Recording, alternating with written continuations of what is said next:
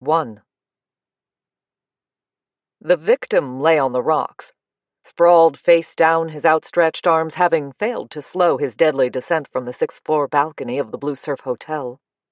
Detective Lieutenant Tony Messina pursed his lips. The guy wore a bright pink negligee that partly covered his body. This, Messina told himself, was going to explode headlines across the front page of the Journal. The quiet seaside town of Misty Bay nestled on the Oregon coast, and although it had its share of tourists, especially in the summer months, the only sensation that had recently made headlines in the local newspaper was a messy invasion of rabbits. Messina lifted his gaze to a small group of avid spectators. Turning to the officer standing next to him, he nudged his head at the onlookers. "Go talk to them. Maybe one of them saw something that might help." The officer headed off, and Messina took a long look around the beach. A few early risers jogged along the shoreline, while a couple of less energetic folks watched two dogs scampering in and out of the ocean. In the summer months, the beach would have been a lot more crowded, even at this hour. But this was late September. The kids were back in school, and the tourists had thinned out. Messina took a deep breath, filling his lungs with the cool, salty air. A thick mist still hovered over the rocky cliffs, blocking out the sun. By mid-morning, the fog would burn off, leaving the town to bask in a pleasant warm glow for the rest of the day. Closer to the water, the hungry gulls swooped low over the sand, hunting for their breakfast. Their haunting cries sounded desperate, and Messina's stomach growled at the thought of food. So far, all he'd had this morning was a mug of coffee. The officer strode back to him, shaking his head.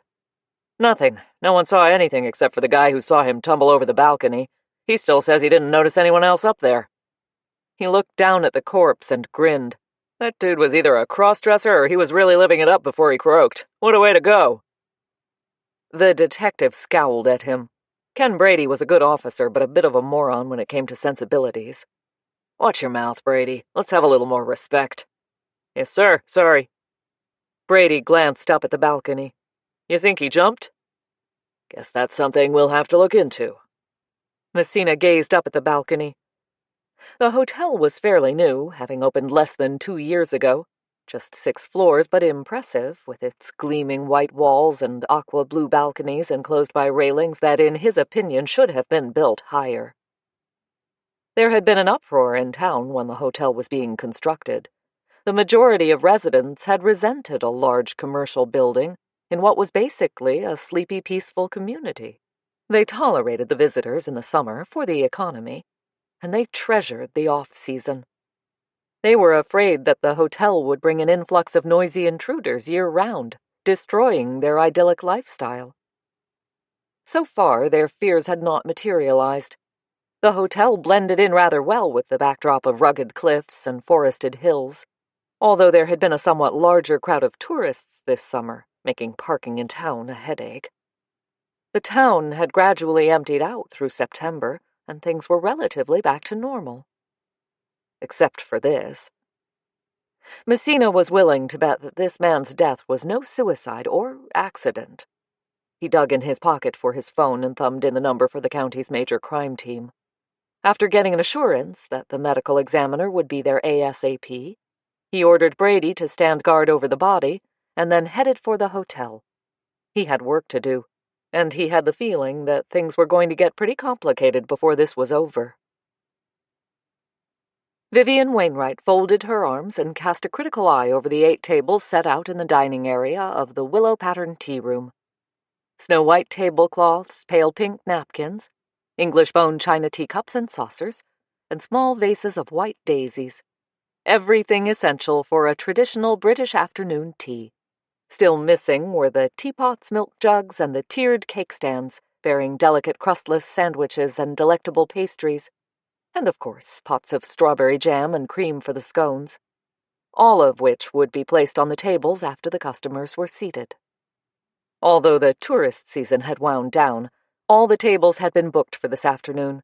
The locals had made the tea room a popular place to spend a leisurely hour or so indulging a sweet tooth. The sun aimed its full strength at the windows in the afternoons.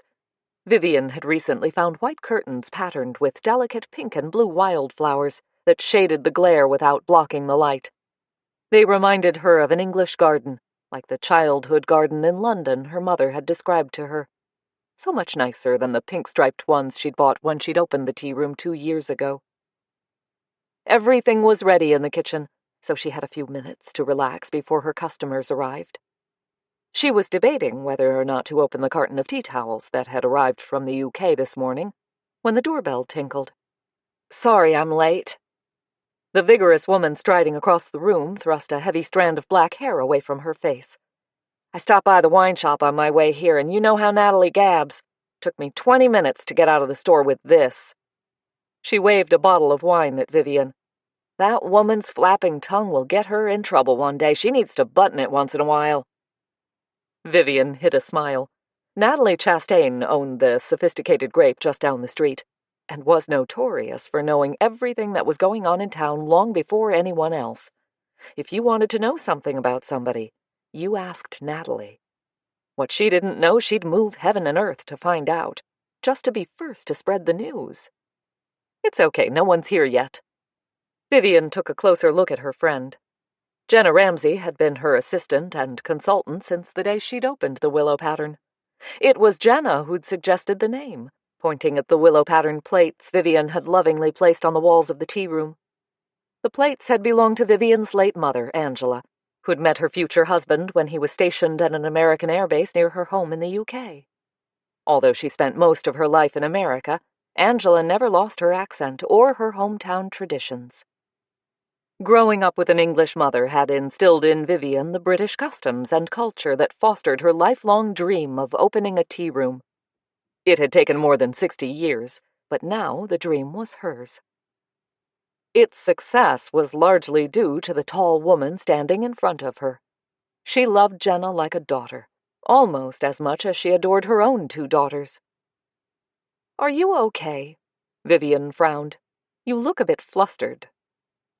For an ordinary person, that wouldn't be surprising, knowing how annoying Natalie could be. But Jenna was not an ordinary person. She rarely showed emotion, though she was very good at rattling other people. Jenna was blunt to the point of rudeness at times, but she was a hard worker, a loyal friend, and if someone was in need, always the first to offer help. Right now, however, her flushed cheeks and overbright eyes suggested she had more than Natalie's gossiping to worry about. Obviously, she wasn't ready to share, however, as she dumped her bottle on the counter, declaring, "I'm fine, just irritated by that airhead." She looked around at the inviting tables and across the room to where imported British foods and gifts filled the shelves, tempting customers to buy. "Where's Gracie?" "I sent her out to the bank with the deposits. She should be back soon. Vivian broke off as the bell jingled again and the door flew open. "You'll never guess what I heard." The young woman bounced into the shop, her cheeks flushed with excitement. Her short pinkish blonde hair stuck up in spikes all over her head, and her bright red lipstick matched the black sweater she wore, which hung down from one shoulder. She was practically jumping up and down like a wayward yo-yo. For Gracie Jackson, this was nothing new. Impulsive, unpredictable, and ready for whatever adventure waited for her around the corner. She was constantly in a state of excitement. Jenna rolled her eyes. "Don't tell me. The president's coming to visit." Gracie stared at her. "What? No, wait, is he really?" "Yeah, and he's invited us all to dinner." Gracie uttered a derisive snort. "You wish." She jogged across the floor to the counter and dipped behind it to stash her oversized purse. Raising her head above the surface, she added, "I've got awesome news, just in case you want to know." "Why don't you tell us?" Vivian suggested with a glance at her watch. The first customers would be arriving at any minute, and she needed to get this drama over with as soon as possible. Gracie stood and folded her arms. Triumphant now that she had both women's attention, she took a second to savor the moment.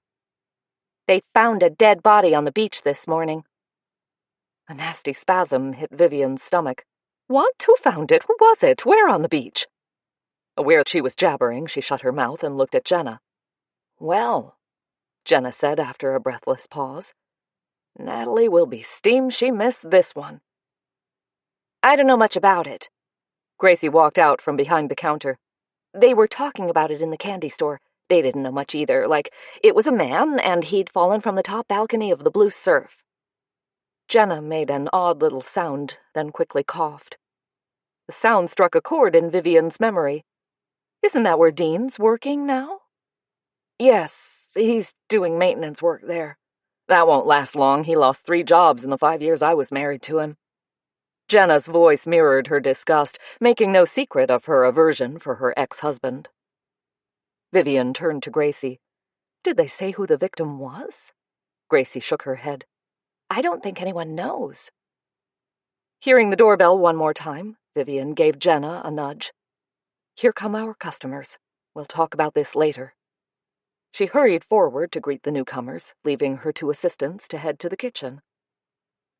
After taking orders for the full afternoon tea experience, Vivian returned to the kitchen to find Jenna loading kettles of water onto the stove, while Gracie carefully arranged sandwiches of fish paste and watercress, along with egg and tomato, on the cake stands.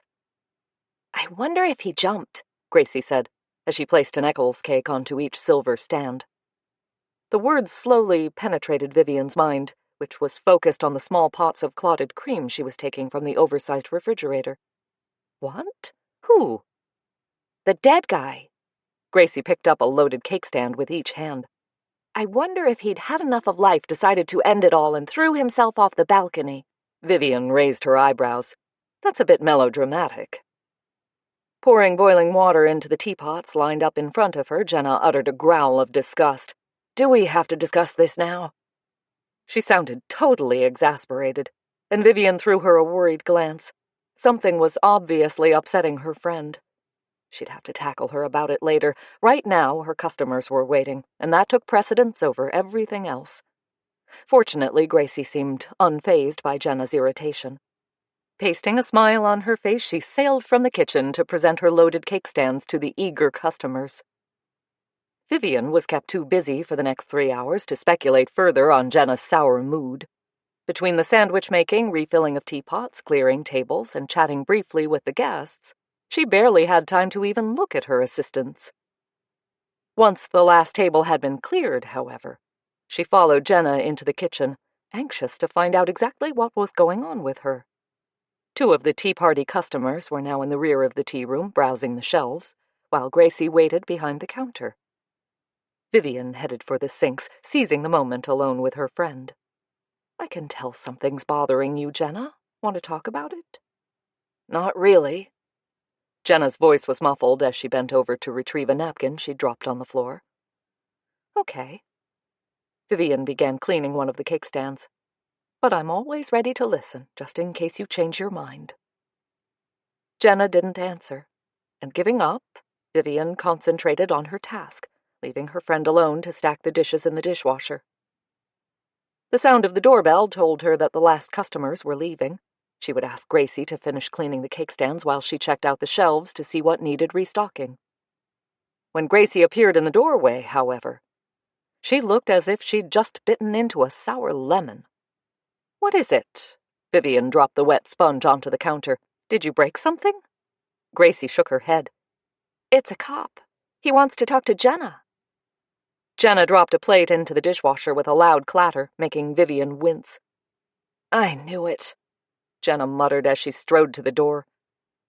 Vivian exchanged a puzzled glance with Gracie, then hurried after her friend. Jenna stood just inside the doorway, talking to a dark-haired officer. Vivian had met the detective only once at a fundraising Christmas bazaar, but he had left a lasting impression.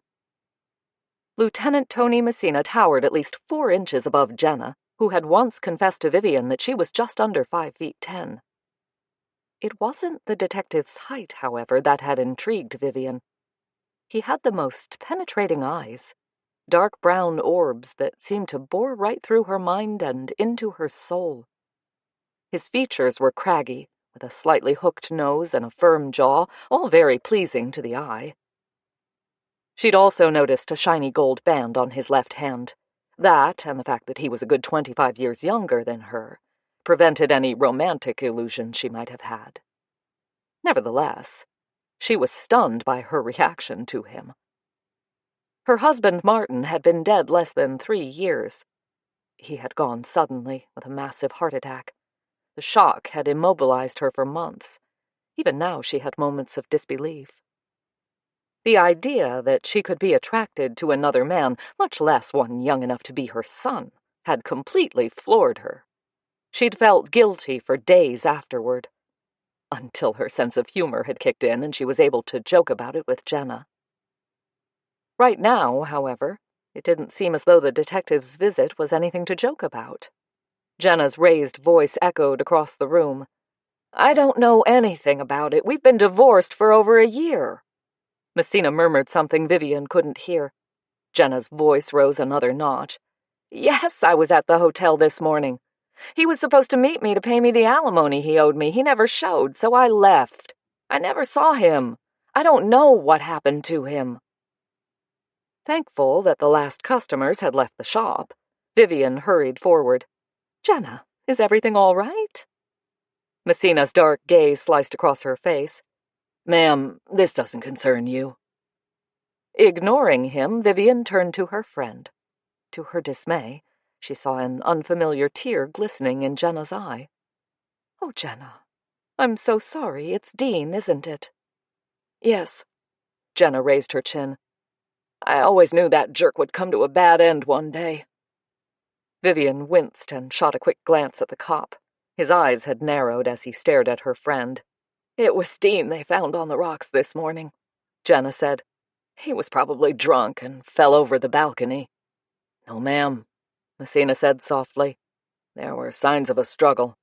We believe someone pushed him over. We're looking at a murder case. I need you to come down to the station with me. There are a few questions you need to answer." He gave Vivian a meaningful look. "In private." Jenna stared at him. "You're arresting me? Are you nuts? I just told you I had nothing to do with this." "I'm just taking you in for questioning, that's all. I suggest you don't turn this into a battle." Apparently, hearing the warning in the detective's voice, Jenna shrugged. "Okay, then." "Wait." Vivian held up her hand. "You need a lawyer. You don't have to answer any questions until you have one." Jenna smiled. "Don't worry, Vivian. I don't need one. I didn't kill Dean." "That's beside the point.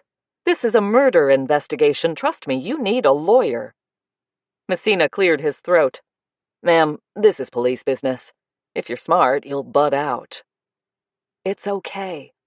Jenna took hold of Vivian's arm. "I'll be fine. Don't worry. I didn't do anything wrong, and I want this over with. We'll talk when I get back." "If you come back?" Vivian said under her breath, with a dark glance at Messina. With a bad feeling growing in her gut, she watched her friend walk out the door, closely followed by the detective. Remembering Jenna's bad mood this afternoon, for a second or two she wondered if her assistant knew more about Dean's death than she was willing to admit. In the next instant, she obliterated the thought from her mind. She knew Jenna. There was no way that woman would have killed her ex-husband. "Is she being arrested?" Gracie's anxious voice right behind her made Vivian jump. She spun around and made an effort to sound calm. "Of course not. He just wants to question her, that's all." "Then why couldn't he just do that here?" Gracie's eyes were wide with worry, and Vivian hurried to reassure her. "It's police protocol, that's all. They have to bring people in to question them so they can put it in the report." She wasn't even sure if that made sense. She just wanted to take that haunted look out of the young woman's eyes. Gracie, however, seemed anything but reassured. "You were going to say suspects, weren't you?" "Yes, I was. But Jenna's not a suspect. She's just a possible lead to what happened." Vivian shook her head. "I just wish she'd asked for a lawyer." She took hold of Gracie's arm. "Come on, let's go have a cup of tea. I've been staring at those Eccles cakes all afternoon. I'm dying to eat one." She pulled her assistant into the kitchen and sat her down at the small dinette table in the corner by the window. After putting the kettle on to boil, she opened the container of leftover pastries and set it on the table in front of Gracie. "Here, help yourself." The young woman stared at the cakes but made no move to take one. "You don't think she did it, do you?" Her voice trembled over the words, and Vivian plopped down on the chair opposite her. Of course not. Jenna would never do something like that. She hated him. Yes, I know. Vivian let out her breath. But I know Jenna. She may be outspoken and tends to argue a bit too much at times, but she'd never be violent. She looked down at her hands, which were clenched in her lap. Has she ever told you about her past? Her past? Gracie sounded surprised. She said she was married 5 years before she got divorced. Oh, and that she grew up in a Texas border town. She doesn't talk about herself much. Vivian hesitated, uncertain if she were doing the right thing. I don't know if she'd mind me telling you this, she said at last, but I think it will help you understand her better. Gracie's eyes widened. Tell me what? Vivian sighed. Well, she didn't ask me to keep it a secret, so I guess it's okay to tell you. She paused again, then added quietly, Jenna had a rough childhood. Her mother died when Jenna was 13, leaving her father to raise 6 kids. Oh, that sucks.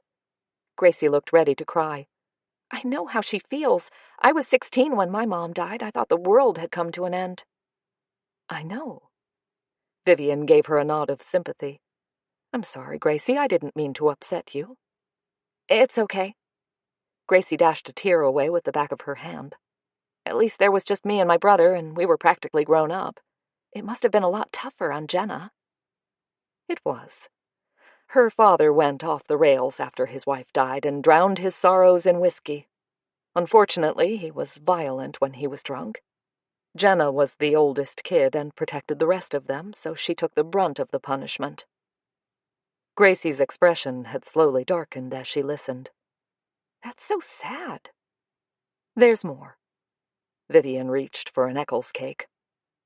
Jenna played basketball for her high school team, and her junior year they made it to the championship finals.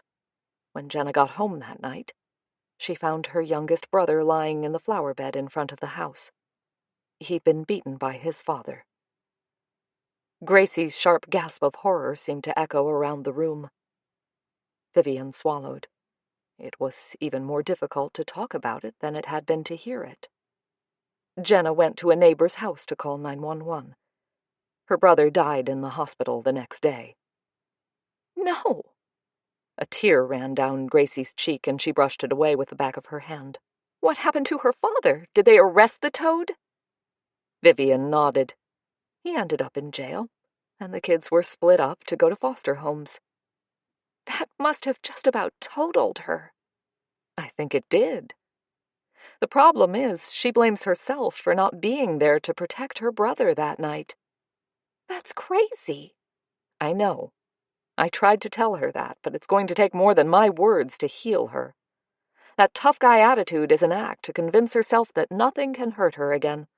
Underneath it all, there's a warm heart and a caring soul. I hope so. Gracie raised her head, and her pale blue eyes were clouded with worry. I'd hate to see her go to prison for that miserable creep. He treated her like she was garbage. What about her family? Where are they now? They all still live in Texas, I believe. I think Jenna keeps in touch with them, but I don't think she visits. She's obviously trying to bury the past. Gracie shook her head. I can't figure out what she saw in Dean Ramsey. Vivian took a bite of her cake and chewed for a moment before answering. She told me she never thought she'd get married, but then she met Dean. I think she saw a need in him for someone to straighten him out. She'd never admit it, but Jenna is a caretaker. She's compelled to help people in trouble. Well, she should have picked someone better than him. I hope someday she'll find him. Vivian smiled. I seriously doubt that. I don't think Jenna will ever trust a man again. That's a real downer. You're right. It's sad. The kettle on the stove shrilled, alerting Vivian that the water was boiling. She put down the cake, then got up and hurried over to the stove. After pouring a small amount of hot water into the teapot, she left the kettle boiling while she swirled the teapot around, then emptied it. I'm sure once the detective has questioned her, Jenna will be right back here, swearing about the time she wasted answering him. Vivian popped 2 tea bags into the teapot, then poured boiling water over them until the pot was almost filled. She told him she was at the hotel this morning. She said she went there to meet Dean, but he never turned up, so she left. Vivian poured a small amount of milk into 2 teacups, then filled them with tea. Why would she go see him if she hated him so much? Why couldn't he have mailed her the money? You'll have to ask her about it. But don't be surprised if you get a rude answer. She carried the cups and saucers over to the table and set one in front of Gracie. Look, I don't know what happened any more than you do. If Jenna feels like talking when she gets back, we'll find out more then. Gracie was about to answer, but just then the shop doorbell jingled, making them both jump. Maybe that's her now. Gracie shot up from her chair. I'll go see. Vivian wasn't about to sit there and wait. She got up and followed her assistant out into the shop. Gracie had halted halfway across the room. The woman standing just inside the doorway wore a snazzy gray suit and purple shirt. Her blonde hair was pulled back into a neat bun, and thick black lashes framed a pair of piercing blue eyes. Behind her, a younger man stood holding an oversized video camera, and Vivian's stomach dropped. Reporters. That's all they needed right now. Hurrying forward, she prayed Jenna wouldn't come back until after she'd gotten rid of the intruders. I'm Rita Moselle, reporter for KAKN News. The woman waved a hand at the man behind her. This is Jim, my cameraman. The man gave a brief nod of his head and went back to adjusting his camera. We'd like to speak with Jenna Ramsey, the reporter said. She started to walk toward them, but halted when Vivian raised her hand. She's not here. Oh. The woman looked disappointed. Do you know where I can find her? She's not at home. So they'd already been snooping around Jenna's house. Vivian folded her arms. I have no idea where she is. The reporter signaled to Jim, who raised his camera and pointed it at Vivian. How long have you known Jenna Ramsey? Long enough to know she wouldn't want me talking about her behind her back. Now, if you'll excuse me, I have a business to run. She turned her back on the couple. Come, Gracie, we have work to do. Taking hold of her assistant's arm, she marched her back to the kitchen. The doorbell tinkled again, and she exchanged a worried look with Gracie. Either that was the reporter leaving, or Jenna had walked into an ambush. For several long seconds she held her breath, then let it out when nothing but silence followed. Thank heavens, they're gone. Vivian sank onto a chair, and Gracie plopped down opposite her. I hope they stay away. I was afraid Jenna was going to walk in on them. Gracie lifted her cup from its saucer. She took a couple of gulps of tea and put the cup back down. She wouldn't have talked to them anyway. Gracie's giggle sounded a little strained. She would have told them where to shove their camera. I'd have liked to see that. Vivian took a few sips of her tea and put down the cup. I hope they don't keep her at the police station too long. It's almost closing time. I don't want to lock up until she gets back here. Gracie swallowed the last of her tea and got up, holding the cup and saucer. I'll finish the cleanup for her. I'll help. Vivian pushed herself up from her chair. Thanks. Gracie headed over to the sink to finish stacking the dishwasher. Vivian opened the closet door and pulled out the vacuum. Normally, Jenna would take care of the dishes, vacuum the floors, remove the tablecloths and replace them with clean ones, and dust all the surfaces. Gracie's job was to take care of the shelves, serve customers, and order the packages of English tea, candy, cookies, jars of marmalade, lemon curd, and pickled onions. Other shelves held, among other things, delicate porcelain figurines, miniature London buses filled with candy, brightly patterned tea towels, bone china mugs, and a variety of British toiletries. Both women also waited tables and helped in the kitchen. Pushing the vacuum across the floor, Vivian reflected on how lucky she'd been to find them both. Things had been more than a little crazy when she first opened the tea room. She'd had no experience in running a business, and she was flying blind for a while, learning the ropes as she struggled to keep up with the 101 details that went into managing a restaurant and shop, even one as small as the willow pattern. Jenna and Gracie had been her lifesavers, especially Jenna. The three of them worked well together, sharing the workload when things got busy. She couldn't have asked for better employees. Hearing the faint sound of the doorbell above the vacuum's hum, she turned off the machine and looked at the door. Jenna walked slowly toward her, her face white and drawn. Vivian's spirits plummeted. Gracie called out from the kitchen, "Is that Jenna?" Vivian answered her with a loud, "Yes." Gracie appeared in the doorway, and Vivian looked back at Jenna. What happened? Jenna lifted her hands, palms out, then dropped them again. "I've been ordered not to leave town. I'm the main suspect in Dean's murder." Her eyes were bleak as she looked at Vivian. "Detective Messina is convinced I killed him. I'm going to prison for something I didn't do." Chapter 2. Gracie's anguished cry blended with Vivian's shocked gasp. "That's ridiculous." Vivian grabbed Jenna by the arm. "Come into the kitchen and sit down. I'll make some more tea." "I need something a lot stronger than tea," Jenna muttered as she allowed herself to be propelled into the kitchen, followed by an anxious Gracie. "I have that, too." Vivian dropped her hand. "Wait here. I'll run upstairs and get it." "No." Jenna grabbed her arm. "I can have something later. Right now I need to just sit here and try to get my head around what's happening." Vivian sat her down at the table and lowered herself onto a chair. "Tell us everything that happened." Jenna sighed and buried her face in her hands for a moment. Finally lowering them, she said quietly, "I hated Dean for what he'd done to me, but I'm truly sorry he's dead. I wouldn't have wished that on him, and I sure as heck didn't kill him." "We know you didn't," Gracie said, taking the last chair. "Why does that stupid cop think you did?" Jenna shrugged. "I didn't hide the fact that I hated the jerk." She made a guttural sound of disgust in the back of her throat. "Did you know he was wearing nothing but a woman's negligee when they found him?" Gracie sucked in a breath. Vivian stared at Jenna, speechless. Jenna nodded at their reaction. "Right. The detective believes I caught Dean with another woman, got into a fight with him, and shoved him over the balcony." Vivian shook her head. "Why would he think that?" "Because I was seen at the hotel this morning. Dean had stopped sending my alimony money, so I texted him yesterday telling him I was going to report him if he didn't pay up. He texted me back real early this morning and said to meet him in the hotel lobby and we'd work something out." "And you believed him?" Jenna shrugged. "I need the money. I figured it was worth giving it a shot. Anyway, when I got there, he wasn't in the lobby. I waited for half an hour and he didn't show up, so I left." "And that dim-witted moron cop didn't believe you," Gracie said, her voice harsh with contempt. "No. He thinks I found out Dean had spent the night there with this woman and flew into a rage." She shuddered. "I asked him why on earth he would think I cared, and he said that thing about hell hath no fury." "Like a woman scorned," Vivian finished for her. "Yeah," Jenna sighed.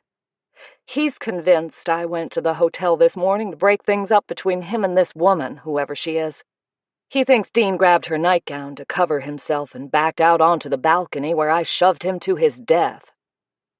"While this woman stood by and watched?" "Messina thinks she took off while Dean and I were fighting." "Well, he must know who she is. Someone must have booked the room." Jenna shook her head. "I asked him that. He said that according to the records, the suite was vacant last night." "But what about Dean's phone? Wouldn't his text to you show up on there?" "I asked him that, too." Jenna propped her elbows on the table and covered her face with her hands again. "He said I could have sent the message to myself before I left the hotel." Gracie uttered a loud sigh. "Too bad that man is such a moron. He's a real hunk to look at." Jenna sent her a lethal look. "That's all you ever think about." "Yeah?" Gracie sat up. "Well, there's no harm in looking."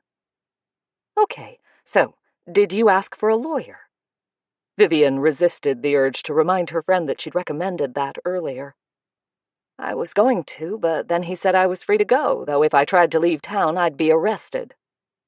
"So he doesn't have enough evidence to hold you," Vivian said. "Because there is no evidence." Jenna's voice had risen just a notch. "But he believes I killed my ex-husband, and I know he's going to do everything in his power to put me in jail."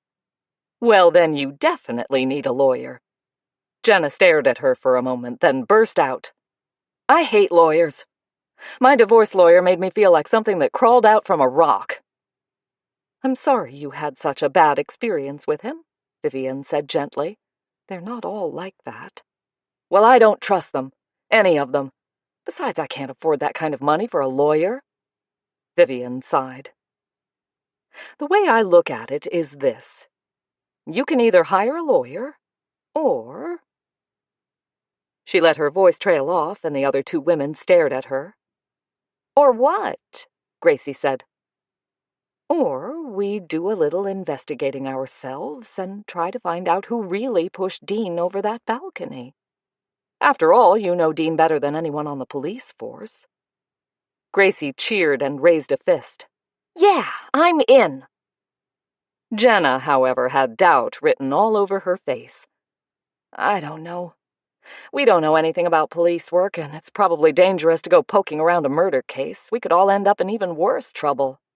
Well, Vivian said, trying to sound modest, if you remember, my husband was a prosecuting attorney in Portland. I followed several of his murder cases, and I've learned a thing or two. Plus, I've read enough mystery novels to know how to go about an investigation. One thing I do know is that perpetrators always make mistakes, and it's those mistakes that lead to their arrest.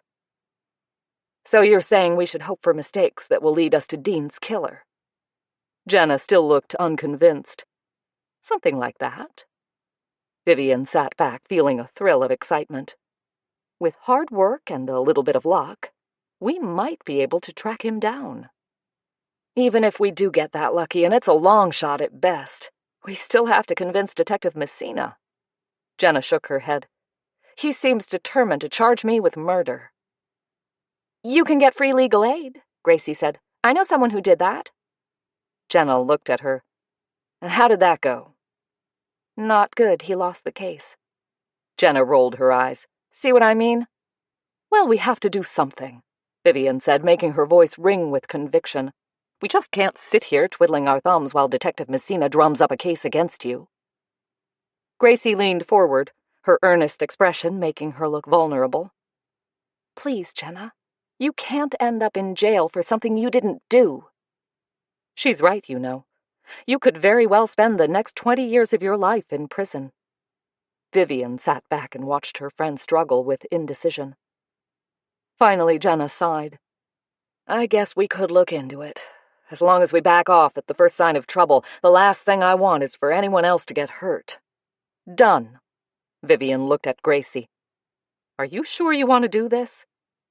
Gracie grinned. Just try and stop me. Okay. Vivian got up and fetched a notepad and pen from one of the kitchen drawers. Bringing it back to the table, she sat down and opened the notebook. Now, let's write down what we know.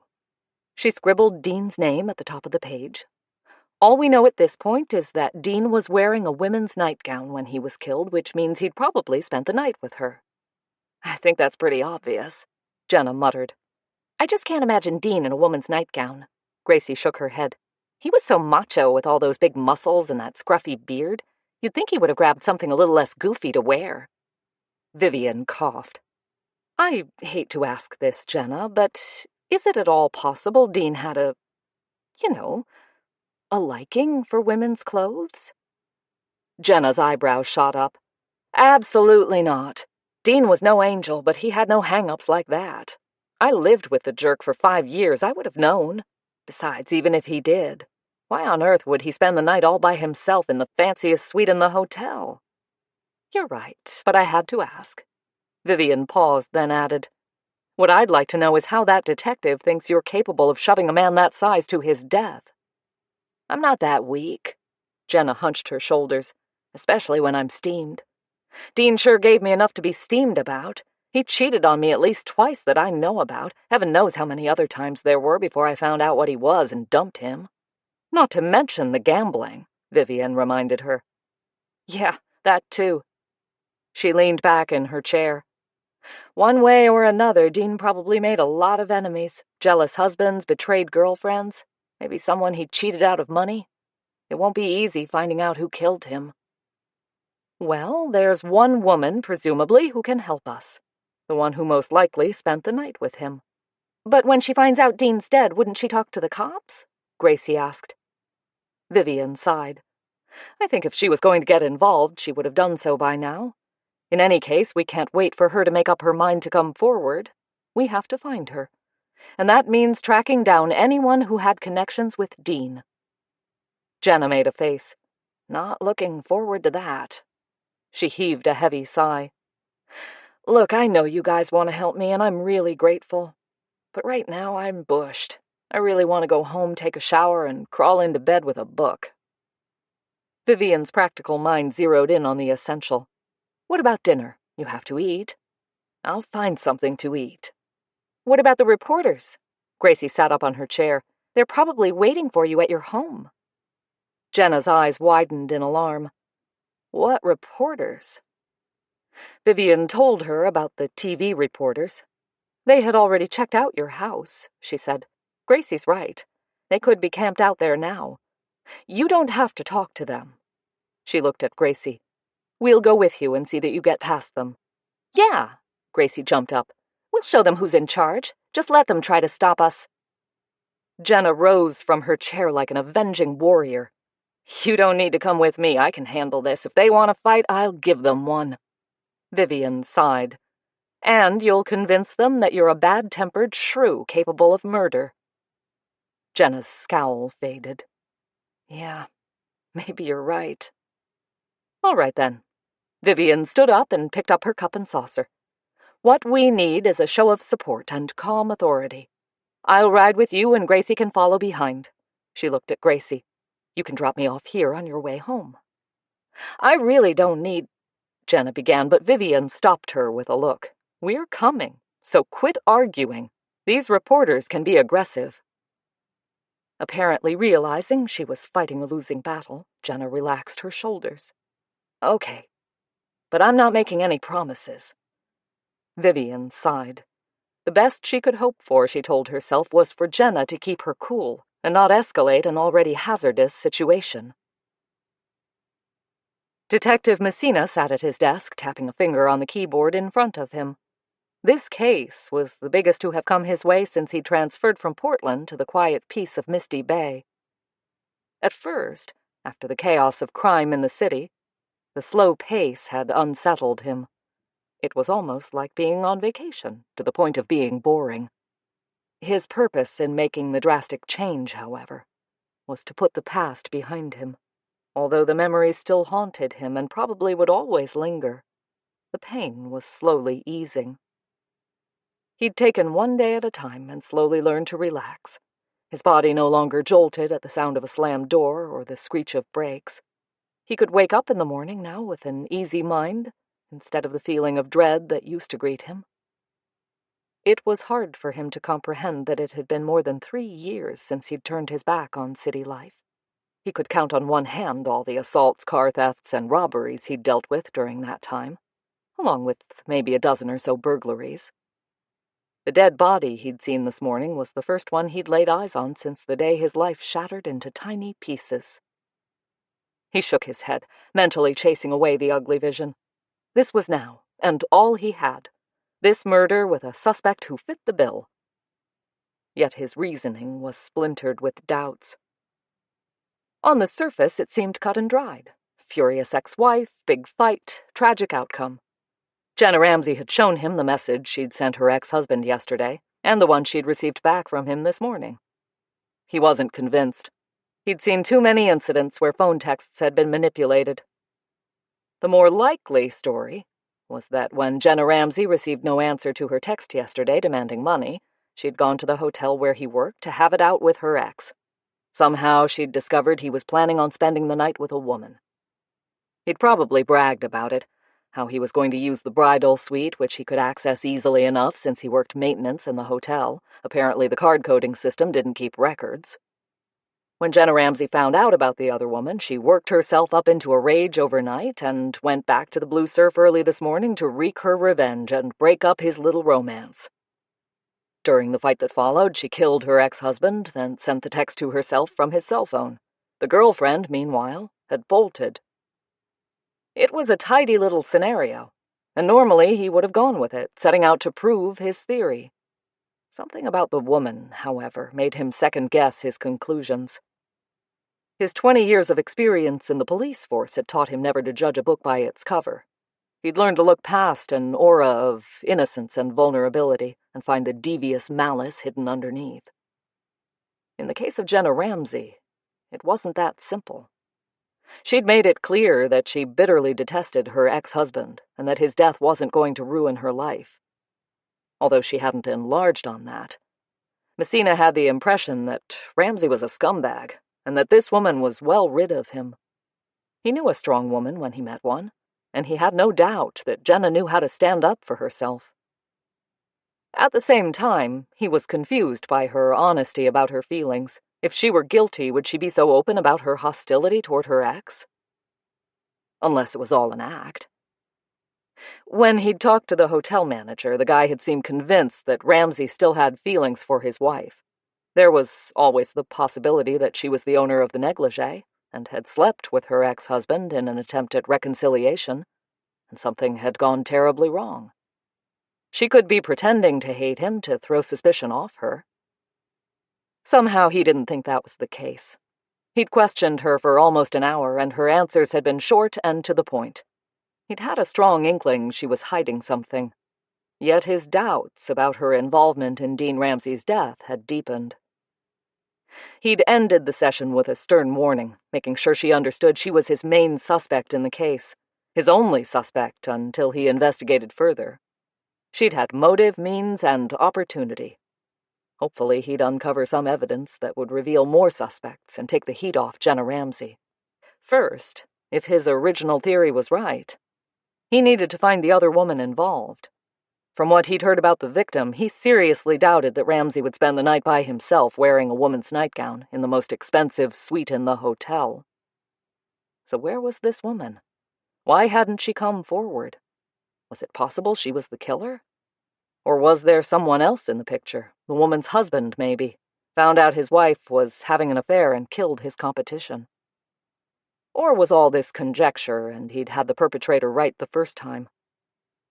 Complicating things was the fact that by the time he'd made it to the suite to check it out, the room had been thoroughly cleaned. The bedsheets had been changed, and likewise, the towels in the bathroom. They'd found no viable traces of DNA, and the smudged fingerprints had been inconclusive. Even without that, investigating hotel rooms was hard enough given the number of people who occupied them over a short span of time. His only hope was the negligee, hopefully giving him the DNA of its owner before Dean apparently snatched it up in the confusion. A vision of Jenna Ramsey wearing it popped into his mind, and he hastily shut it down. He had to admit, there was something about her that intrigued him.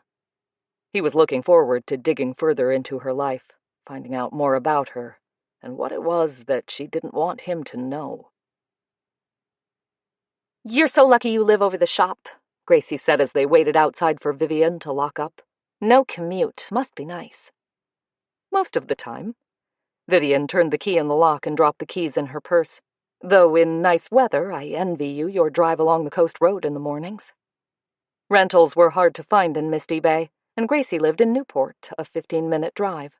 Jenna lived in the hills overlooking the town in a house inherited from her parents. The apartment over the tea room was small but cozy, just one bedroom, a bathroom, and a combined kitchen and living area. From the bedroom window, Vivian had a view of the ocean, and that was all she needed to be content. Unlike the 4-bedroom house she'd sold in Portland, her home was easy to clean, quiet, and peaceful for the most part, and just a few steps from where she worked.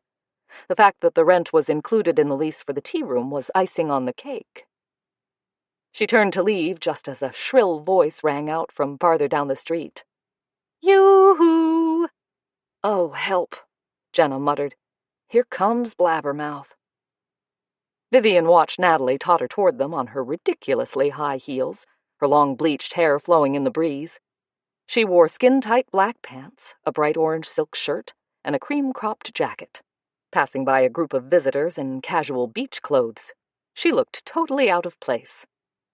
But then, that's how Natalie Chastain liked it. She soaked up the sidelong glances and the open stares. Wherever the owner of the sophisticated grape wine shop went, She was on stage, out to impress everyone who entered her realm. As she drew closer, Vivian could tell by the woman's face that she'd heard about Jenna's encounter with the police, and was positively salivating at the prospect of learning more. "I'm going to puke," Gracie said, clutching her throat. "Better not do it on her."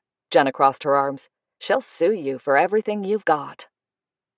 Natalie reached them and paused, a triumphant smile spreading her orange lips. "Oh, you're back," she said to Jenna. "I thought you were in jail." "Sorry to disappoint you," Jenna said, pasting on a false smile.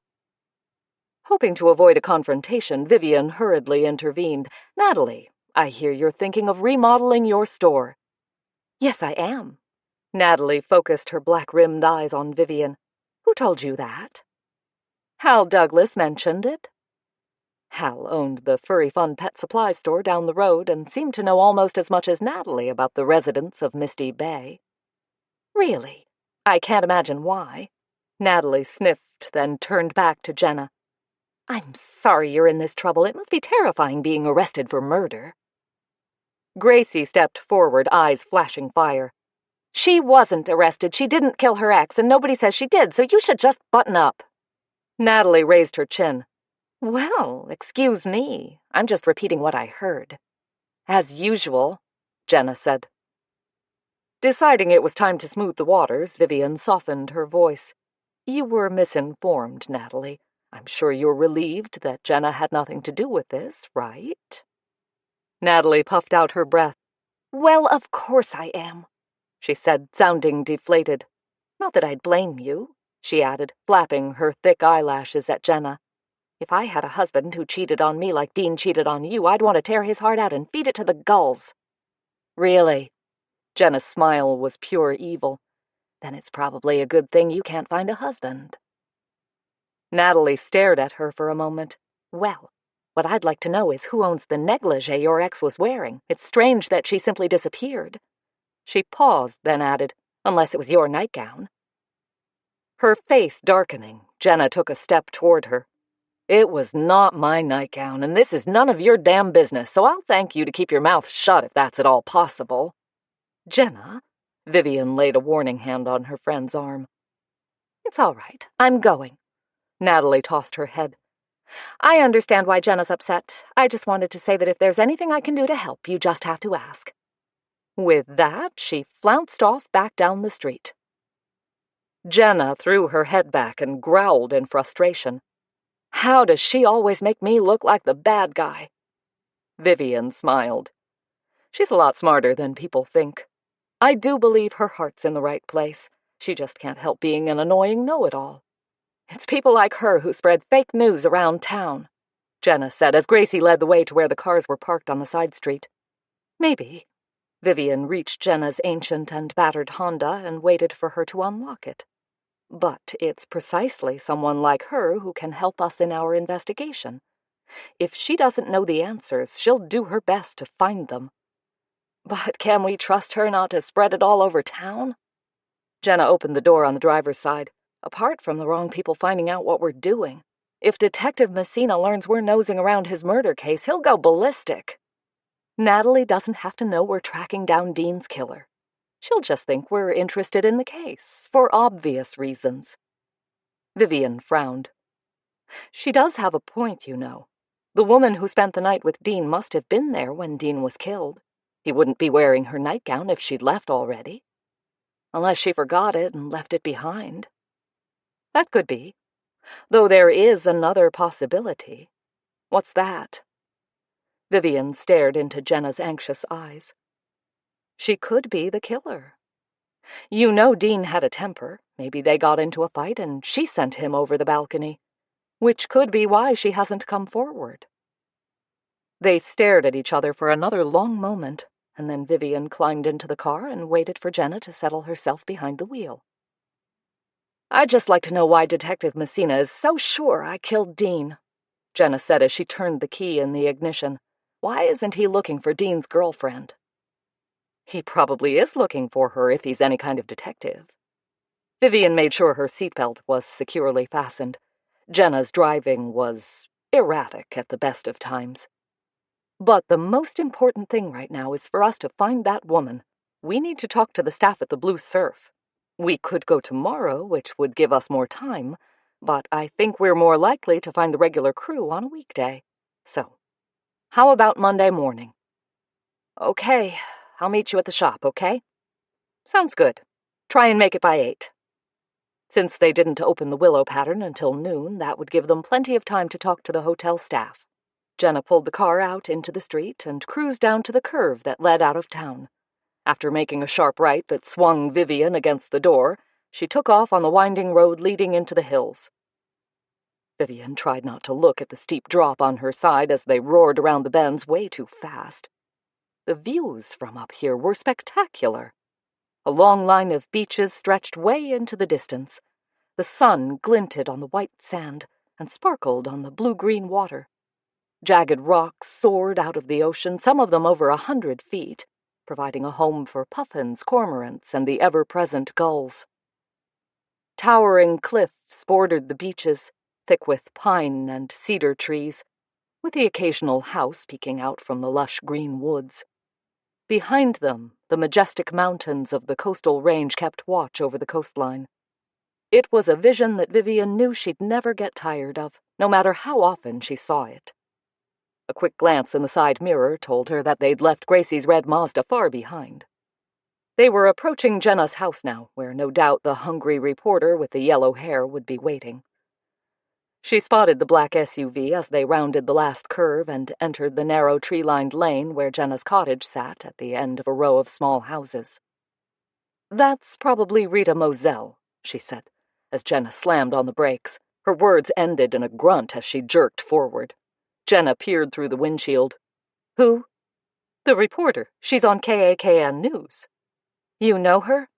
"No, but I've seen her a few times on TV." Jenna sighed, then drove up behind the parked car. The driver's door of the car opened and the elegant reporter stepped out, patted her hair, smoothed down her skirt, and then closed the door.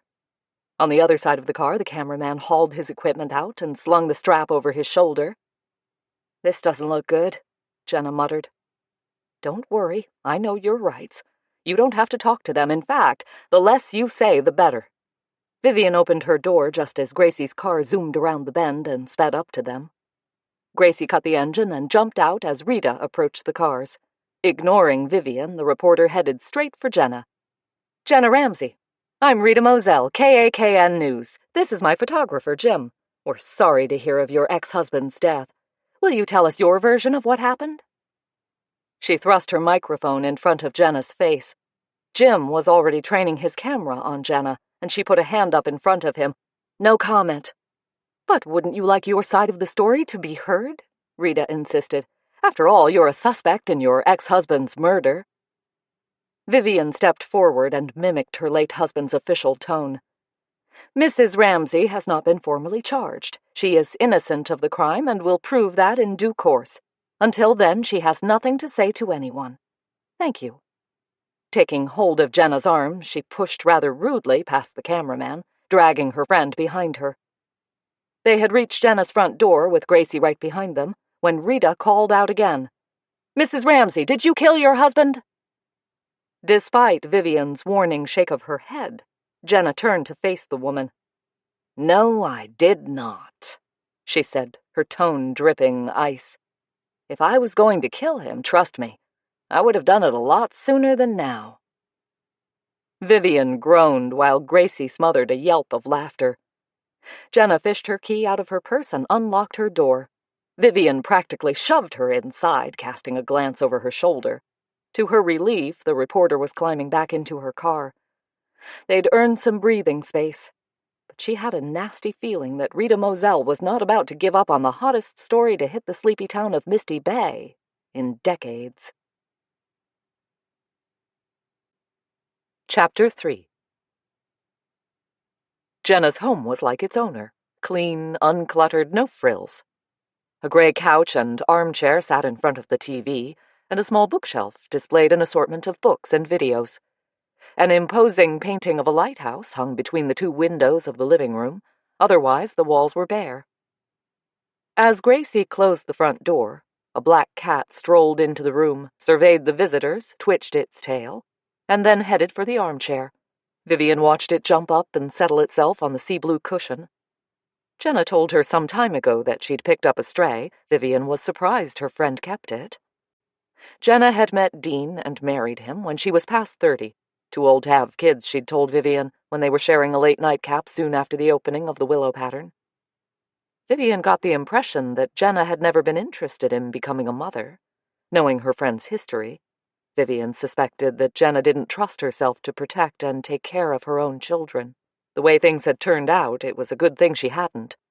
Right now, she had only herself to worry about, and the ball of black fur now sleeping peacefully on the armchair. "Oh, it's so cute!" Gracie rushed over to the chair. "What's its name?" "Her name is Misty," Jenna said as she threw her purse on the couch. "She was a stray. I found her a couple of months ago and brought her home to feed her. She's stayed ever since." Vivian smiled. She knows where she belongs. "You named her after the town?" Gracie gently stroked the cat's neck. Misty raised her head and purred.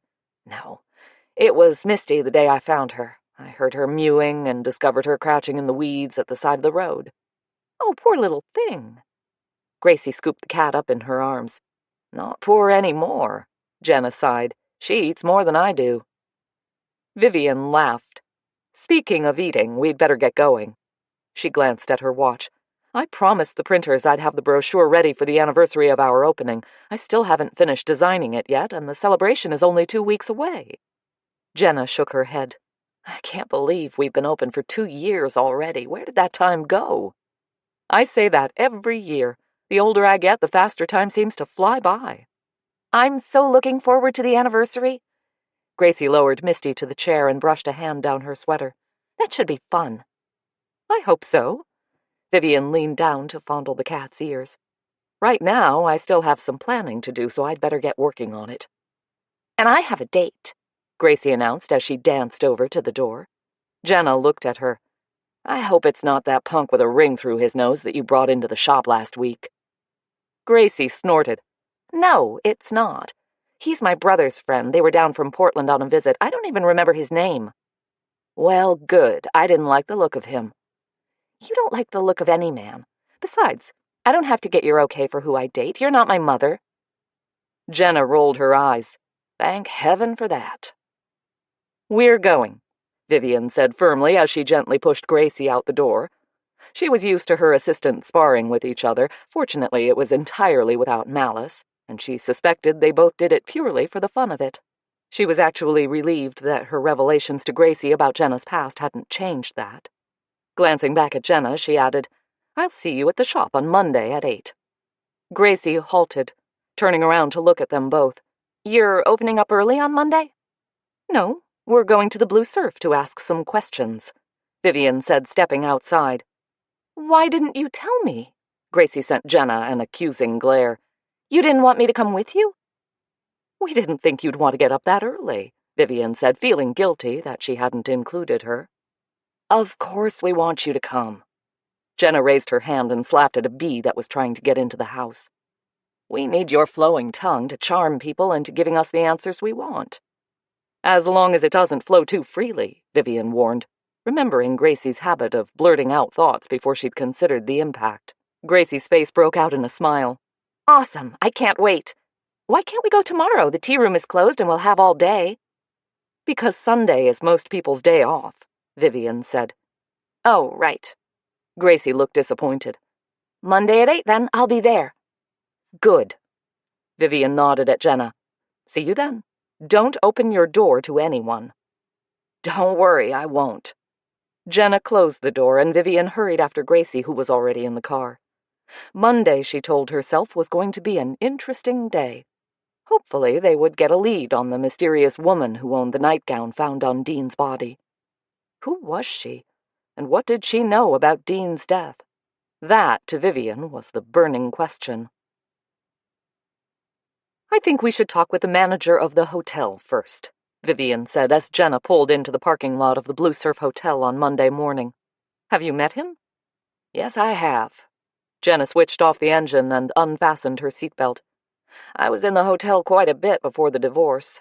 His name is Reggie Lambert, That's if he's still the manager. He's a bit of a pompous ass, thinks he's God's gift to women. Dean loathed him, but then he didn't like anyone telling him what to do. Neither do you, Grace piped up from the back of the car. At least you had that in common.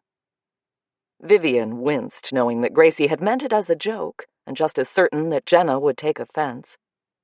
Jenna's head spun around to glare at Gracie. Before she could say anything, Vivian said loudly, "Well, let's go find Reggie Lambert and see what he can tell us." Gracie opened the car door and hopped out, leaving Jenna to shake her head before she, too, got out of the car and slammed the door shut. Vivian eased out more slowly, nursing a twinge of the arthritis in her knee that bothered her now and again. The sea breeze fanned her face, and she took a moment to savor the view. The tide was out, and people swarmed around the huge rocks looking for tide pools. Far out to sea, the ghostly shape of a cargo ship was making its way north to Seattle. In the distance, she could just make out the outline of the Peace Rock lighthouse, no longer alight with its warning lamps, but still watching over the water. She'd always loved the ocean, and even now she found it hard to believe she actually lived within a few short minutes of the beach.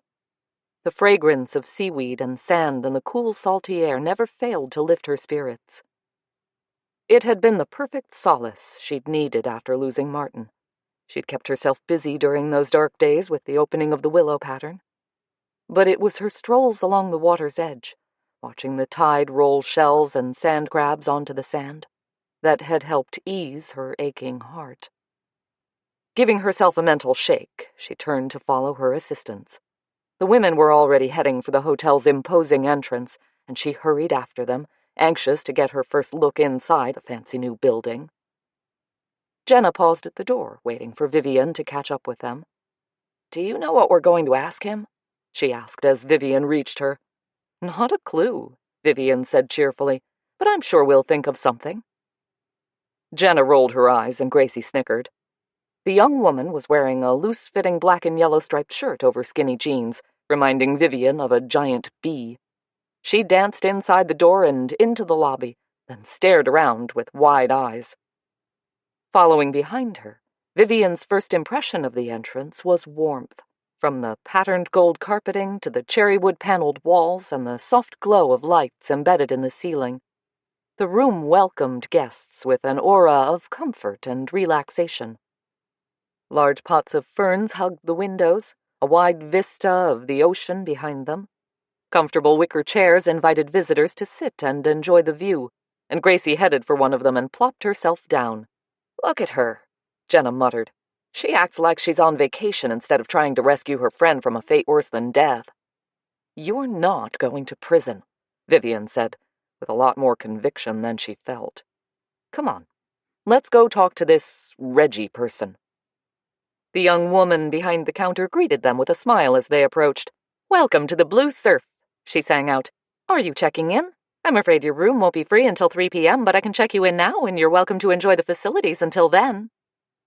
It was a well-rehearsed announcement, one she had probably made 1,000 times, Vivian thought, as she returned the smile.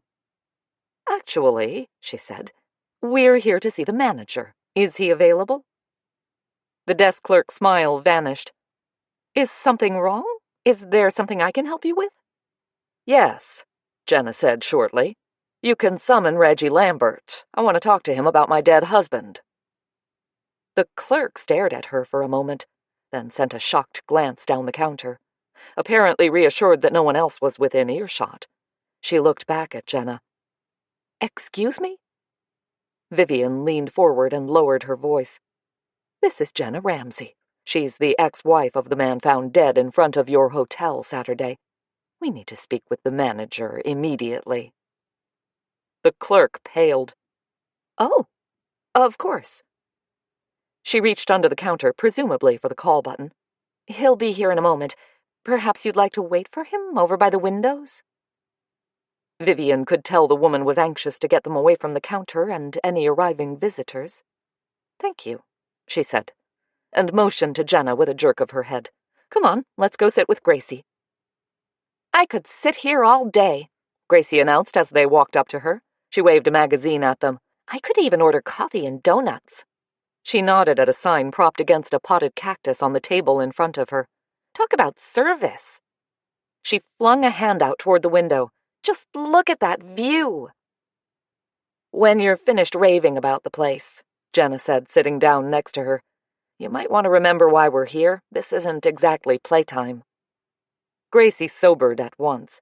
Sorry, are we going to talk to the manager? Here he comes now. Jenna nodded her head in the direction of the counter, and Vivian turned to look. A tall, trim man wearing a stylish blue suit and a crisp white shirt stood talking to the desk clerk, who looked as if she needed an immediate visit to the bathroom. After a moment or two, he glanced at Vivian and her companions, ran a hand over his thick light brown hair, and then nodded at the clerk before sauntering over to them. Nodding at Jenna, he murmured, "Good morning, Jenna. I'm deeply sorry for the trouble you're in with the police. If there's anything I can do to help, please don't hesitate to ask." Jenna faked a smile. "Thank you, Reggie." Vivian studied him for a moment before saying, "Mr. Lambert, I'd like a word with you, please." The manager turned his head to look at her. "Yes, of course. How can I help you, Ms.?" "I'm Vivian Wainwright, Ms. Ramsey's counselor, and I'm here to ask a few questions about the murder of Dean Ramsey." A look of wariness flickered in the man's eyes. I really don't know much about it. I was on my way back from L.A. when it happened. My wife told me that my night clerk had called her earlier to tell her the police were investigating a death, and that the man had apparently been pushed from a balcony. His hand wandered to his throat, revealing a tattoo on the back of it. Squinting at it, Vivian could just make out an eagle carrying a rose in its beak. The bird was tinted dark blue, an odd color for an eagle, she thought. But then, everything about this man was over the top. "You can imagine the shock when I found out the victim was my maintenance man," Reggie said. "I mean, this is a respectable hotel, and to use the bridal suite for his sordid little joyride is unforgivable." Vivian raised her eyebrows. "Your maintenance man was staying in the bridal suite?" Reggie sighed. "He had no business being in there, of course. The suite has been unoccupied for at least a month. He must have coded a keycard himself to get in." "And no one saw him up there?" The manager flicked a sideways glance at Jenna. "No one except Jenna, from what I understand." Jenna's eyes blazed. "I was never in the bridal suite with Dean, or anywhere else with him, for that matter. I haven't seen him in months." "Oh." Reggie looked confused. "I'm sorry. I thought I heard the detective say you were seen leaving the hotel that morning about the time the murder happened. And Dean made no secret of the fact that he wanted a reconciliation, so naturally I assumed—" "Well, you assumed wrong. Detective Messina assumed wrong. Everyone is damn well assuming wrong."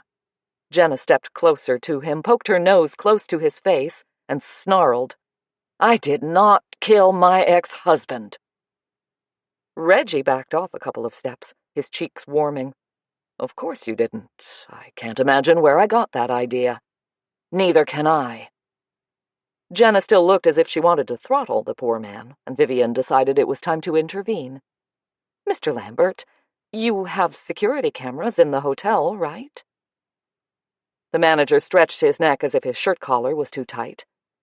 Yes, we do. But they were turned off around midnight." "Turned off?" "Yes." Reggie finally tore his gaze away from Jenna's fierce glare and turned to Vivian. "I imagine Dean turned them off so his little escapade in the bridal suite wouldn't be discovered. They were turned on again before the police arrived. We didn't realize they had been off all night until the detective asked to check them." Vivian frowned. "One more question, Mr. Lambert." "Reggie." The man smiled, revealing a deep dimple in his left cheek. "Everyone calls me Reggie." "Reggie?" Vivian cleared her throat. "You say that Dean was anxious to get back with Jenna." "Oh, yes, definitely." Reggie kept nodding his head to emphasize his words. "He told me he was trying really hard to win her back." Vivian nodded with him. "That's odd, because we heard that he was heavily involved with another woman." "Oh?" Reggie's voice rose just a shade. "I wasn't aware of that at all. Did you happen to see him with another woman here in the hotel, or perhaps somewhere else?" "I did not." Reggie shook his head. No, I can't believe that. Dean wanted to get back with Jenna. He told me that. That's a bunch of crap, Jenna muttered. He was lying to you. The only time I've had any connection with him was when I had to remind him that he owed me money. And it was never in person. I see. Reggie pursed his lips. It appears he has hoodwinked me on more than one occasion. Yeah, Jenna said, her voice heavy with resentment. He was like that. Just then, the door of the lobby flew open to admit a small group of boisterous young adults, all talking and laughing with voices that echoed throughout the lobby. Well, thank you, Mr. Lambert, Vivian said, nudging her chin at Gracie to get out of the chair. I appreciate your help. My pleasure. And it's Reggie. Right, Reggie. Gracie jumped up and grinned at the manager. There's such an awesome view from here. Reggie's smile widened. It is rather spectacular, isn't it? Quite my favorite spot on the coast. Me too. She waved her hand goodbye at him. See you. Yes. He looked confused again. You also. He's a bit of an old poop, isn't he? Gracie said as she followed Vivian down the steps to the parking lot. Vivian winced as Jenna, walking behind her, grunted. Yeah, he's got to be at least 45 years old. Gracie halted. I meant he acted like an old poop. I didn't mean he was actually old. I mean... Jenna shook her head at her, but she was smiling. Forget it, Shrimp. I know what you meant. The guy's a jerk. Actually, I thought he was kind of cute. Wait, where are you going? Vivian paused as she heard Gracie's voice behind her. To the tradesman's entrance. We need to talk to more hotel staff. As she had pretty much expected, the few employees who were willing to talk with them could tell them nothing useful. One member of the housekeeping staff, a fresh-faced young woman, seemed fearful of working in a hotel where a murder had occurred. I keep looking over my shoulder, she told Vivian, in case he's still lurking around, and I'm scared to go into the rooms now in case he's hiding in there. Vivian did her best to reassure the woman. I'm quite sure that whoever killed your maintenance man is far away by now. If I'd killed someone, I certainly wouldn't hang around the crime scene waiting to be arrested. The woman managed a smile at that, but Vivian could tell she wasn't convinced. Well, I'm sorry I can't help you, she said. I'd really like to see him caught, but I didn't know Dean that well, and I haven't a clue who might have done it. Did you ever see him with a girlfriend? The woman shook her head. He was always working when I saw him. Vivian thanked her and went in search of her two assistants, who had spread out to question whoever would talk to them. Nothing, Jenna said when Vivian caught up with her. Nobody's talking. They either don't know or they're afraid to speak up. Gracie said much the same thing as they walked out into the parking lot. I'm sorry, Jen, she said as they reached the car. I wish they could have helped. Yeah, well, at least we tried. Jenna raised her chin to look at the sky. I'm screwed. No, you're not, Vivian said as she pulled open the door of Jenna's car. We'll get there. Just not today. Minutes later, they were on the road and heading into town. Gracie chattered on about the hotel and how she would love to stay there, while Jenna said nothing, her gaze firmly on the road ahead. I loved it when you, told Reggie you were Jenna's lawyer, Gracie said as they entered Main Street. He might not have talked to us otherwise. I didn't lie. Vivian twisted her head to look behind her at Gracie. I told him I was a counselor. That could mean a lot of things other than a lawyer. It could refer to a therapist, a teacher, a mentor, or simply an advisor. It's a title that sounds official, that's all. It's up to Reggie how he interprets it. Clever, Jenna said, finally speaking up. I like it. Wow, me too, Gracie grinned. This is fun. You won't think so if it gets dangerous, Jenna warned. In the next instant, she slammed on the brakes as an elderly couple stepped off the curb ahead of her. Why can't these people use the freaking crosswalks? She muttered, as Vivian rubbed the elbow that had smacked painfully against the dashboard. She'd sounded agitated, and Vivian patted her arm. It's okay. You stopped in plenty of time. They were lucky I didn't run over them. They're not going to live much longer if they don't pay attention to the traffic. Vivian studied her as the car surged forward. Are you okay? No. For a moment, Vivian thought that was the only answer she was going to get. But then Jenna added in a torrent of words. Reggie Lambert believes I killed Dean. The cops believe I killed him. It was all over the news on TV last night. The whole town probably has me convicted and locked away already. I didn't do anything. Why are people so quick to blame me for something I didn't do? Am I that bad a person that they find it so easy to believe I'm a cold-blooded murderer? Her voice had gradually risen, and the car had gathered speed. Worried now for their safety and that of the pedestrians strolling the sidewalks, Vivian said firmly, "Jenna, slow down. Relax. We'll talk about this when we get back to the tea room." To her relief, Jenna immediately braked to a normal speed, and they arrived back at the Willow Pattern without any more incidents. Gracie had been unusually quiet, and Vivian guessed the young woman was thinking about the conversation they'd had a couple of days ago about Jenna's past. The moment Vivian stepped inside the tea room, she began to relax. The aura of serenity that always greeted her when she walked through the door never failed to settle her nerves. It wasn't exactly the way she'd felt when she'd first set eyes on the property. At that time, it was operating as a small eatery called the Beach Bums Cafe. The owners had decorated it with a Hawaiian theme and had gone overboard with the decor.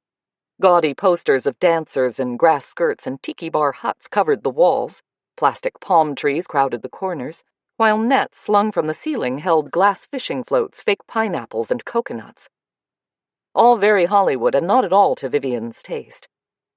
She'd closed her eyes to envision the atmosphere she hoped to create. Something with a little class and distinction. All things British, in a welcoming haven of appetizing delicacies and the soothing elixir of fine tea. Her dream had eventually become a reality, and now she could reap the rewards. And she felt rewarded every time she entered the tranquility of the Willow Pattern tea room. "Have either of you had breakfast yet?" she asked as she led the way past the immaculate tables to the kitchen. "I can fix an omelet for you both." "I'm not hungry," Jenna said, dropping her purse onto a chair. "I feel like I should be doing something, but I'm not sure what." "I ate before I came." Gracie pulled a chair out from the table and dropped down on it. "Okay, then. I'll make some tea and we can talk, decide what to do next." "I think we should talk to Madison," Jenna said. "She's the night clerk at the Blue Surf. She was probably there at the hotel when Dean was killed." "Yes, she was." Vivian filled a kettle with water and placed it on the stove. "Remember, Reggie said the night clerk called his wife Saturday morning to tell her the police found the body." "I still can't believe Dean is dead." Jenna shuddered. "I detested that man, but I would never have wished that on him." "I know." Vivian walked over to the table and sat down. "Jenna, not everyone thinks you killed him. The people who matter to you don't believe that. And when Detective Messina starts hauling in more suspects, people will soon focus on them." "If he finds more suspects." "Well, if he doesn't, we will." Vivian peered at her watch. "We can go talk to Madison now, if you like. We still have time before we open. Do you know where she lives?" "No, but I have her cell number. I had to get a hold of her once when Dean was too sick to go to work." "Why don't you give her a call?" Vivian said, "and ask if we can meet somewhere." As if answering her, the kettle shrilled, steam bursting from its spout. She got up, adding, "Maybe she'd like to come here and have some tea with us." Gracie laughed. "You act like a cup of tea solves everything." "It got the British through 2 world wars, so yes, I think a lot can be achieved over a good cup of tea." She walked over to the counter and took the lid off a teapot. "I'll call her," Jenna said. "But don't be surprised if she doesn't want to talk to us. She's not the chatty type." "She'll talk to me," Vivian said. "Just get her to meet us." After swishing the teapot with hot water, she emptied it, popped in 3 tea bags, and filled it from the boiling kettle. Meanwhile, Jenna had thumbed a number into her cell phone. After a moment or two, she muttered, "She's not answering. She probably doesn't want to—" She broke off, then raised her voice. "Madison? It's Jenna. Ramsey," she added as an afterthought. She listened for a moment, then said, "Thank you. I appreciate that." She flicked a glance at Vivian. "We were wondering if you'd like to stop by the Willow Pattern for a scone or something. We'd like to talk to you about what happened." She listened again, then looked at Vivian. "She's shopping at the grocery store. She says she doesn't know anything anyway." Vivian walked over to her. "Give me the phone." She took it from Jenna's outstretched hand and put it to her ear. "Madison, I'm Vivian Wainwright, Jenna's counselor. I believe you were there when the detective was in the hotel?" Madison's voice sounded shrill when she answered. "Yes, I was. I was the one who told him Jenna was in the hotel Saturday. He was asking questions about Dean, and I'd seen Jenna leave the lobby that morning, and it just slipped out. I didn't mean to get her into trouble." "I know you didn't," Vivian said, making her voice soothing. "She understands that. Did you see her come into the hotel?" "No, I didn't. I just saw her as she was going out the door." Madison paused, then said in a rush, "Maybe Paula saw her. She was in the hotel early Saturday morning." "Paula?" "Reggie's wife. She's our assistant manager." Vivian sent Jenna a questioning look, which she answered with a nod. "I see." She paused, then added, "Madison, did you happen to see Dean lately with a woman companion?" There was a long silence at the end of the line, and then Madison said faintly, "No, I haven't seen him with anyone." Her voice sank to a near whisper. "I'm so sorry." "Thank you, Madison." "Please tell Jenna I'm sorry for everything." "I will." Vivian handed the phone back to her friend. "She feels very badly about telling Messina that she saw you leaving the hotel. She said to tell you she's sorry." Jenna shrugged. "She was only saying what she saw. By the way, Paula is Reggie's wife." "Yes, Madison told me. Have you met her?" "Only once." Jenna wrinkled her nose. "She isn't what you'd call sociable." Madison said that Paula was in the hotel early Saturday morning. "She's the assistant manager. She does all the hiring of employees and takes care of any problems with them. She takes over at the hotel when Reggie's off on one of his business trips." "Did Madison see Dean with anyone?" "No, she didn't." Jenna tucked her phone back in her purse. "So, what now?" "Now we'll have a cup of tea, and then we'll discuss our options." Vivian got up to pour the tea, trying to decide if she wanted to open a pack of Scottish shortbread to go along with it. Behind her, Gracie asked, "You think Dean turned off the security cameras?" "Probably," Jenna said. "After all, he worked on them often enough he'd know how to do it without getting caught. Actually, I'm surprised he was that careful. He sure wasn't too smart when he cheated on me." "I'm so sorry, Jenna." Gracie sounded as if she were close to tears. "That must have been such a bummer." Jenna shrugged. "I'll survive." Hearing the note of defeat in her friend's voice, Vivian hurried over to the table with the brimming cups of tea. "Here, drink this, and you'll both feel better." She went back for her cup and saucer and carried it back to the table. "Now then," she said, "we have to decide what to do next. The sooner we get to the bottom of this, the sooner we can all put it behind us. Positive thinking is positive action, as my mother was fond of saying." "I'm trying to think positive," Jenna said as she lifted her cup. "But I have a bad feeling this isn't going to end well." For once, Vivian was at a loss as to how to answer her. How could she make promises when she wasn't sure if she could keep them? What if Jenna was convicted of murder? She wouldn't be the first innocent person to go to jail. She gave herself a mental shake. She couldn't afford to let the doubts creep in. The truth was out there, and they would keep digging until they found it, come what may. Chapter 4. Deciding that it was time to get down to basics, Vivian made an effort to sound confident. "What about Mr. Lambert's wife? I think we should talk to her. She might have seen Dean with someone in the hotel." Jenna took a sip of her tea before answering. "It's worth a shot, I guess." She put down her cup. "I'll tell you one thing. This was no one-night stand for Dean. He went to a lot of trouble and took a big chance on being caught. He could have been charged with trespassing and heaven knows what else. He wouldn't have taken a risk like that unless the woman was special to him." Vivian nodded. "I had the same thoughts. I think he was having an affair, and this has been going on for a while. So, I would say our best course of action is to do everything we can to find this woman. She either killed Dean or she knows who did, and is afraid to tell anyone. Otherwise, she would have come forward. Unless she's married and doesn't want her husband to know she was having an affair." Jenna picked up her cup. "Whatever. She's the answer to this mess." Maybe she's dead too, Gracie said, her voice hushed. Vivian stared at her. I hadn't thought of that. Well, if she is, Jenna said briskly, somebody will report her missing or her body will turn up sooner or later, and this time, Detective Know-It-All Messina won't be able to blame me. There's that, I suppose. Vivian stared thoughtfully at her cup.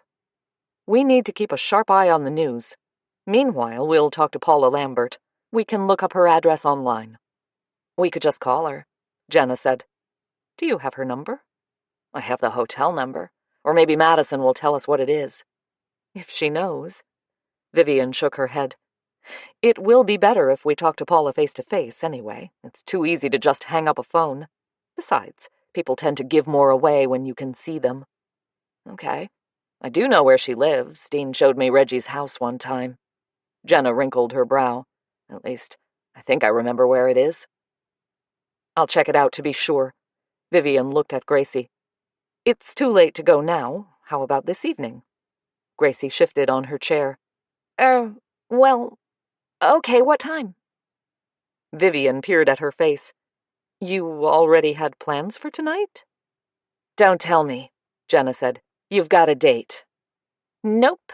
Gracie reached for her cup and drained her tea. It's okay if you do, Vivian glanced at Jenna. We can talk to Paula Lambert. You don't have to be there. We can fill you in tomorrow, right, Jenna? To Vivian's relief, Jenna nodded. Sure. It's okay, Gracie. No big deal. Well, yeah, it is a big deal, Gracie said, putting down her cup with a clatter that made Vivian wince. Like, clearing your name is more important than anything else. It's just that, well, I'm supposed to be somewhere tonight, and it's not a date. Feeling sorry for the poor woman, Vivian leaned toward her. Gracie, all we're going to do is talk to Paula. We don't even know if she'll be at home. Go to your appointment. We'll tell you everything tomorrow. Gracie still looked doubtful. Well, if you're sure. We're sure, Jenna told her. Okay, thanks. Gracie sprang up from her chair. I better go and unpack that shipment that came in this week. I need to restock the shelves before we open. Before anyone could answer her, she shot across the kitchen and disappeared into the storeroom. Vivian turned back to Jenna, who was staring after Gracie, her forehead creased in a frown. That was odd, Vivian said. She's not usually that secretive. Yeah, something's going on there that she doesn't want us to know about. I just hope she's not sick or in some kind of trouble. Vivian glanced back at the storeroom door. Well, I guess if she'd wanted us to know about it, she would have told us. Jenna rose to her feet, her empty cup rattling in the saucer in her hand. Knowing Gracie, she can't keep anything secret for long. Sooner or later, she'll spill it. She picked up Gracie's cup and saucer and carried them, along with her own, to the counter. Well, Vivian said, we'll pay Paula a visit tonight. Hopefully we'll have something to tell Gracie in the morning. Jenna's sigh was audible. I'm not looking forward to talking to Paula. She's even more snooty than her husband. It's a sure bet that she believes I killed Dean. Vivian got up from the table, bringing her cup and saucer with her. I could go alone, then you wouldn't have to deal with her. Jenna's smile transformed her gaunt face. You're sweet. But I'm not letting you do this alone. This is my problem, and I have to deal with it. I just hope you know how grateful I am for helping me like this, no matter how it turns out. Vivian cleared her throat. It's going to turn out just fine. I'm a strong believer in justice. And she would see to it that justice prevailed, she promised herself. She would not give up as long as she had a single breath left in her body. There had been a time when Tony Messina hated Mondays. That was in the days when he was married, and the weekends were a treasured respite from the mayhem.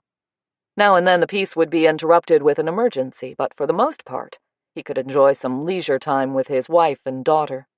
Time when he could forget for a while the pressure and stress of his job, until the alarm brought him back to reality on Monday mornings.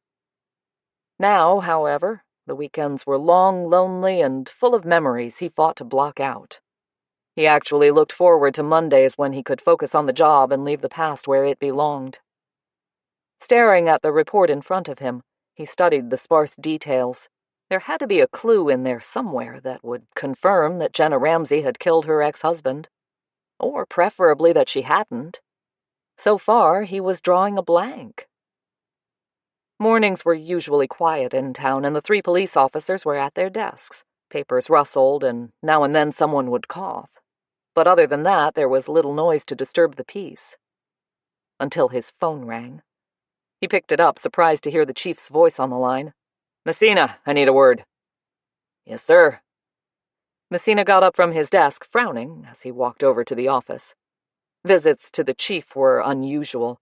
He usually communicated by text messages or emails. Even that was rare. Dennis Chapman had taken over from Paul Reinhardt, the previous chief, just 6 months ago. Messina missed Paul. They had enjoyed an easy relationship, exchanging jokes and occasionally enjoying a beer or two together at the brewery. Paul had retired, leaving Chief Chapman to fill his shoes, which he had done with efficiency and dedication, but without the easy camaraderie that Messina had enjoyed with his former boss. After a brief tap on the door, Messina walked into the office to find the chief frowning at his computer, as if he were chastising a wayward rookie.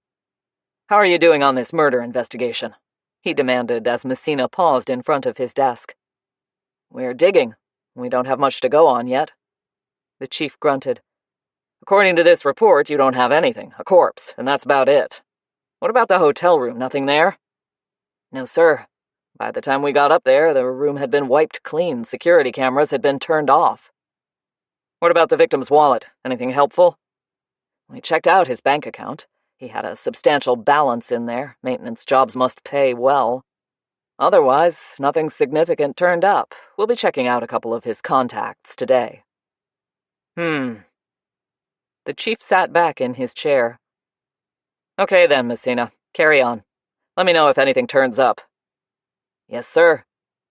Messina resisted the temptation to salute him and turned on his heel. It was unusual for Chapman to take so much interest in a case. Normally, he would wait until he was presented with the final report before commenting on it. Then again, Messina reminded himself as he walked back to his desk, this was the first murder case under the new chief's watch since he'd arrived in Misty Bay. It wasn't surprising he was curious about the process. He'd barely sat down when Brady wandered over, waving a sheet of paper. "Just got the DNA report from the lab," he said, handing it to Messina. "Not much there, though." Messina scanned the lines of the report and swore under his breath. The only DNA found on the negligee belonged to Dean Ramsey. "You still don't think he was cross-dressing?" Brady had that sickening grin on his face that made Messina's skin creep. "No," he said shortly. "I don't. Get the car. We're going to check out that hotel suite again." Brady's grin vanished. "Yes, sir." He ambled over to the door like he had all day to get there. Messina filed the report in the Ramsey folder, then dropped it in a drawer and locked it. True, he didn't have much to go on so far, but experience had taught him that patience and persistence usually paid off. If Jenna Ramsey killed her husband, he'd find the proof he needed. If she hadn't, then somebody else had, and he wasn't going to rest until he chased that person down and took them into custody.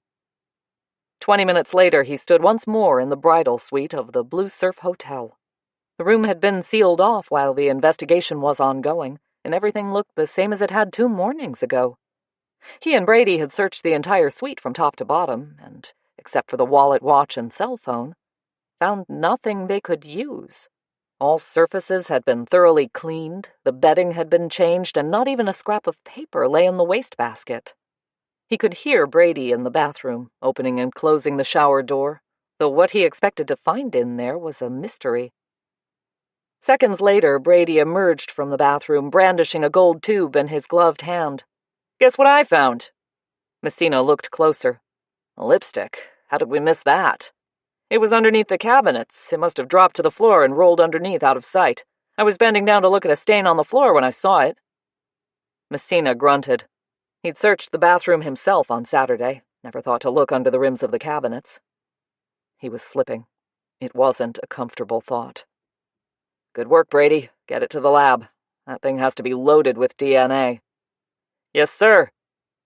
Beaming, Brady pulled a paper bag from his pocket and sealed the lipstick inside it.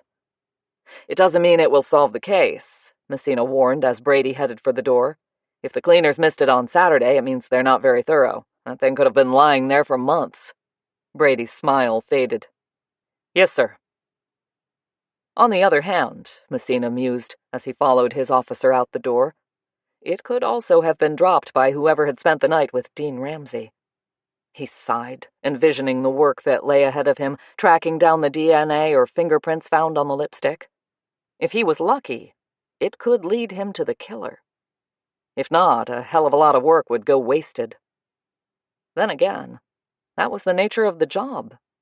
It was still infinitely preferable to the hell he'd gone through in Portland.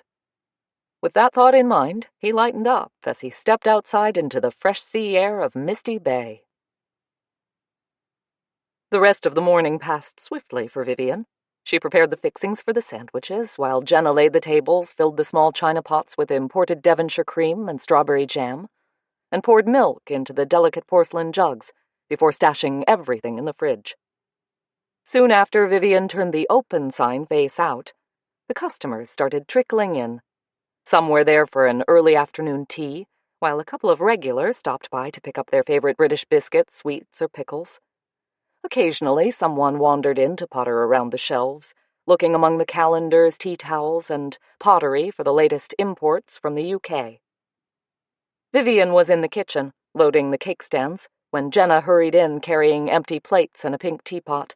They're all looking at me like I'm going to stick a knife in their backs, she said as she placed everything on the counter. Oh no, I can't believe that. Vivian looked at her in dismay. You must be imagining it. I'm sure they don't think you're capable of hurting someone. Yeah? Well, one of our regular customers shrank away from me when I put the sandwiches on the table. She acted like I was contagious with some deadly disease. Vivian clicked her tongue in disgust. Seriously? I should go out there and set her straight. Don't. Jenna laid a hand on her arm. I don't want to cause trouble. I can't blame her, really. After all, I am the only suspect. Who else is she going to blame? She can reserve her judgment until the truth comes out. Yeah, well, not everyone is you. I'm sorry, Vivian. I'm just afraid all this will hurt your business. Vivian turned and gave her a swift hug. Hush. You've got no reason to be sorry for anything. I'm not in the least bit worried about the business. We'll get to the bottom of this, I promise. And then all those ignorant people out there will feel guilty for doubting you, and they'll be falling over themselves to make amends. Jenna's face broke out in a smile. You always know how to make a woman feel better. Good. Now go out there and hold your head up high. You've got right on your side. She watched her friend hurry out the door, wishing she felt a little more confident. Hunting down a killer was no easy task.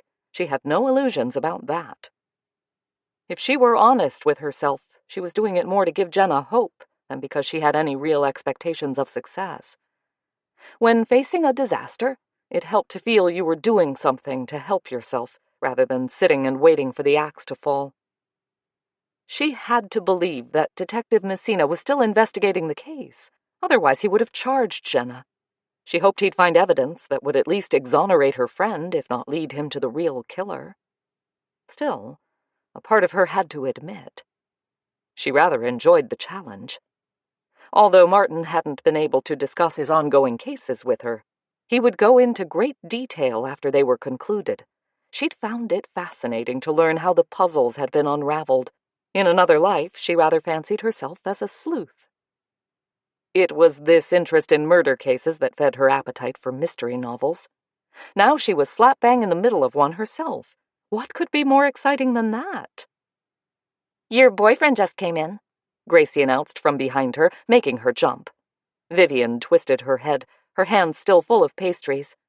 What boyfriend? Hal Douglas, Gracie grinned. He didn't have a reservation, so I sat him in the corner by the shelves. Her grin widened.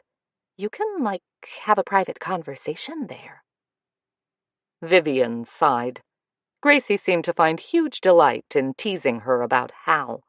I wish you wouldn't keep calling him that. I've told you over and over, he's just a friend. That's all. Yeah, a boyfriend. Vivian wrinkled her brow. Hal is older than me. He's hardly a boy.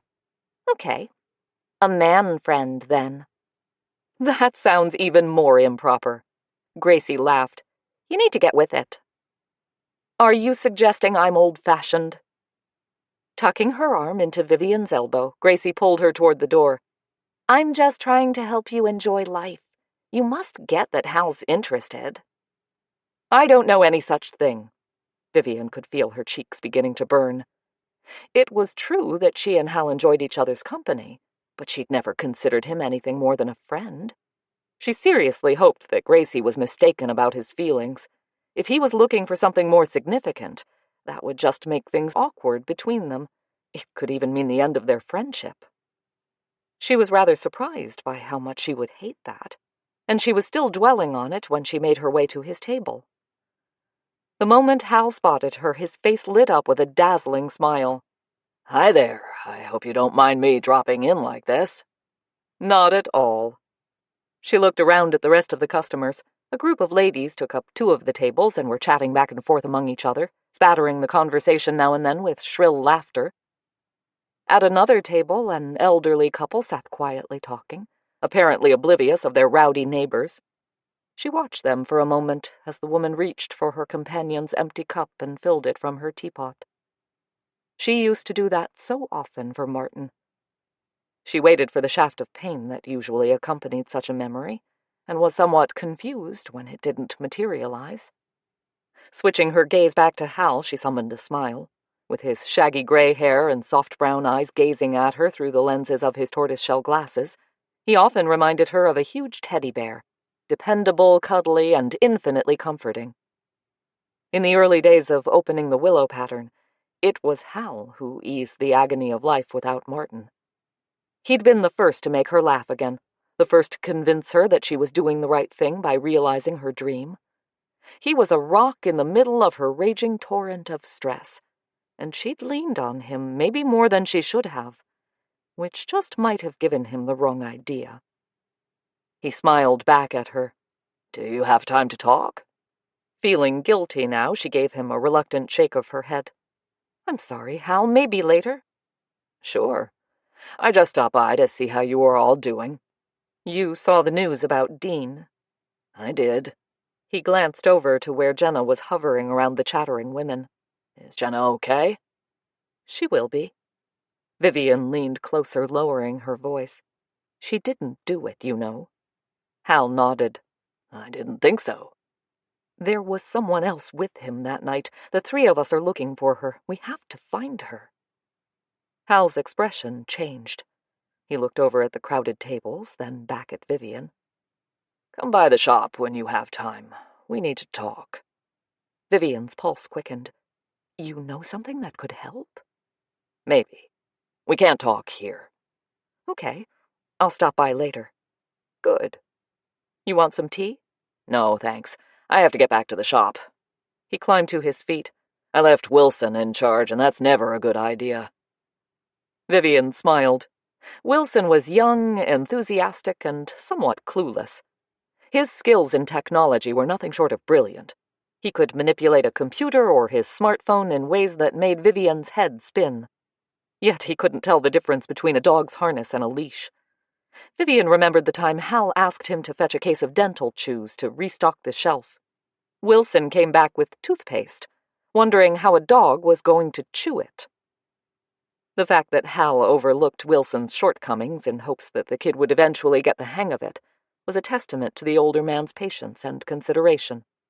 This was Wilson's first job, and Hal wasn't going to start off the young man's working life with failure.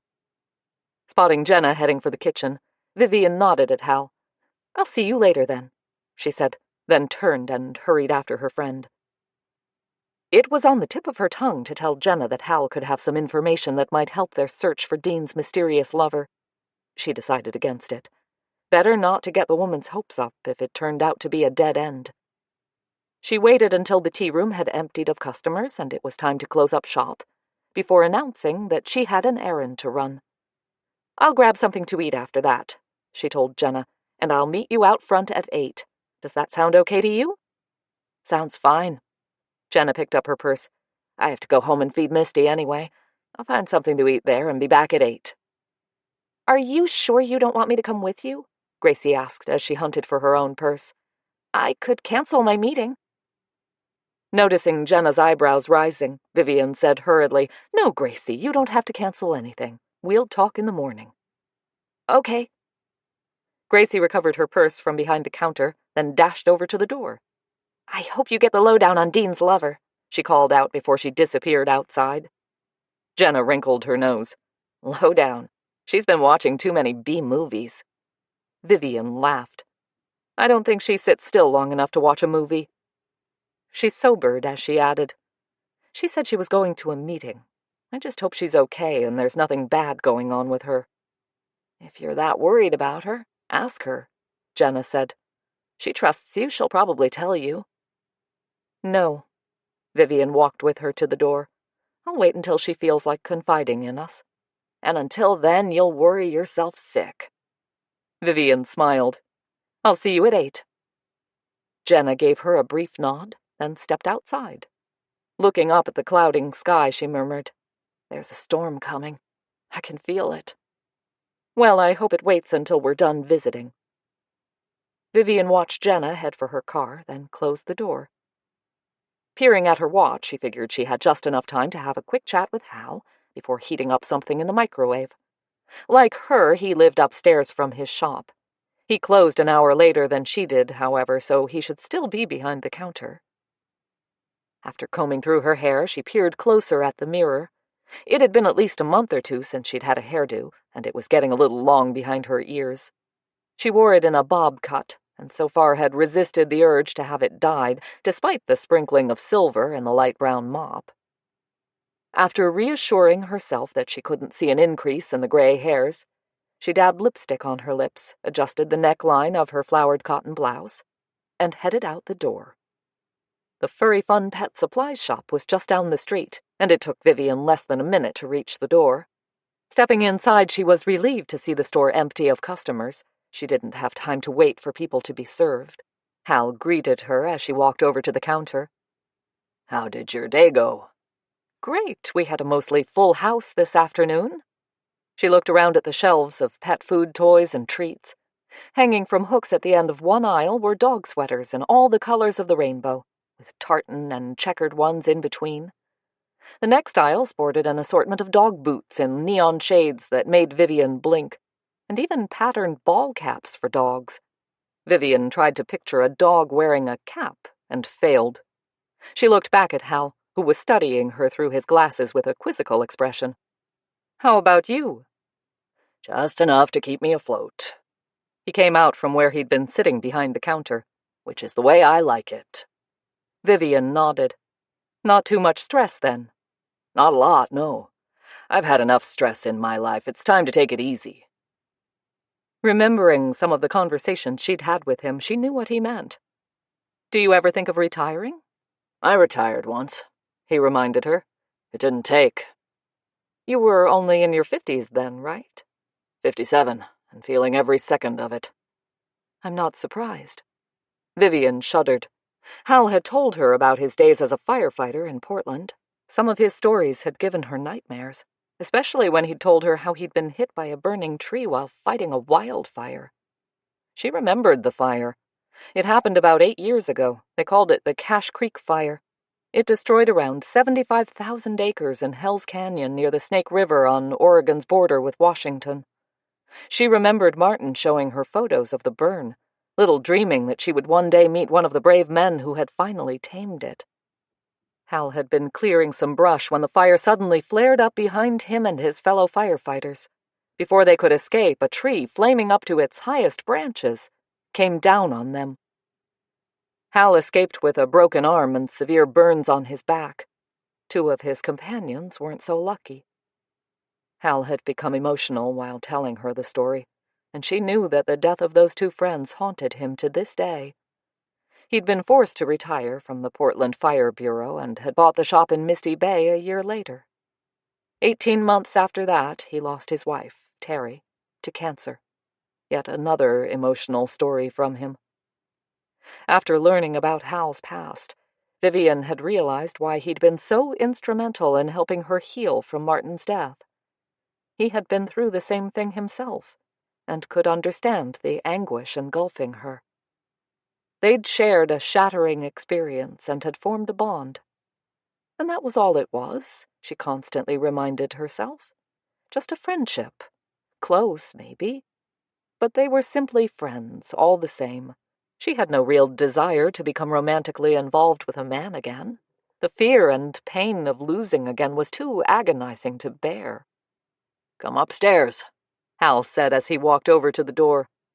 "I'll open some wine. I just bought a couple of bottles of excellent Oregon Pinot from Natalie." Badly wanting to say yes, Vivian reluctantly shook her head. "I can't. I still have to eat, and I'm supposed to meet Jenna at 8 at the shop. We're going to try and talk to Paula Lambert about the murder. She's the assistant manager at the hotel." Hal nodded. I know them both. Reggie belongs to my golf club." Vivian stared at him. "Somehow I can't imagine that man playing any kind of sport." Hal chuckled. "He plays at it. I think it's just an excuse to get away from the hotel for a while." He checked his watch. "How about I close up and fix you a sandwich with that wine?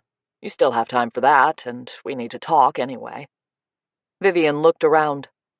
"Wilson isn't here?" "No. I sent him home an hour ago. It won't hurt to close a bit early. It's unlikely anyone's going to come by now. It's munching time." Giving in, Vivian smiled. "Lead the way, mister. I could use a nice glass of Pinot." "There you go." He was beaming as he crossed the floor and opened the door that led upstairs. Climbing the steps ahead of him, Vivian was beginning to have second thoughts. This was the first time Hal had invited her to his apartment. Although she trusted him completely, she was a little concerned he'd get the wrong idea. In the next instant, she chided herself for her immature anxiety. Hal was no more interested in her that way than she was in him. She was acting like a teenager on a first date, for heaven's sake. Reaching the top of the stairs, she waited for him to reach her. They were in a narrow hallway that opened up on her right into a large storeroom, where shelves were crammed with various sizes of boxes. "This way." Hal turned left, and she followed him down to a door and waited for him to open it.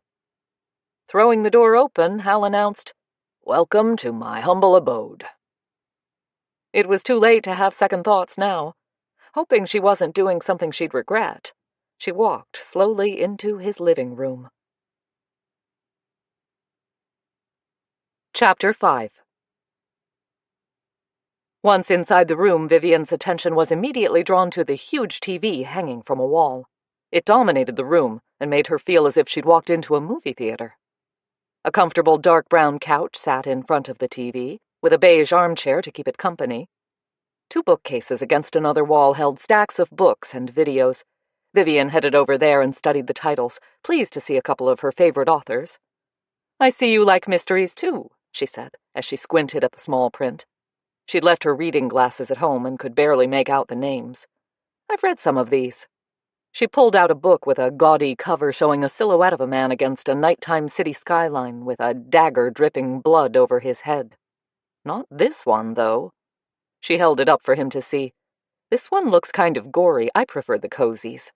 "It is gory." Hal headed across the room to the small kitchen area. "That'll put you right off your dinner. I suggest you stick to the cozies." He opened the fridge and peered inside. "Ham and cheese okay?" "Sounds great, thanks." Vivian put the book back. "Can I help?" "You can open the wine." He reached inside the fridge and pulled out a bottle.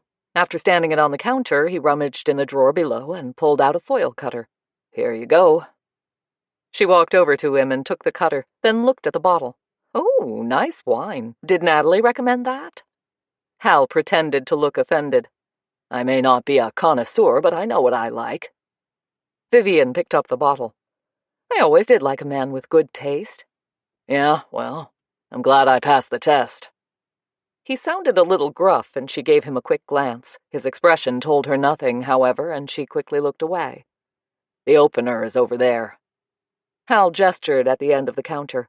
Vivian carried the bottle over to where an electric corkscrew sat on its charging base. It had a clear plastic cover at the end of the tube. She liked that.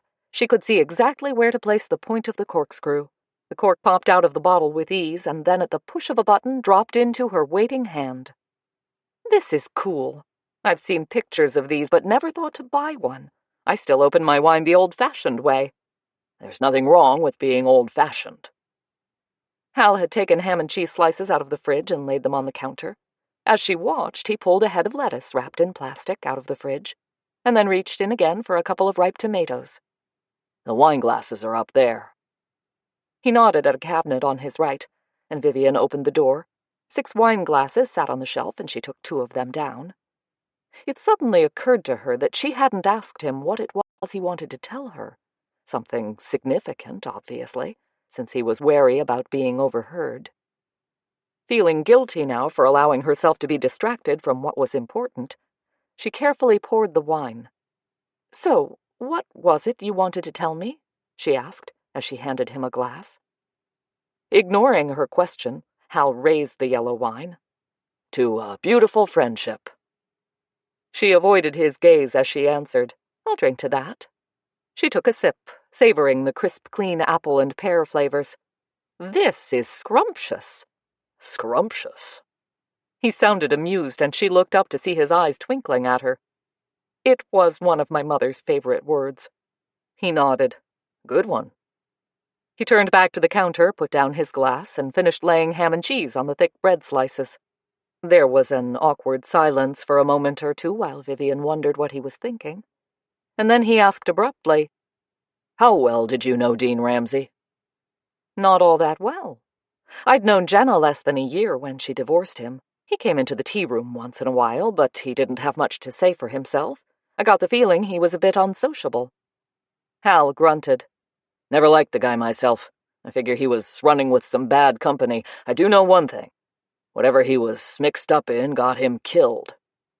He turned his head to look at her, and his expression was deadly serious. "I'd really hate to see that happen to you." "So would I. I still need to upgrade my apartment." Judging by Hal's expression, her attempt at humor had fallen flat.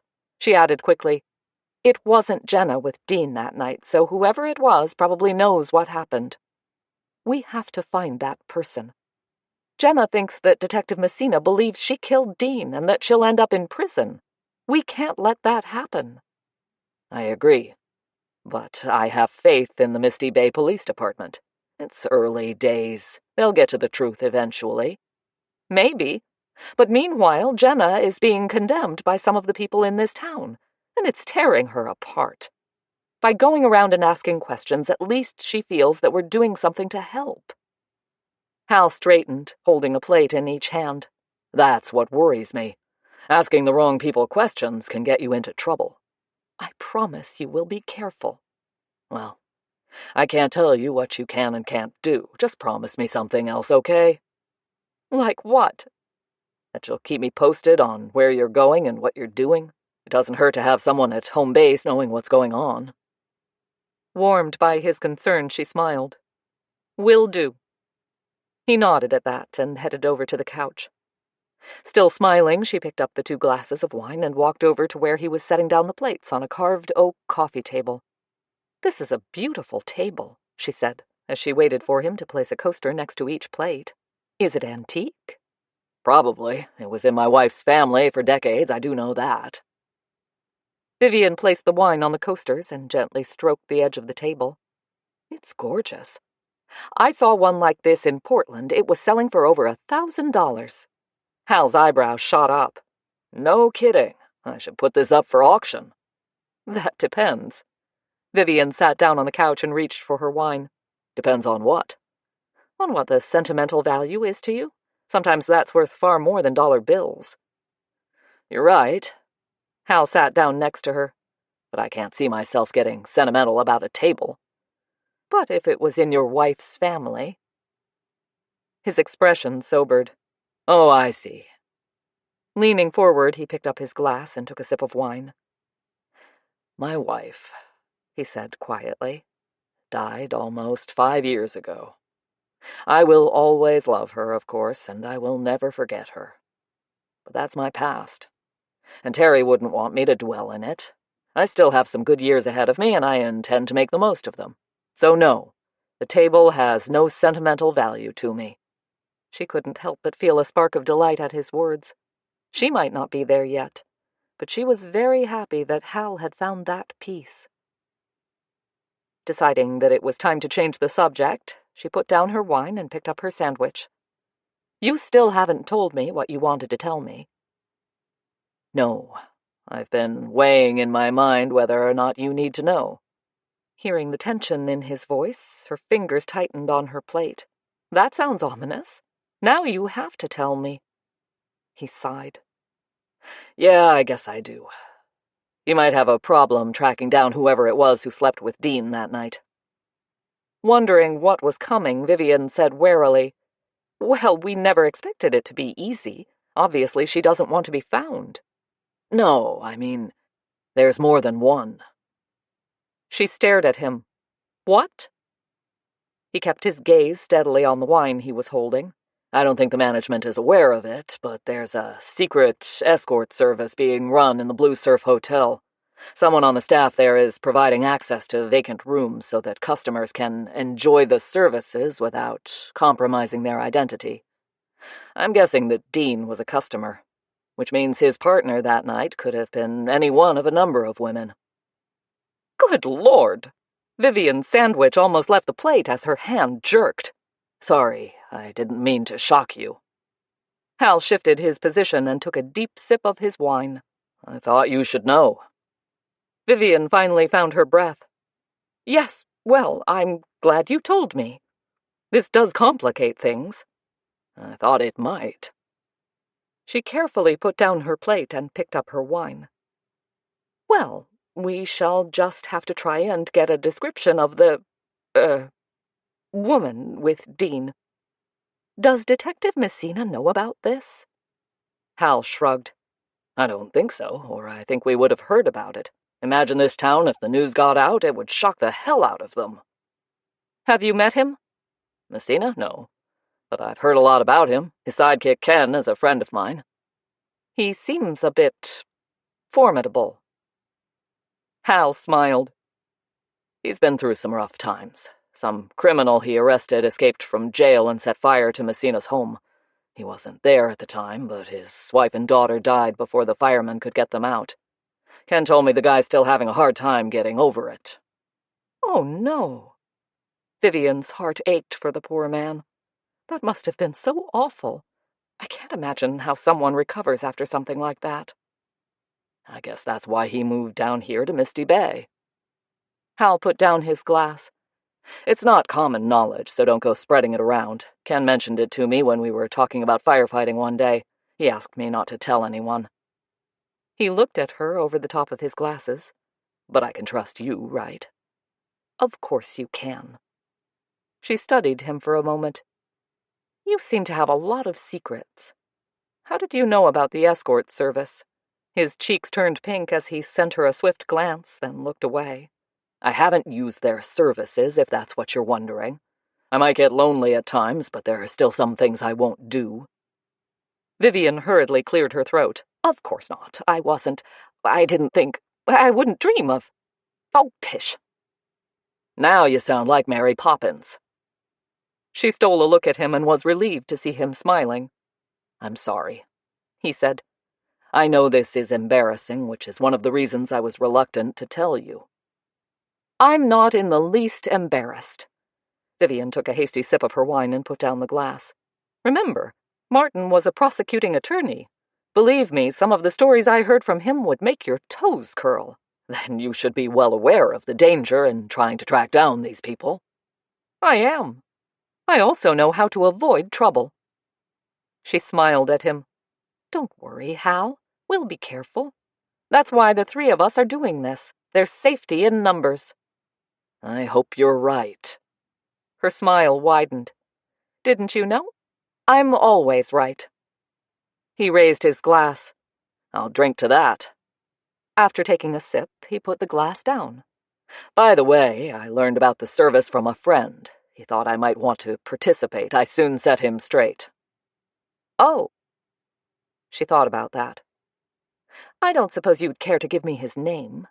Hal looked at her. You want to talk to him? I don't think you'll get any answers from him. I can be very persuasive. She reached for her sandwich. And devious when I have to be. He looked worried. I don't know. It's to help Jenna. She leaned toward him. Please, Hal. We can't let her go to jail for something she didn't do. He sighed. You're going to use that a lot, aren't you? Is it working? He had to smile at that. All right. His name is Ray Constanza. He owns the hardware store on Ocean View Road. He's usually in the office, but you might have to make an appointment to meet him. Thanks. I'll do that. Now let's eat. I'm starving. She spent the rest of the hour discussing with him the economics of Misty Bay and sharing ideas on how they could expand their respective customer bases. Hal was deep into an analysis of his expenses versus his income when Vivian glanced at her watch. Oh, shoot, I have to go. She put down her empty glass and pushed herself up from the couch. I'm sorry to end this enlightening and invigorating conversation, but I have to meet Jenna in 5 minutes. Hal climbed to his feet and walked with her to the door.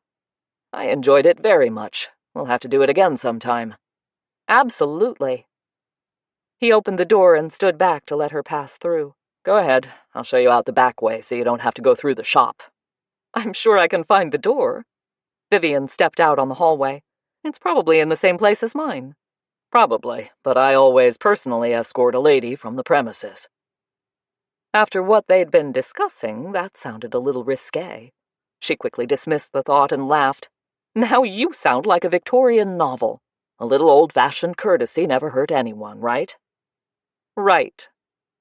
She was smiling all the way down the stairs and out the door. She arrived back at the tea room to find Jenna waiting on the doorstep. I was beginning to get worried, Jenna said as Vivian hurried up to her. I rang the bell a few times and was just going to call you. I've been talking to Hal, Vivian said, trying to catch her breath. Boy, do I have some news for you. Jenna's eyes lit up with hope. He knows who was with Dean on Friday night? Hating to have to disappoint her, Vivian shook her head. I'm sorry, Jenna, no. In fact, he's just made things more complicated. She glanced at Jenna's car parked in front of the store. Are you going to drive to Paula's house, or would you like me to for a change? I'll drive. Jenna marched over to the car and pulled open the driver's door. Vivian hurried around the rear of the car and slid into the passenger seat. Fastening her seatbelt, she said quietly, It doesn't mean we won't find that woman. Then what does it mean?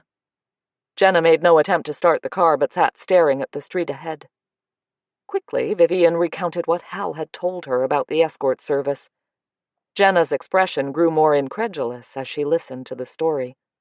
She waited for Vivian to finish before saying, I don't believe it. What?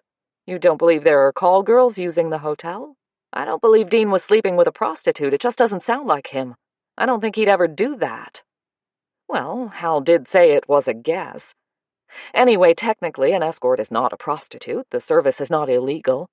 The escorts are hired for companionship, and that's all. It's made clear that anything further is not included. What they do beyond that is up to them.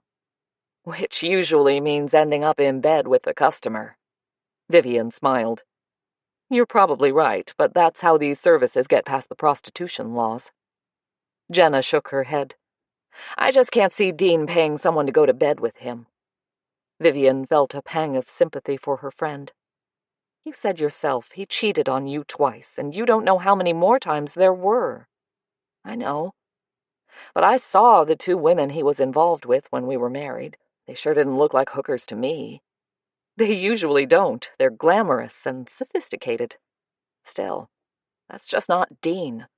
Besides, where would he get the money for something like that? Isn't that kind of thing terribly expensive? I guess it depends on the service. Jenna didn't answer right away, and Vivian fastened her seatbelt, wishing she could say something to take that awful look off her friend's face.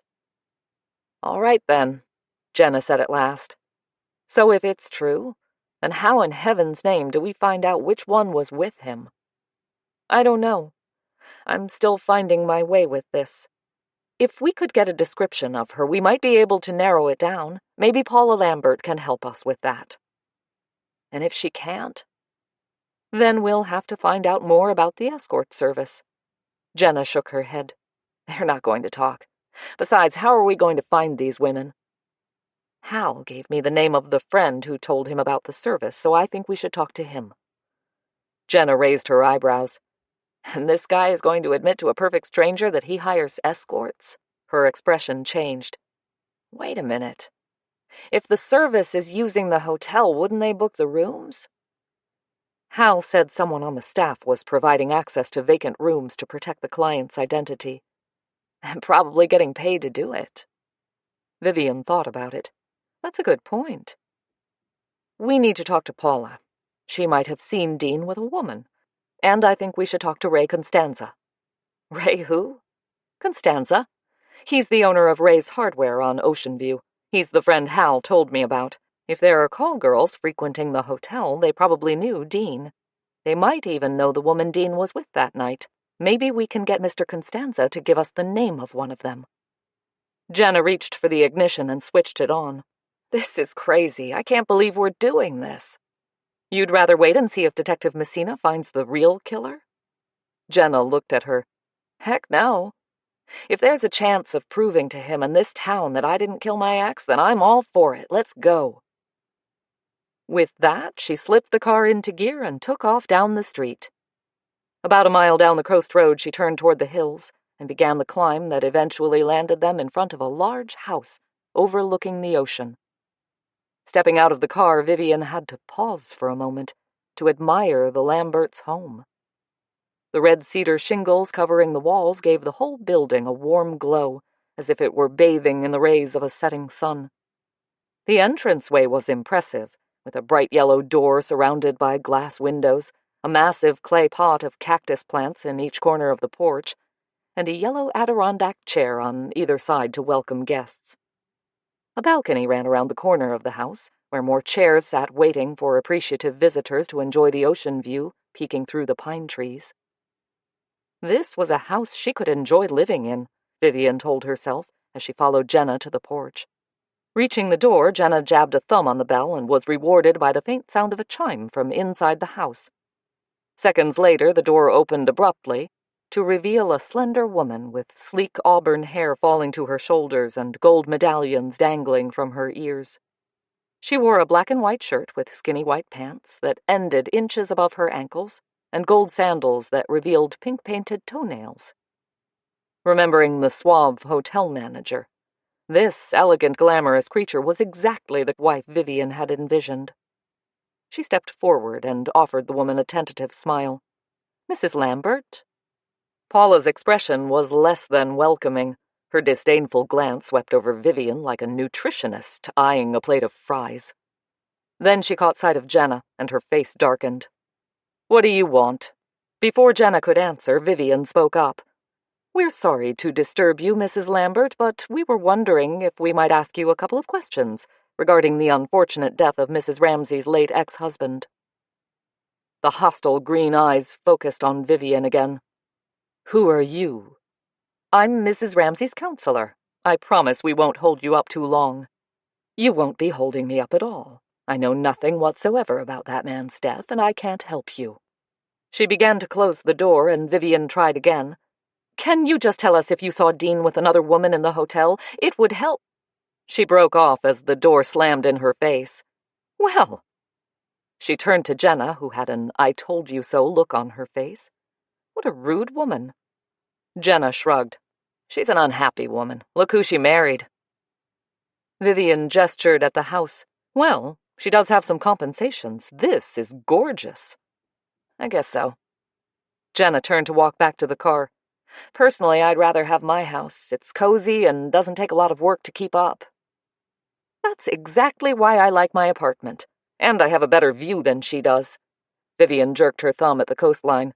"You have to squint to see the ocean through those trees." Having effectively abolished her envy, she followed her friend to the car. Sitting behind the wheel, Jenna sighed. "Well, that got us nowhere. I think we're wasting our time. I still have a bad feeling we're not going to find out who killed Dean, and I'm going to end up in jail." "We are, and you're not." Vivian fastened her seatbelt. "We have Hal's friend to talk to, and hopefully he'll tell us more about the escort service. If we can get a connection from him, we can maybe find Dean's missing inamorata." "His who?" Vivian smiled. "Fancy word for lover. It sounds more dramatic." "Well, Dramatic or not, it's not going to be easy to track her down. Nothing worthwhile is ever easy. Vivian winced as Jenna stepped on the gas, sending the car forward with a jolt. And if we solve this case and clear your name, it will be infinitely worthwhile. Thanks, Vivian. Jenna sounded gruff, and Vivian shot her a quick glance. Don't thank me yet. We have a long way to go yet. I have to tell you, though, if it wasn't for the fact that your freedom depends on it, I'd really be enjoying this. Jenna's frown disappeared.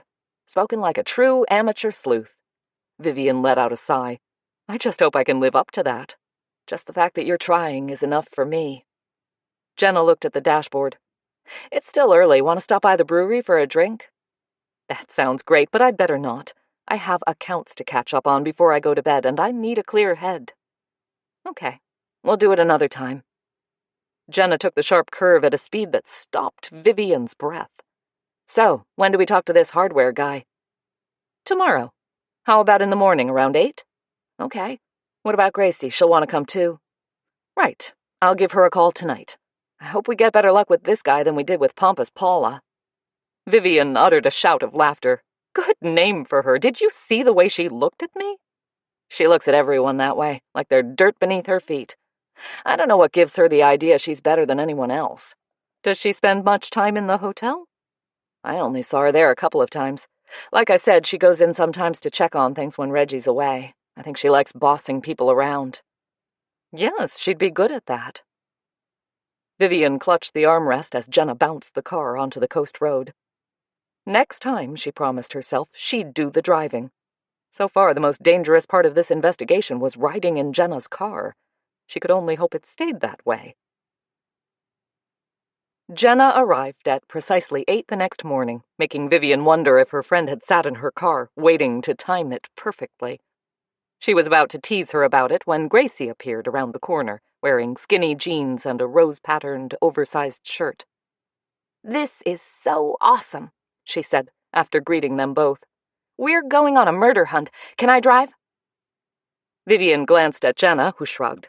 "Fine with me." "All right, let's go then."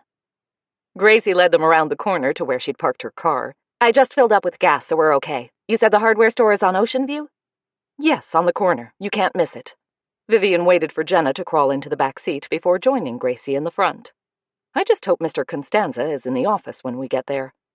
"Maybe we should have made an appointment," Jenna said, sounding muffled as she struggled with her seatbelt. "I was going to, but I couldn't think of a reason to give him that would sound feasible. I was afraid he'd refuse and hang up on me." Vivian sighed. "This detective stuff isn't as easy as it seems." "Yeah," Gracie said, as she steered the car out of the parking space. "But it's so much fun." "It would be," Jenna said, "if we were making any headway." "It's early days yet." Vivian glanced at her friend over her shoulder. "We'll get there." "I hope you're right. Have you thought about how you're going to ask this guy about hiring an escort?" "I have. I came up with it this morning, but it's going to be delicate, so I need you both to play along." "Shouldn't you, let us know what you're going to say before we get there?" Gracie asked. "I'm going to tell him we want to hire an escort for a friend as a surprise birthday gift." For a long moment, there was a stunned silence in the car. And then Gracie exploded with laughter, echoed by Jenna's shocked voice exclaiming, "You're kidding!" Vivian sat up, feeling slightly offended. "It's a brilliant idea, and it will work. We just have to appear sincere." "Even I'm not that good an actor," Jenna muttered. "Oh, come on, Jenna." Gracie's voice was still tinged with laughter. "It's hilarious. I can't wait to see this guy's face when Vivian tells him." "Well, you'd better keep a straight face when I do, or the whole thing will backfire on us." Vivian gave her a stern look, which was wasted, since Gracie was concentrating on the road ahead. "Remember, we're doing this to save Jenna from going to jail." Gracie sobered at once. "Got it. I'll do my best." Jenna groaned. "We're all going to be arrested." "Nonsense." Vivian tried to sound reassuring. "Even if we can get Mr. Constanza to tell us how to get in touch with these people, no one is going to go tattling to the police about it. They are just as anxious as we are to keep it under the rug." "Or under the sheets," Gracie said, smothering another giggle. "Isn't that the hardware store?" Jenna tapped on her window. Right there, on the corner. Gracie braked, slowing the car enough to turn into the narrow parking space. She turned off the engine, and Vivian took a deep breath. She had never been good at lying. There had been times when she'd tried to lie to Martin, like the time she'd bought him a new laptop for his birthday. When the package arrived days before she planned to surprise him with it, she told him it was a box of filters for the furnace. He knew at once that she wasn't telling the truth and teased her, suggesting that she had bought herself a new nightgown. She told him what she should have told him in the first place, that it was a surprise gift for him and he'd get it on his birthday. Are you coming? Hearing Jenna's voice, Vivian looked up with a start to see both women standing outside the car, waiting for her. Scrambling out of the car, she mumbled, Sorry, I was thinking about something. Jenna peered at her. Are you okay? Vivian answered her with a smile. I'm fine. Let's go do this. Praying she wasn't making a mistake, she marched toward the door, her friends trailing close behind her. Chapter 6. Inside the shop, a customer stood at the counter talking to the sales clerk. 2 more customers browsed the aisles, wandering down the shelves stacked with hand tools, locks, hinges, paint, electrical supplies, nails, and screws. As she walked over to the counter, Vivian eyed a heavy-duty lawnmower, feeling thankful that she no longer had a lawn to mow. The clerk had finished talking to his customer, who had wandered off down the aisles. Vivian smiled at the young man. Good morning. My friends and I were wondering if Mr. Constanza's available. The clerk looked confused. Available? Yes. We'd like a quick word with him if he can spare the time. The clerk looked around as if searching for help, then looked back at Vivian. Could you show us to his office? Again, the young man seemed at a loss for words. Gracie sidled up to Vivian and leaned across the counter. Hi, she said in a breathy voice Vivian had never heard her use before. You know where Mr. Constanza's office is, don't you? The clerk stared at her, then nodded. Yes, but... We just need to, talk to him for a minute. She leaned closer. That's okay with you, isn't it? Mr. Constanza doesn't usually have visitors in his office. He doesn't like to be disturbed. Oh, we're not visitors. Gracie flapped her eyelids at him. We're customers. Very important customers. The clerk still looked uneasy. I can call him and ask him to come out. His expression suggested that his request would be met with a strong denial. We prefer to talk with him in his office, Vivian said, wondering what all the secrecy was about. I'll call and ask if he will see you. He reached for the phone and Gracie shot out a hand to cover his. We want to surprise him. Everyone likes surprises. You like surprises, right? Well, yeah, if they're a good one, but... Well, Mr. Constanza will be real happy to see us. Gracie gazed at the flustered clerk as if she were about to propose, and Vivian cringed. I know he'll be grateful to you for, taking us to his office. The young man seemed mesmerized for a moment, then gave her a reluctant nod. Okay, there's the door.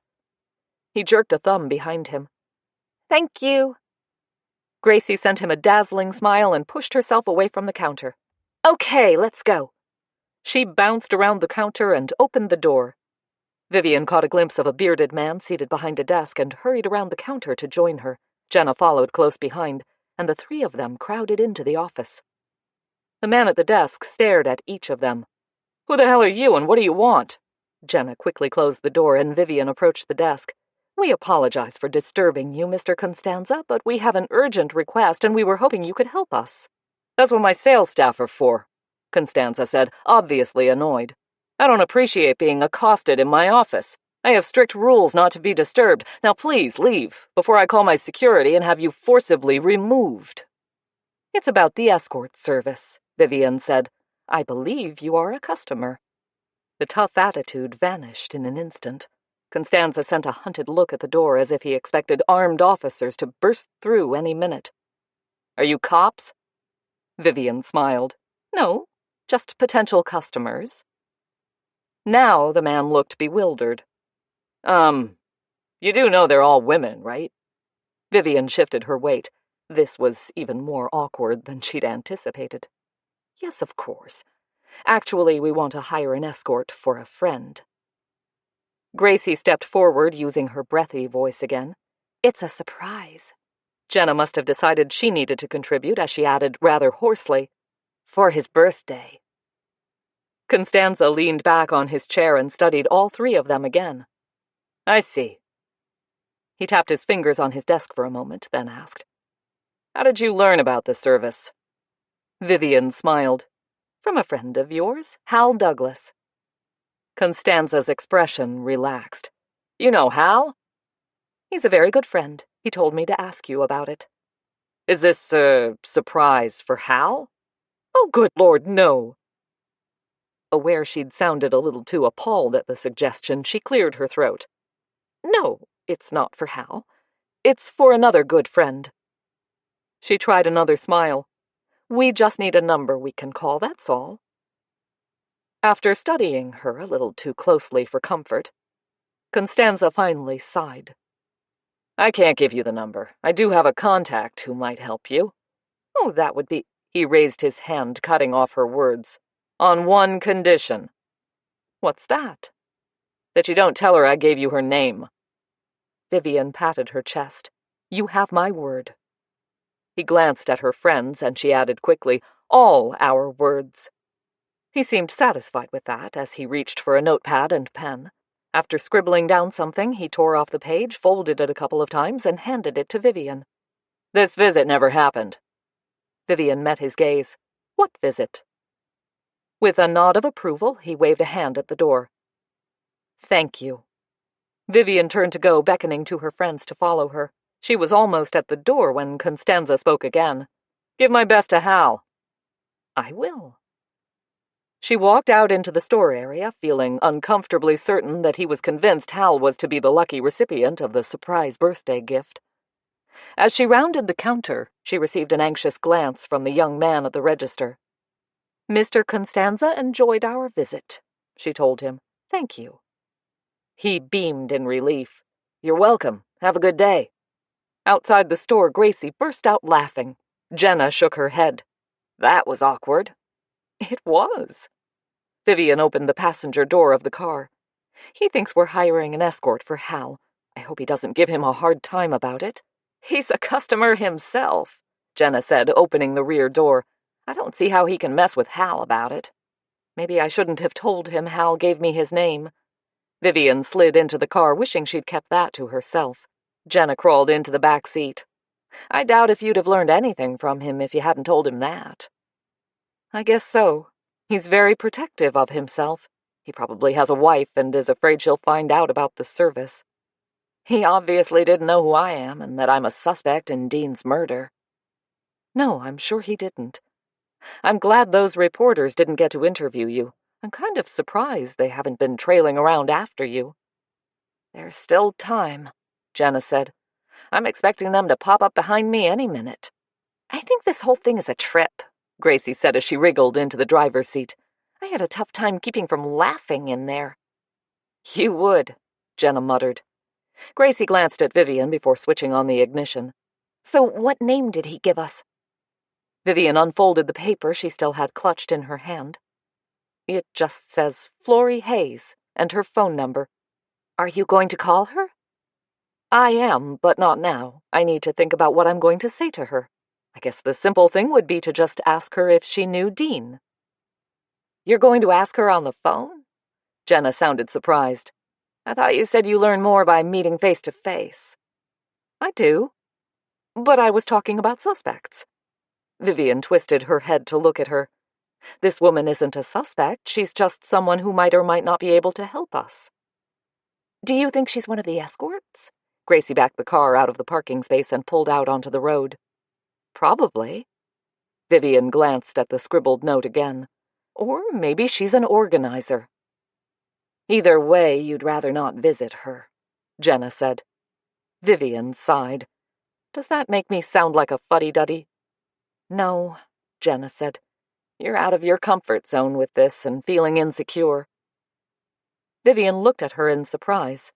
You're right. Is it that obvious? No, but I'm feeling the same way. It's unusual for both of us. It is indeed.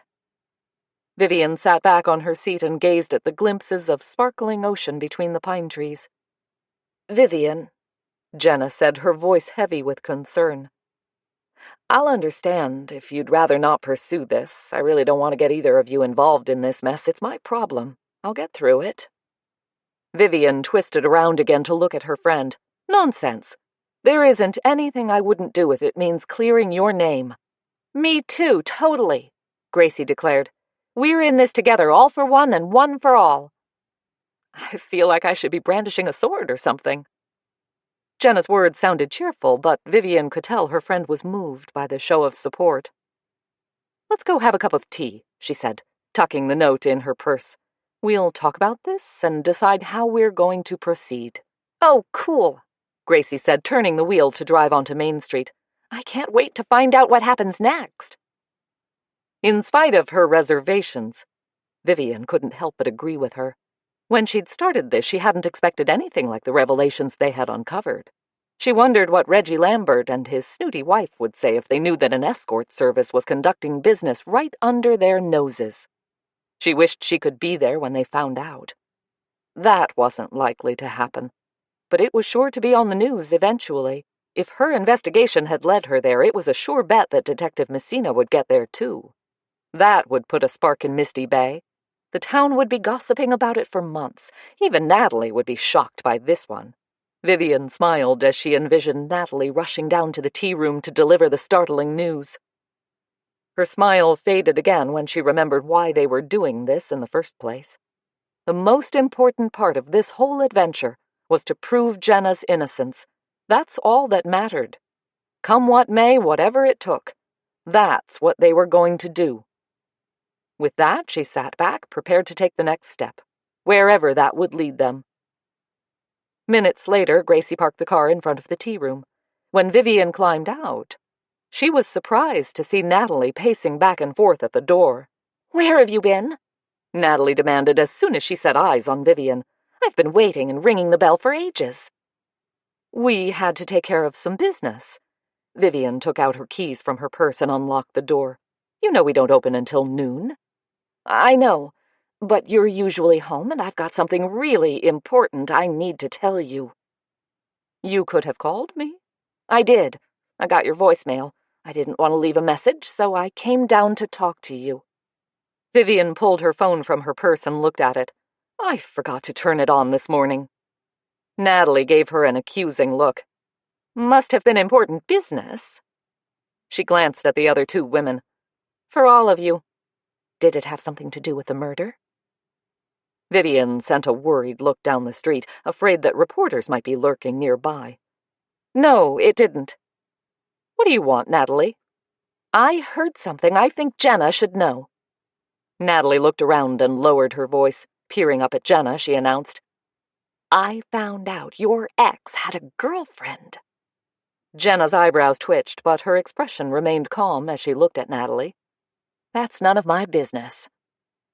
But it means she must be the owner of the negligee. Jenna nodded. I guess so. Natalie looked crushed. I thought you'd be happy to hear the news. It means someone else could be involved in Dean's murder.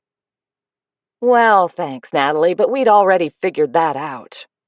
Well, excuse me for trying to help you. Flipping back her hair, Natalie turned to leave.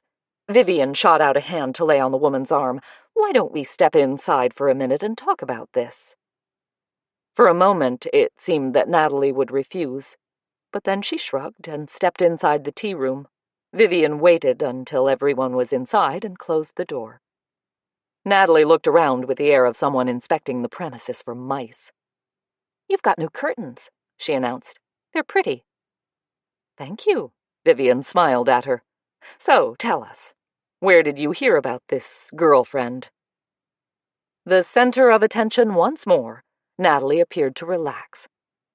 I heard it at the beauty salon. I was waiting to go under the dryer and the woman next to me was talking about the murder. She said that the victim was having an affair with some woman and that she was surprised since they didn't seem to have anything in common. Did she say who the woman was? Natalie shook her head. No, she didn't. I was going to ask her, but by the time I got out from under the dryer, she'd gone. Who was the woman who said that? Jenna demanded, earning a warning look from Vivian. Natalie pouted. I don't know. I don't know everybody in Misty Bay. Vivian cleared her throat. Natalie, perhaps you could ask the stylist for the name of that client. We'd like to talk to her. Natalie seemed pleased by the request. Of course. I could pop in there for a can of hairspray or something. Excellent. Vivian looked at her watch. I'm about to make a pot of tea. Would you like to join us? Natalie shuddered. Tea? No thanks. I only drink coffee in the mornings. Jenna looked relieved. Gracie had already vanished into the kitchen, probably to investigate what treats Vivian had created for her customers. Vivian nodded. Another time, then. Thank you, Natalie. You've been a great help. You're welcome. Looking pleased with herself, Natalie opened the door and stepped outside. I'll let you know if I learn anything. With that, she gave an airy wave of her hand and tottered off down the street.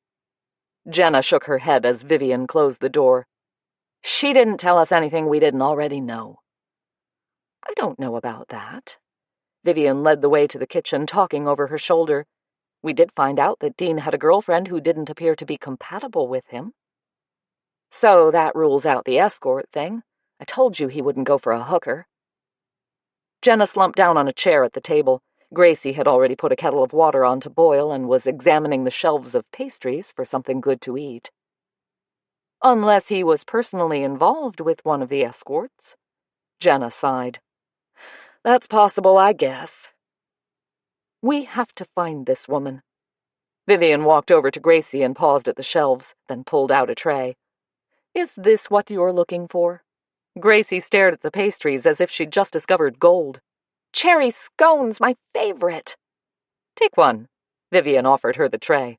Gracie needed no second invitation. She grabbed one of the sugary scones off the tray and stuffed it in her mouth. Oh, God, she moaned as she chewed. I think I'm going to have an orgasm. Jenna snorted in feigned disgust, while Vivian laughed. She held the tray out to her, asking, Would you like one? Jenna stared at them for a moment, then snaked out a hand to take one. It's a miracle I don't put on a ton of weight working here. You work way too hard for that. Hearing the kettle's whistle begin to shriek, Vivian pushed the tray back onto the shelf and grabbed a teapot from the cabinet. Do you think Natalie will be able to, track that woman down? Gracie asked as she reached with one hand to the cabinet for cups and saucers. Her other hand still held the remains of her scone, which traveled to her mouth every few seconds. I don't know. Vivian warmed the pot, then filled it with boiling water. But I do think I will call Florrie Hayes. If Dean was involved with an escort, she might know her. She waited until the teacups were full and they were all seated at the table before picking up her phone. After copying the number on the note to the dial pad, she held the phone to her ear. The voice that answered her sounded pleasant and cultured, not in the least what she'd been expecting, though she wasn't sure quite what she'd been expecting. Two pairs of eyes stared at her from across the table as she replied, Miss Hayes? I apologize for this intrusion. My name is Vivian Wainwright, and I'm a friend of Jenna Ramsey. There was a slight pause at the end of the line before the voice answered, How can I help you? Vivian tried frantically to organize her words. Well, I'm sure you've heard what happened to Dean Ramsey. I'm his ex-wife's counselor, and I was hoping you might help us learn more about the case. Again, the pause, then the voice, more wary now. I'm sorry, Mrs. Wainwright, but I can't discuss anything over the phone. Then can we perhaps meet somewhere? I own the Willow Pattern Tea Room on Main Street, or we can meet you somewhere else. The pause was much longer this time. Vivian tried again. It's vitally important, Miss Hayes. Jenna Ramsey is being wrongly accused of murder. We need to find out the truth of what really happened, or the wrong person could go to jail. Finally, Florrie spoke. The brewery, 9:30 tonight. She hung up before Vivian could answer. What'd she say? Gracie leaned forward, her face alight with eagerness. She said to meet her at the brewery tonight. Vivian shook her head. She's obviously uncomfortable talking to me on the phone. Maybe it's because she knows something she shouldn't, Jenna said, her voice rising in hope. Maybe. Anyway, she'll be at the brewery at 9:30. I'll pick you up at 9. Jenna frowned. How will we recognize her? I think she'll recognize you. Vivian reached for her teacup. Well, I guess you'll find out when you get there tonight, Gracie said, brushing scone crumbs from her fingers. I wish I could be there with you. Jenna stared at her. You're not coming? No, sorry, I have a meeting. You just had a meeting last night. I know. Gracie looked uncomfortable.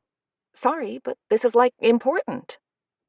Too important to tell us what it's about? Vivian hastily intervened. It's all right, Gracie, you don't have to tell us anything. Apparently realizing she'd stepped over the line, Jenna sighed. Sorry, Gracie, this mess has turned me into a shrew. I just hope that if you're in trouble or something, you'd let us know. We worry about you. Gracie's face puckered. Oh, that's sweet, Jenna. Don't worry, I'm not in any trouble. I wish I could tell you about it, but right now I can't. She turned to Vivian. You'll both know soon, I promise. Still feeling somewhat concerned, Vivian nodded. Okay. As long as you know that we're here if you need us. I know. Gracie's smile spread over her face. I'm so lucky. She looked back at Jenna. I just hope this Flory person can tell you something that'll help. Jenna raised her teacup. Amen to that. Vivian echoed the sentiment in her mind as she picked up her cup again. If they could find out who'd been with Dean his last night on Earth, they could give that information to Inspector Messina and let him take it from there. He wouldn't be too thrilled that she had been messing with his investigation. But if it led to the arrest of a murderer, he would forgive her. Hopefully. Before we get ready to open, she said, we need to go over the plans for the celebration. I've come up with a couple of ideas. I've ordered a case of English lavender potpourri sachets. I thought we could give one to all our women customers. Jenna nodded her approval. I like it. What about the men? Gracie demanded. Don't they get something? That's why I need your help. Vivian put down her cup.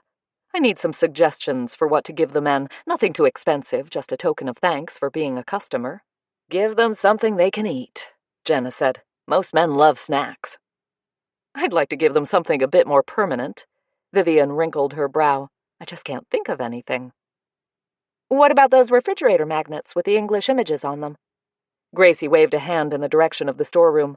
We just got a new shipment in yesterday. There are 24 in a pack and they only cost us $7. They have pictures of London buses on them, some of the Palace and the Beefeaters, the Thames London Bridge, and... Vivian leaned forward and grabbed Gracie's arm. Perfect. Thank you, Gracie. What would I do without you guys? Gracie grinned. Cool. Vivian leaned back with a sigh of contentment.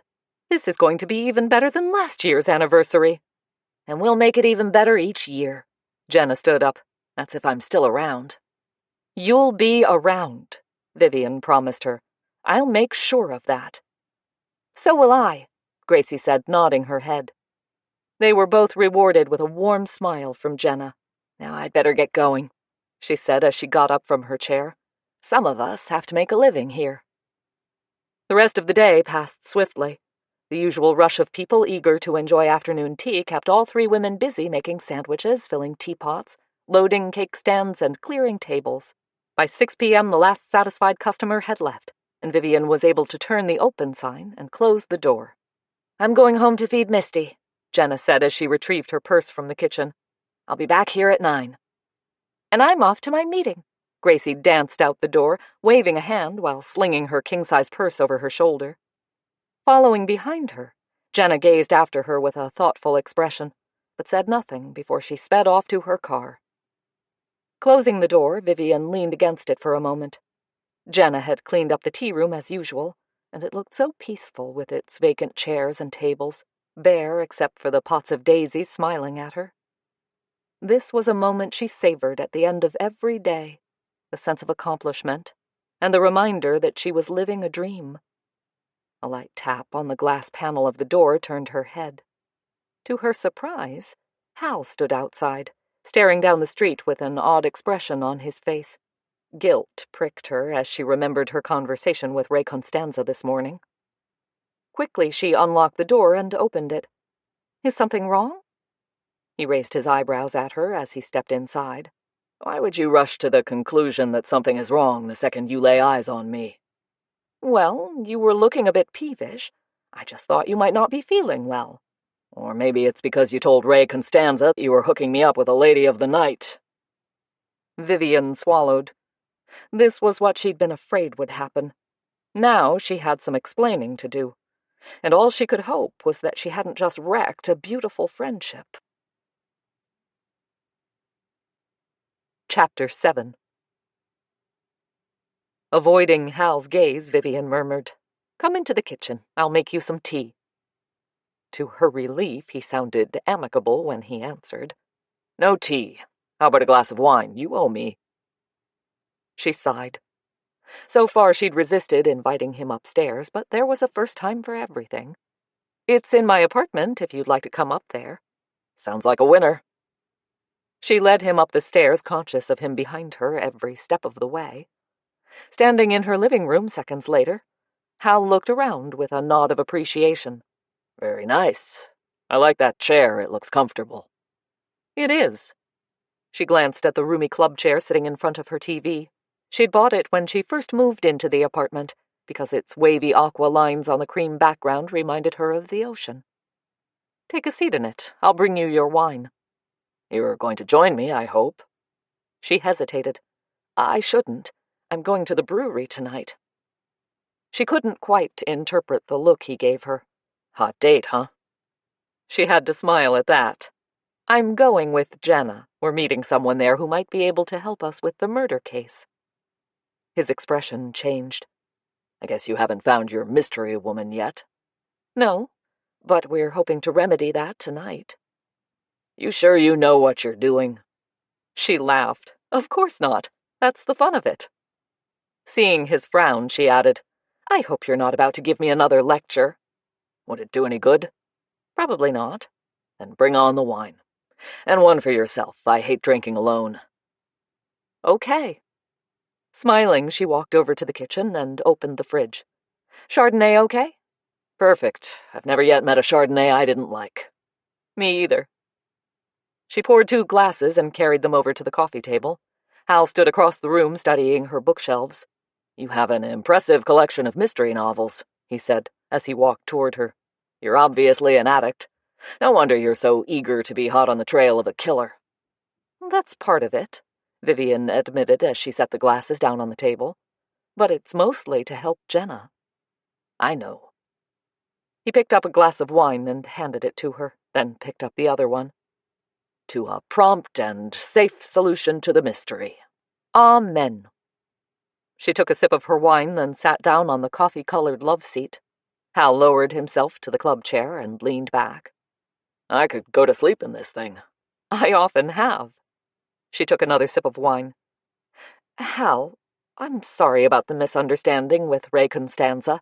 I had to come up with some excuse for wanting the number of the escort service, and because I mentioned your name, he jumped to the conclusion that I was going to give you a birthday surprise." "It would have been one heck of a surprise, I'll give you that." "I know. I'm sorry." To her relief, he chuckled. "Forget it. Ray's been trying to get me to use that service for months. Maybe this will shut him up." "I hope so." She glanced at the clock on the wall. She'd found it in one of the antique shops in town and had fallen in love with it. The numbers were painted on wood with an ocean background surrounded by ceramic seagulls and seashells. She could almost smell the sea air whenever she looked at it. "Have you eaten yet?" Hal looked at her over the rim of his glass. "Not yet." "I can fix something for you if you'd like." His smile lit up his face. "I'd like. Can I help?" "No, thanks. It won't take me more than a few minutes.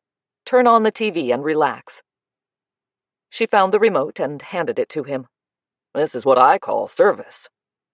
He leaned back with a sigh of contentment. "I could get used to this."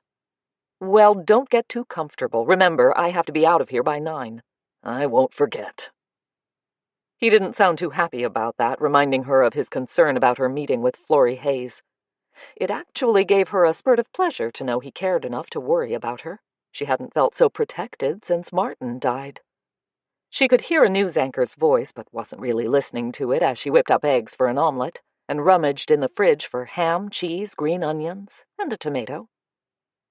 As she turned up the heat under the frying pan, however, she heard the anchor say, "There have been no new developments in the murder case involving local resident Dean Ramsey, whose body was found on the beach this past Saturday. The police won't comment on the investigation, and so far, the only suspect in the case has not been arrested." With a cry of dismay, Vivian rushed out to scowl at the TV. For heaven's sake, do they have to keep going on about it? The more they do that, the worse it will get for Jenna. She's already getting weird looks from the customers. Calm down. At least he didn't mention Jenna's name. But everyone knows who he's talking about. Hal turned off the TV and got to his feet. All this will blow over once the case is solved. And how long is that going to take? She glared at him as if it were his fault. Meanwhile, Jenna is being treated like a leper. He tilted his head to one side. Is it really that bad?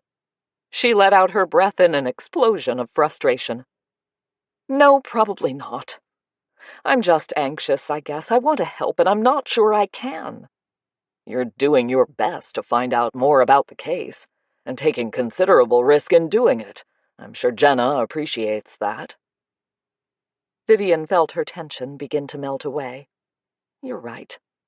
And I'm sorry for yelling at you. You weren't yelling at me, you were letting off steam. Does us all good sometimes.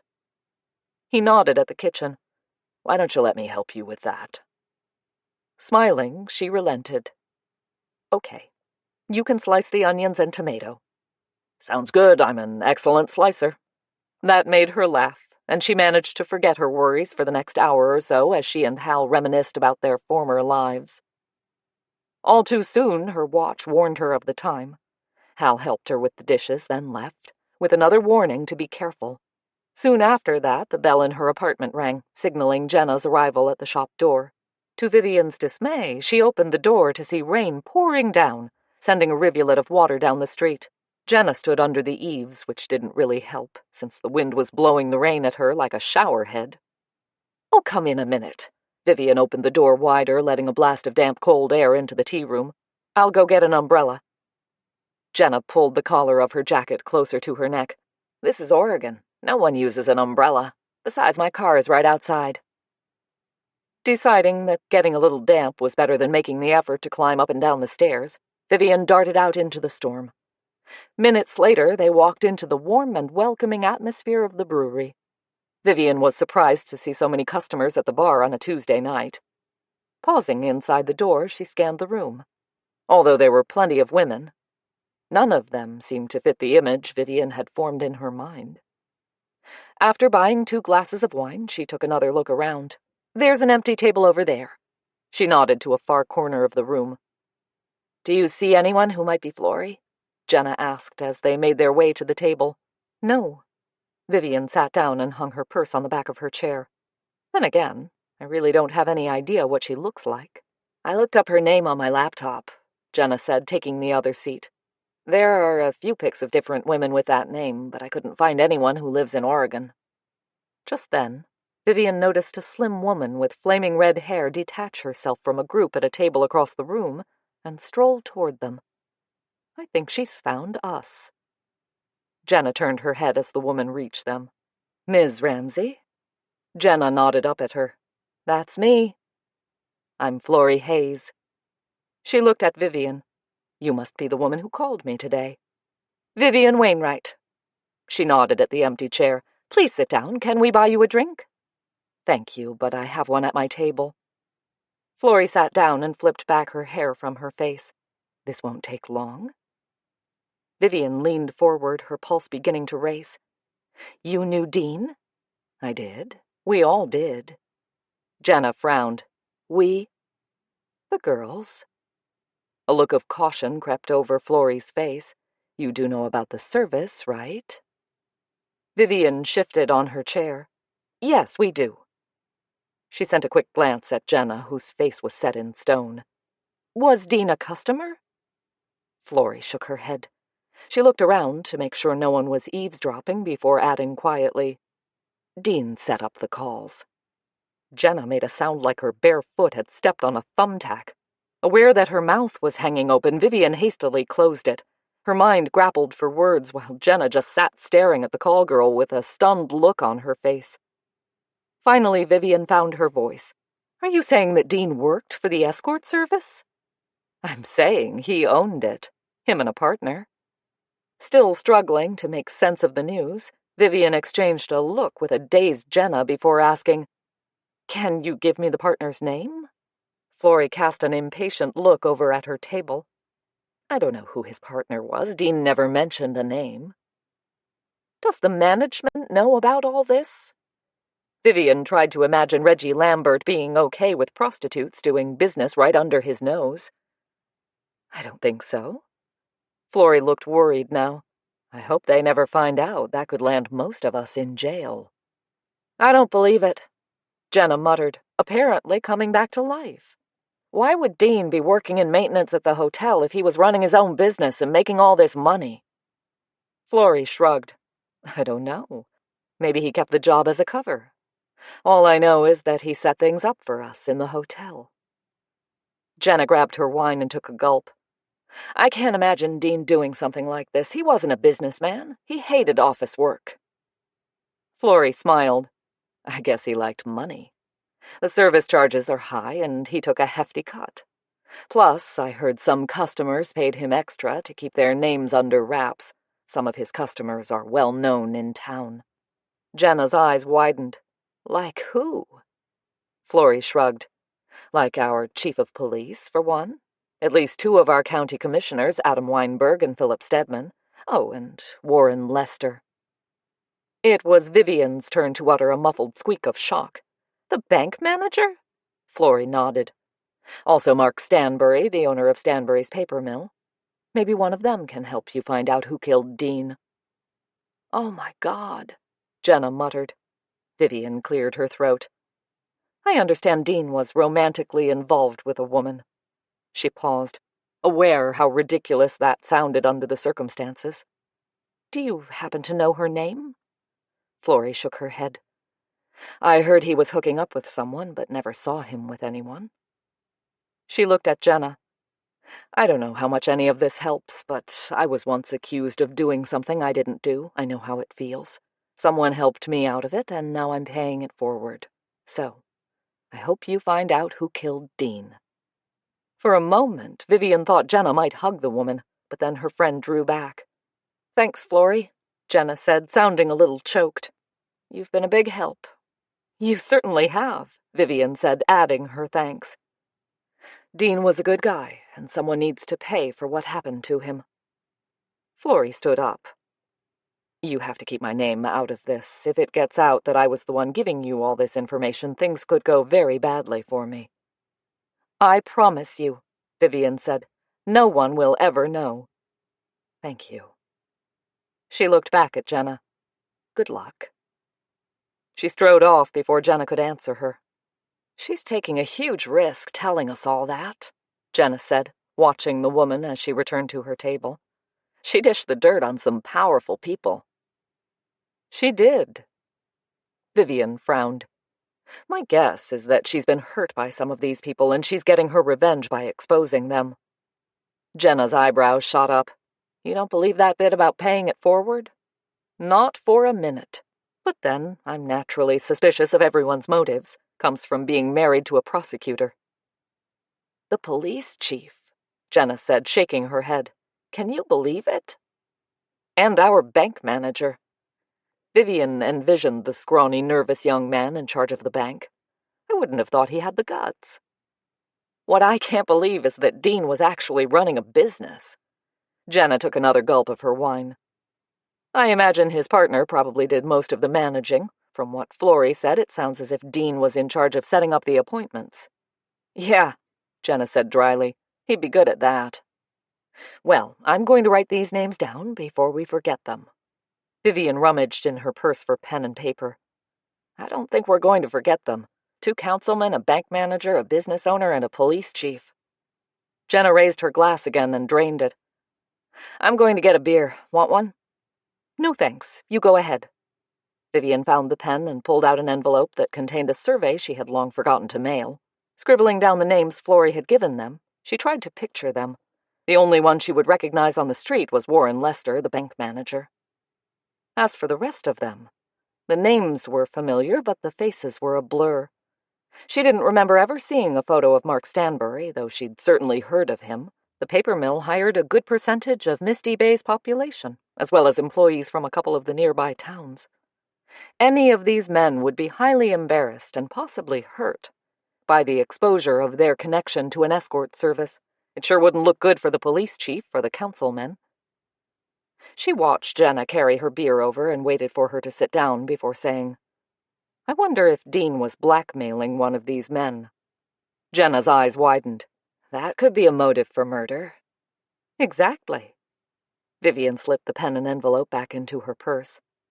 Let's meet early again tomorrow and discuss our next move. I think we've just found our next suspects to question. The following morning, Gracie arrived at the tea room brimming with excitement. Vivian had filled her in the night before on her conversation with Florrie Hayes, and Gracie was obviously raring to go on the next phase of their investigation. They had to wait half an hour for Jenna to arrive, by which time Gracie had devoured 2 scones and was sipping her second cup of tea. "You're late," she told Jenna as her friend flopped down at the kitchen table. "I'll make a fresh pot of tea." Vivian stood up and walked over to the stove to put the kettle on again. "Sorry," Jenna mumbled. "I'm just not used to getting up this early. It's 3 mornings in a row now. I'm losing my beauty sleep." "You wouldn't know it to look at you." Jenna stared in surprise at Gracie. "That's the nicest thing you've ever said to me." "Yeah, well, I'm in a good mood this morning. All this excitement, pumps me up." Jenna smiled. "That's a normal condition for you." "I'm glad you two are being so kind to each other," Vivian said as she pulled a cup and saucer from the cabinet, "because we need to have an intense discussion this morning." Jenna got up from her chair as the kettle shrieked. "Did Vivian tell you about last night?" Gracie nodded. "Yep, I just got home from my meeting when she called." "I told her everything that Florrie said." Vivian poured boiling water over the tea bags in the teapot. Jenna took a bottle of milk out of the fridge and tipped some into the empty cup. "Anyone else want another cup of tea?" "Not me," Gracie said, picking up her cup. "I'm on my second one now. I'll be peeing all day if I drink more." Vivian stirred the tea and replaced the lid on the teapot. "You'll have to swirl it around a bit before you pour. It needs to brew a bit more." "I know." Jenna glanced at Gracie. "So, what do you think about the news?" Gracie put down her cup. "It totally blows my mind. I just can't imagine our police chief making out in a hotel room with a call girl. I wonder if his wife knows about that." Jenna uttered a sound of disgust. "You can bet she doesn't, which is why he was willing to pay Dean to keep it quiet." "You think Dean was blackmailing the police chief?" Gracie's eyes had widened. "Wow, that was gutsy." "We don't actually know that Chief Chapman spent the night with an escort, or if he was being blackmailed." Vivian walked back to the table and sat down. Florrie only said that he was a customer. Jenna picked up the teapot and began swirling it in little circles. "She said some customers paid Dean to keep quiet. I'm betting that the chief was one of them." "Well, I can't imagine us getting close enough to him to find out. Something tells me it would be a little awkward asking the police chief if he was being blackmailed for being involved in illegal activity. However, we can question a couple of the other names Florrie gave us." "We don't know any of them except Warren Lester." Jenna poured her tea and brought the cup and saucer over to the table. "We didn't know Ray Constanza or Florrie Hayes either, but we got a lot of information from them." "True. But these men aren't going to talk to us. There's no way they're going to admit they had anything to do with the escort service, or if they paid Dean to keep it quiet. And if one of them did kill him, I don't think he's going to spill his guts." Jenna reached for one of the scones. "I've been thinking about that." Vivian sipped her tea before delivering her bombshell idea. "We have to have a way of opening a conversation with them. Except for Warren Lester, none of these men know who we are." "They'd know me. I'm all over the news." Jenna took a bite of her scone and munched as if she were trying to obliterate the problem with her teeth. "So far no one has posted a photo of you, as far as we know."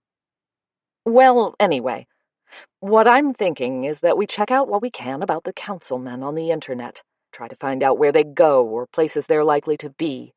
Then one of us approaches them and, you know, starts a conversation and mentions that you work for the escort service.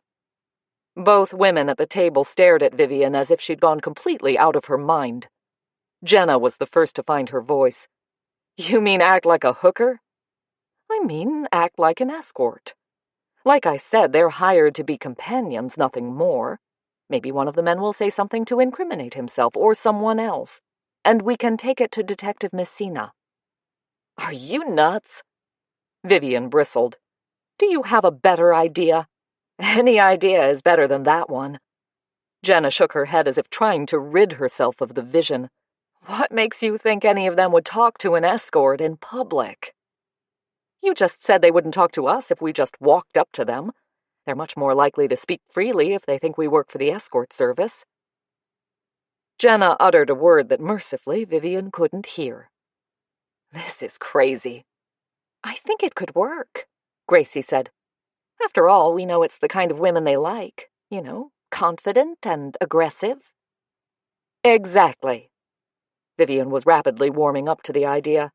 One of us gets dressed up, puts on lots of makeup, and acts, like Gracie said, confident and aggressive. Jenna's face was devoid of expression as she studied Vivian. And who did you have in mind to play this enviable role? Vivian's lips felt stiff when she smiled. I was hoping you would.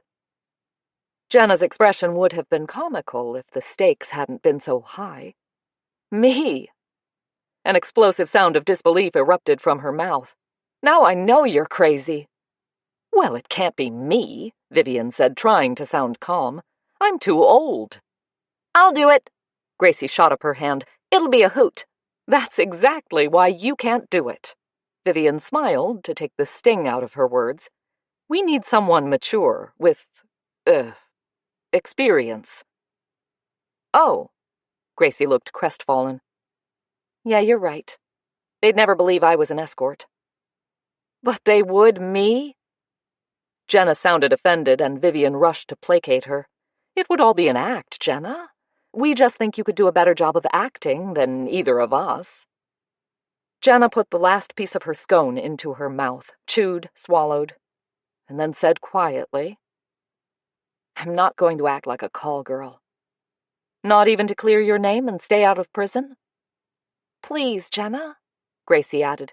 I know you can do it. You don't have to go overboard with it, Vivian assured her. After all, like you said, these women are sophisticated. Look at Florrie Hayes. She looked glamorous, yes, but respectable. You would never know what she did for a living just by talking to her. The silence in the kitchen seemed to go on forever before Jenna spoke again. What if they recognize me? How would they know you aren't working for the escort service? After all, Dean was your ex. It's feasible that you could be working for him.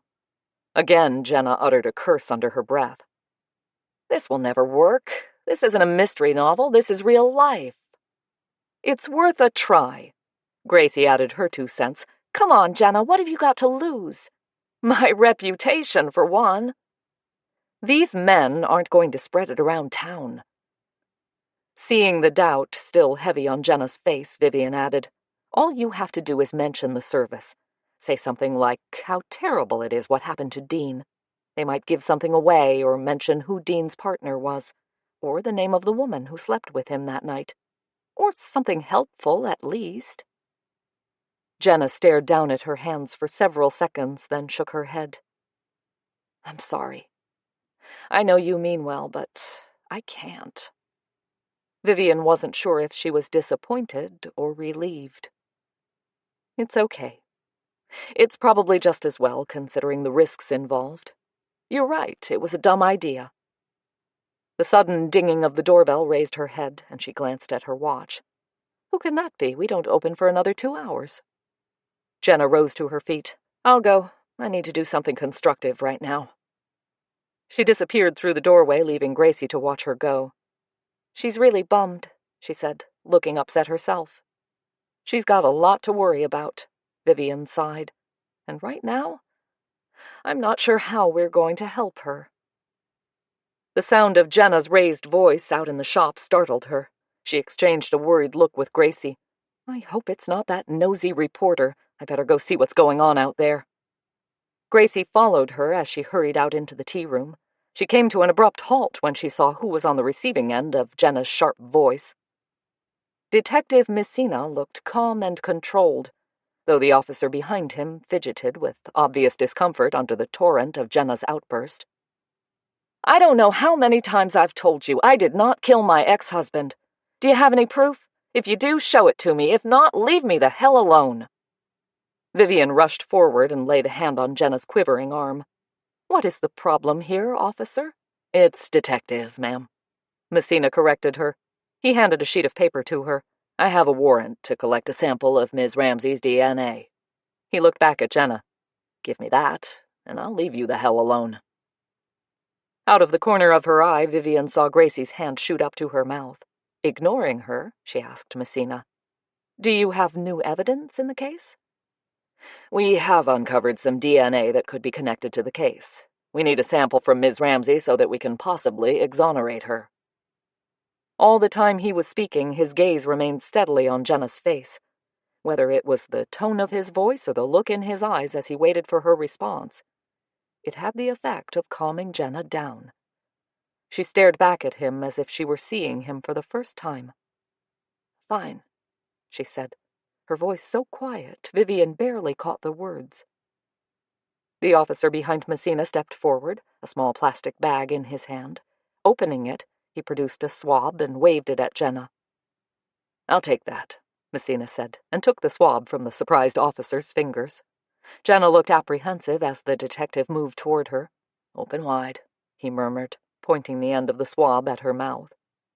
She slowly obeyed, her gaze fixed on his face. Messina gently swiped the inside of her cheek, then withdrew the swab. "Thank you," he said quietly. "Yeah, you're welcome." Jenna's voice was low and husky, with just a trace of sarcasm. Sensing that the dynamic between them had undergone a subtle change, Vivian watched them with growing interest. Messina seemed to be in a trance, his gaze still concentrated on Jenna's mouth as if he'd forgotten why he was there. The antagonism in Jenna's face had melted, leaving only a bemused expression that disclosed her confusion. Vivian could literally feel the tension in the air. She remembered Hal telling her that the detective was still mourning his late wife. It occurred to her that Jenna might help the poor man get past that and move on. Impatient with her romantic mind, she shook off the idea as the police officer stepped forward and took the swab from Messina's hand. He dropped it into the plastic bag and sealed it, then stepped back again. Messina seemed to come back to earth with a start. "You'll be hearing from my office shortly," he said, then nodded at Vivian before striding to the door, barking, "Let's go, Brady." "Yes, sir." The officer shot out into the street behind the detective and closed the door with a loud snap. Vivian looked at Jenna, who was staring at the door. "Well, that was interesting. He has the hots for her," Gracie said, her grin vanishing under Vivian's scathing glance. "What?" Jenna turned on her. "What are you, 12? The man is a self-righteous idiot who doesn't recognize the truth when it's shoved in his face." With that, she took off for the kitchen and disappeared inside. "Wow," Gracie said, shaking her head. "That was intense." "And the less said on the subject, the better," Vivian warned her. "Did you see the way he looked at her?" "Yes, I did." "And the way she looked back at him?" "Gracie," Vivian wagged a finger at her, "if you know what's good for you, you'll keep your mouth shut, okay? Jenna is in an intolerable position right now. She doesn't need us speculating on whatever that was between her and Detective Messina. He said he was trying to prove she didn't kill Dean. He may have just been saying that to get her to cooperate. These detectives can be devious when it comes to solving a case." Gracie's excitement faded. "Yeah, you're right. He was probably just stringing her along to get what he wanted." "Exactly." Vivian was pretty sure it was more than that, but she wasn't about to waste time obsessing over it now. Nor was she going to allow Gracie to turn the incident into something more meaningful. Knowing Jenna, she wouldn't want that kind of complication in her life. "Come on," she said. "My tea is getting cold." Gracie followed her into the kitchen where Jenna sat at the table, her chin propped up in her hands. She sat up straight when Vivian sat down opposite her. "I guess that's it then," she said, her eyes lighting with her smile. "My DNA will prove I'm innocent." Hating to wipe that look of relief from her friend's face, Vivian sighed. "Not necessarily. I'm sorry, Jenna, your DNA obviously won't prove you killed Dean, but it might not prove you didn't." "You mean I'm still a suspect? But Messina said it would exonerate me." "It depends on where they found the DNA they're matching it with, and how certain they are that it's related to the murder. Remember, he said it could be connected. He didn't say it was definite." Jenna's smile faded, and a fierce frown took its place as she thumped the table with her fist. "He played me," she said. "Okay, then. I'll do it." Vivian looked at her. "Do what?" "I'll act like an escort and talk to these guys. I'll prove I didn't kill my ex if it's the last thing I do. I'll show that patronizing stuffed shirt just how wrong he can be." "Well, I think he's hot," Gracie said, then shut her mouth when Vivian looked at her. "Are you sure you want to do this?" Vivian studied her face. "There's one thing we haven't discussed yet." "What's that?" "It could be dangerous. If one of these guys did kill Dean and we start asking questions, things could get dicey. We could just tell Messina what we know and let him take it from here. And that could scare everyone off. If they knew the police were investigating the service, no one would talk about it to anyone." "There's that, I guess. Though Messina won't be happy if he finds out we know something that could help him and we didn't tell him about it." Jenna looked defiant. "We haven't found out anything yet that connects someone to the murder.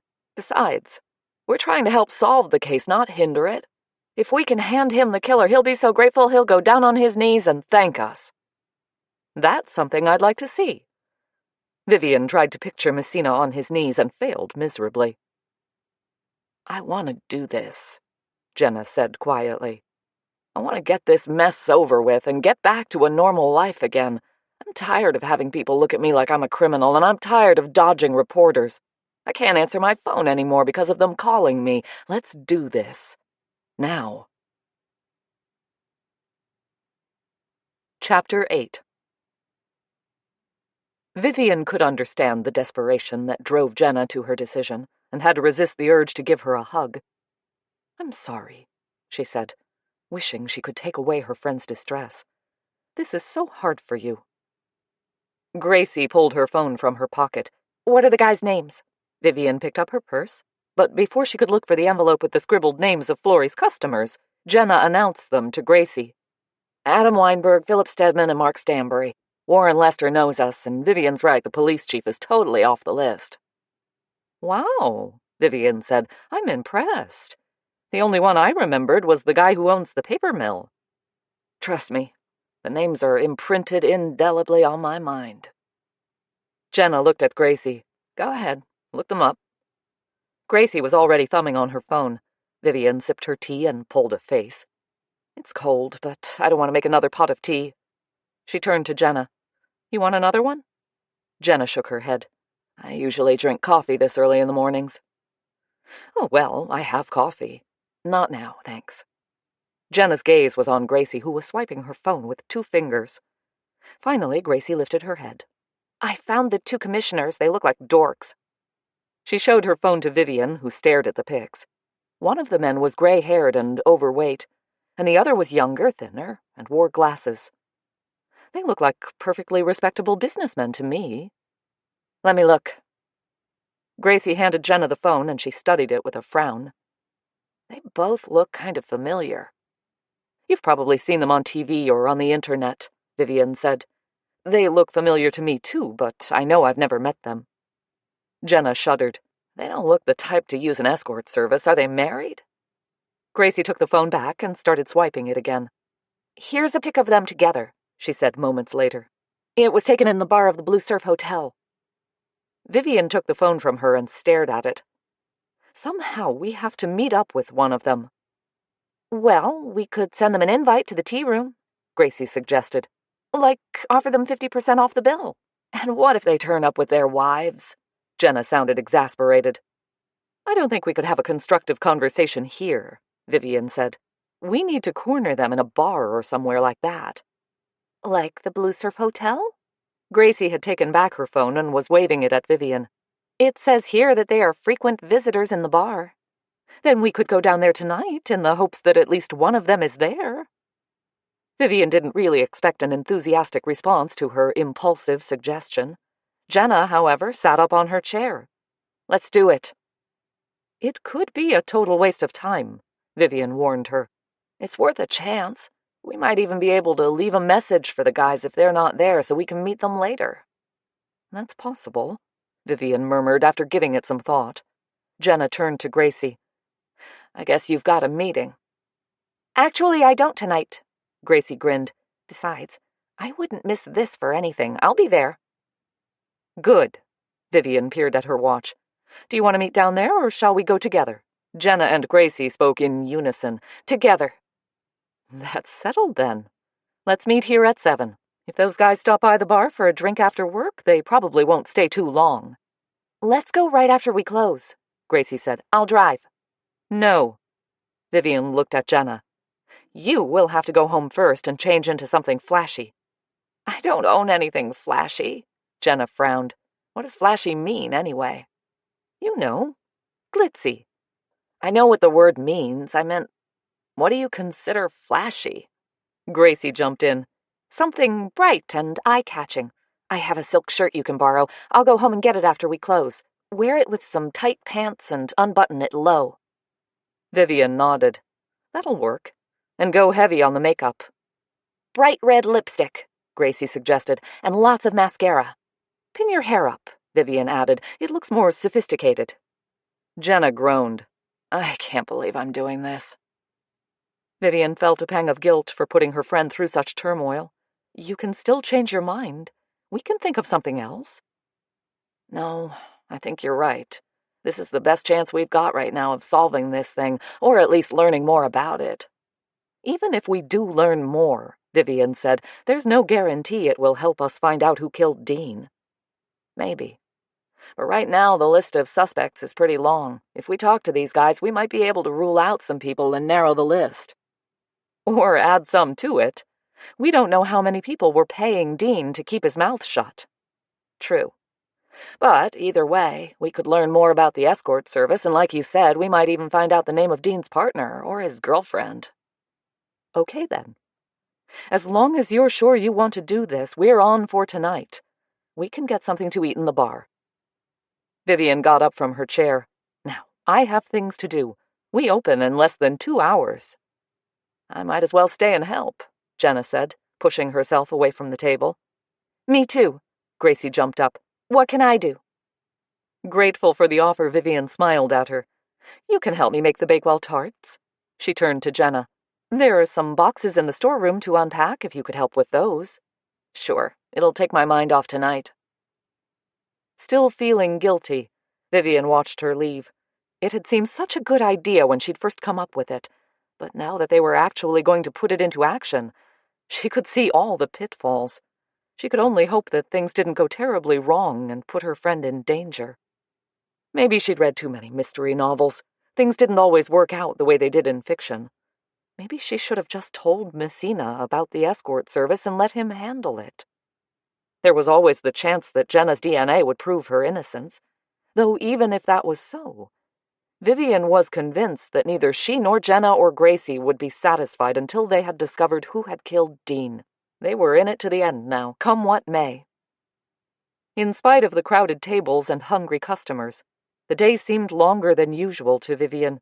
She found it hard to focus on the sandwich fillings. Her mind was too busy inventing opening comments for Jenna to use when she approached the men. It would be easier for her if she could meet with one of them alone. To have to confront 2 of them would be more intimidating.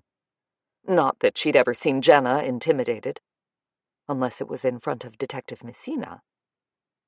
Hastily taking her mind off that, Vivian finished slicing the cucumber for the cheese and cucumber sandwiches. She was pulling the roast beef from the fridge to slice up when Gracie rushed into the kitchen, her cheeks warm with the exercise. One of our customers just spilled a full cup of tea on the tablecloth. Gracie rushed over to the counter and started pulling wads of paper towels from the holder. It's made a huge mess all across the table. Vivian slid the roast beef back into the fridge. Has it affected the food? I don't think so. Gracie tore back to the door. Just mop it up, Vivian called after her. Then get Jenna to help you take everything off the table. I'll bring a clean tablecloth. With a nod, Gracie charged into the tea room. Vivian grabbed a clean tablecloth from the closet and hurried after her. The elderly woman who had spilled the tea was red-faced, apologies spilling from her mouth as she helped move the dishes to the counter. By the time Vivian had soothed everyone at the table and replaced the tablecloth and all the dishes and food, peace had been restored in the room. The rest of the patrons had gone back to enjoying their afternoon tea, and Gracie was looking a lot more relaxed. Only Jenna still seemed on edge, and Vivian guessed her friend was getting uptight about the evening's adventure. She was feeling tense herself, still wondering if her idea that had seemed so logical when she'd first thought of it would end up being a total failure, or worse, lead them into trouble. Then again, what trouble could they be in for talking to someone? Jenna was simply going to have a conversation with two people who might be able to help them find a killer. And if one of them turned out to be the killer? She wasn't going to overthink things, Vivian told herself sternly. This wasn't Chicago, or even Portland. This was Misty Bay, a quiet, sleepy town where anything more disastrous than a winter storm rarely happened. Until 3 days ago, when Dean's body had been found on the beach and Jenna was accused of his murder. Jenna arrived back at the tea room shortly before 7 that evening. She looked different, with dark green eyeshadow and her hair pinned up, and Vivian tried to forget her doubts as she greeted her friend. "You look great," she said, hoping to erase the tension in Jenna's face. "You won't have any trouble getting those men to talk." "You could use more blush and thicken those eyelashes," Gracie said, handing her the silk shirt. "I brought my makeup back with me. I'll do it for you." "If I put any more crap on my lashes, I won't be able to see through them." Jenna took the shirt from Gracie and shook it out. The black and white diamond pattern was eye-catching, yet sophisticated. Not at all Gracie's style. Catching Vivian's surprised look, Gracie shrugged. "It belonged to my mom," she said. "I've never worn it." "It's beautiful," Jenna said, fingering the crystal buttons. "I've never worn anything like this either." "It will go great with those black pants." Gracie jerked her head toward the back door. "Let's go to the bathroom and I'll fix your makeup." Jenna followed her out the door, leaving Vivian to pace the floor until they returned a few minutes later. She hardly recognized her friend when she walked into the kitchen. Jenna had been transformed. With the extra makeup, the slim pants, the high heels, and jazzy shirt, she looked every bit as beautiful and glamorous as any movie star. "Well?" Gracie demanded, waving a hand at Jenna. "How does she look?" "Fabulous." Vivian studied her friend. "You'll be turning heads in there tonight."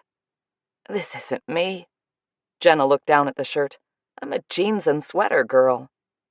"That's the whole point," Vivian told her. "You're playing a part, remember?" "I'm not likely to forget." She looked at her watch. "Let's go and get this over with. I'm driving. I need to focus on something else for a while." Jenna led them out the door and over to her car parked at the curb. "Do you know what you're going to say to these guys?" Gracie asked as she climbed into the back seat. Jenna tucked a stray hair back in place and reached for the ignition. "I'm going to say I'm a friend of Florrie Hayes. I'm planning a party for her birthday, and I want to invite them." Gracie groaned. "That's gruesome. You need something like, 'Hi, handsome, you look lonely tonight, want some company?'" Jenna raised her eyebrows. "That's a bit direct." "You're an escort," Gracie said. "They are direct." Gracie's right. Vivian seized the seatbelt and clasped it around her. "You need to put it out there. That's what they expect, and it's what they respond to, so you might as well give it to them." Jenna sighed. "Okay, then. I guess it's no worse than you telling Ray Constanza you wanted to hire a call girl for a birthday present." Gracie hooted with laughter. "That was so cool, especially when he thought it was for Hal." Vivian winced. "Yeah, well, Hal wasn't so amused." "Oh, rats." Jenna sounded upset as she pulled out of the parking space. "He told Hal what you said?" "He did. Hal took it really well, though." Vivian smiled. "He's a good man." He is, Gracie agreed. You should go out with him. Vivian dismissed the suggestion with a laugh. I'm much too busy with the tea room to get involved with a man. She leaned forward and pointed at the window of the sophisticated grape as they approached. Look, Natalie has changed her window display. Jenna slowed to take a look, murmuring, She needs to stock some cheaper wine. The last bottle I bought from her just about broke me. Thankful for the change of subject, Vivian sat back and tried to relax. By the time they arrived at the Blue Surf parking lot, however, her anxiety was at a fever pitch. The more she thought about her crazy idea, the more outrageous it seemed. What was she doing? Putting Jenna in a position that could not only discredit her in town, but actually put her in danger. If she'd thought she could play the part herself, she would have jumped at it. Putting herself in a questionable position was a lot easier than putting a friend in one. As Jenna cut the engine, Vivian turned to her. Maybe we should just go home. This isn't one of my best ideas. Gracie muffled an exclamation of dismay while Jenna shook her head. No way. We've come this far. We're going for it. What can happen to her in a crowded bar with both of us there with her? Gracie demanded. Vivian looked at her. We won't be with her when she's talking to those men. She's not, going anywhere with them. Gracie shot an alarmed look at Jenna. You're not, are you? Jenna smiled. Don't worry. I'll be fine. It won't be the first time I've dealt with a sleaze. She opened the car door and thrust out a leg. Let's go. Gracie jumped out while Vivian followed more slowly. The sun hovered just above the horizon, its rays sending golden streaks across the darkening sky. In the distance, the towering pinnacles of rock looked like black sentinels guarding a calm ocean. A handful of people wandered along the shoreline, stalked by the ever-hungry seagulls swooping overhead. It was a scene that so often had calmed Vivian's soul. She began to feel better as she marched toward the door of the hotel. Jenna would be fine. The men would be dazzled by her and tell her everything they needed to know. Having convinced herself of that, she sailed into the bar and scanned the room, hoping to spot one or both of the councilmen. Do you see them? Gracie asked as they sat down at a table close to a window overlooking the ocean. Her anticipation deflating, Vivian shook her head. Not yet. Maybe they'll come in later. Jenna stared at the bar, her forehead creased in a frown. Isn't that Warren Lester over there? Vivian followed her gaze to where a man sat slumped over the counter. It's hard to tell from his back, but it could be. I'm not surprised he uses an escort service, Gracie murmured. He's not exactly dating material. I thought he was married, Jenna said. He is, but that doesn't seem to make a difference from what we've learned so far. Vivian picked up the menu and flicked a glance over it. Which isn't much. We don't even know the name of the service. We should have asked Florrie. She probably wouldn't have told you, Gracie said. She told us the names of her clients, Jenna reminded her. She squinted at the bar. I'm sure that's Warren. You can't mistake that ratty brown hair. He needs to find a decent barber. Well, Vivian said, he's on our suspect list. I'm going to go over there. After all, he knew Dean. I'll invite him to the table so we can all talk to him. She got up from her chair, adding, I'll order dinner if you tell me what you want. I'll have the burger and a glass of Chardonnay. Jenna looked at Gracie. What are you having? Gracie quickly checked out the menu. The Cobb salad and a beer. With a brief nod, Vivian took off for the bar. She could feel two pairs of riveted eyes burning into her back as she sauntered over to the man drooped over the counter. Scrambling onto the bar stool next to him, she jogged his elbow. Warren, how nice to see you. It's been a while. She wasn't sure if it was the shove she'd given him or the shock of seeing her there that made him spill his beer. He stared at her for a moment, then stammered, Mrs. Wainwright, I didn't recognize you at first. It must be at least a year since you were in the bank. Has it been that long? Vivian laughed. How time flies. Gracie does all my banking now, so I don't go in there anymore. How are you, then? How's the bank business? He opened his mouth to answer, but she held up her hand. Wait. Gracie and Jenna are over there. Why don't you come over and join us? We're just going to have a quick bite to eat. A flush was slowly spreading over Warren's cheeks. Oh, I couldn't. I should be getting home. Vivian sent a pointed look at his full glass. You've barely started your beer. Bring it over to the table and finish it there. She realized she sounded like a boss giving orders, but to her relief, it worked. Obviously reluctant, Warren slid off his stool and picked up his beer. Leading him over to the table, Vivian half expected him to make a run for it, especially as they drew closer since both Jenna and Gracie were gawking at them like hungry dogs waiting to be fed. As she reached the table, Vivian turned to the man behind her and waved a hand at the empty chair. "Take a seat." Warren looked at his watch. "I really can't stay long. I should be going." "Sit down, Warren," Jenna said, fluttering her eyelashes at him. "We won't bite." He stared at her as if he hadn't seen her before as he lowered himself onto the chair. "You look different," he said, sliding his gaze across her face as if afraid to linger there. "I'm trying out a new style." Jenna sent him a dazzling smile, then lowered her voice to a husky drawl. "It's real nice to see you, Warren." He gulped. "Nice to see you too, Jenna." She leaned toward him, her gaze devouring him. "I guess you heard what happened to Dean." Warren shot a nervous look at Vivian. "Yes, I did. Terrible, hard to believe."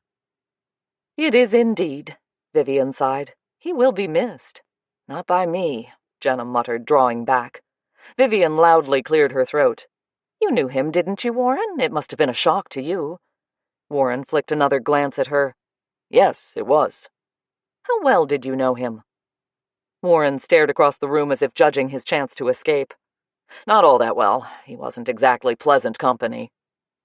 Vivian nodded. "I know what you mean. Dean could be abrasive at times." She looked up as the server approached, carrying a tray. "Ah, here's our food. Can we order something for you?" Warren shook his head and started to rise.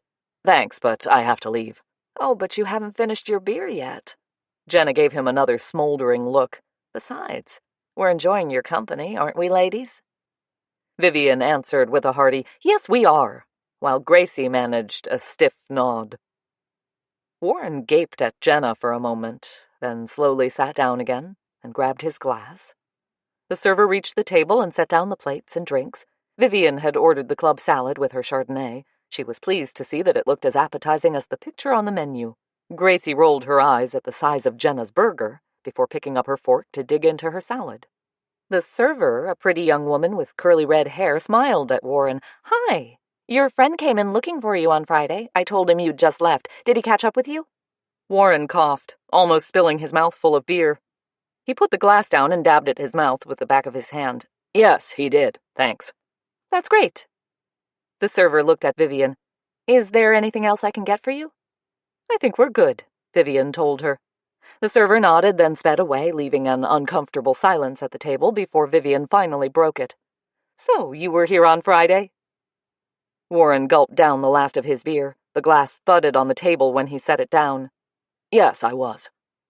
"That was right before Dean was killed. I don't suppose you saw him with anyone that evening?" "I didn't see the man at all. Like I said, he wasn't any friend of mine. Now I have to go." He shot up, mumbled something else Vivian didn't catch, and took off like he was desperate to get to a bathroom.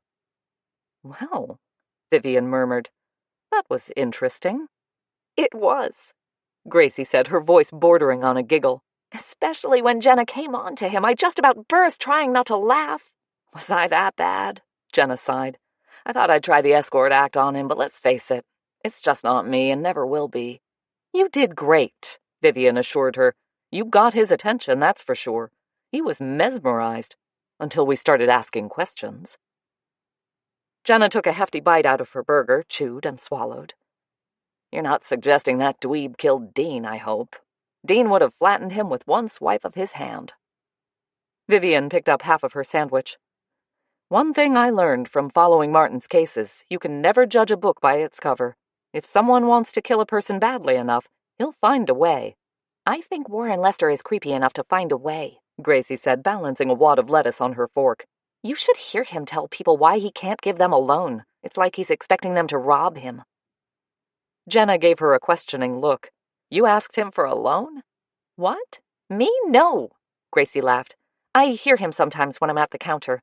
He's got one of those voices that you can hear from across a room." "Well, I think he's on our suspect list," Vivian said.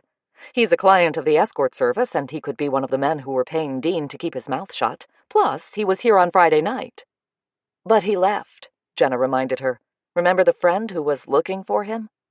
And Dean wasn't killed until the next morning, Gracie added. I know, but he was definitely nervous about something.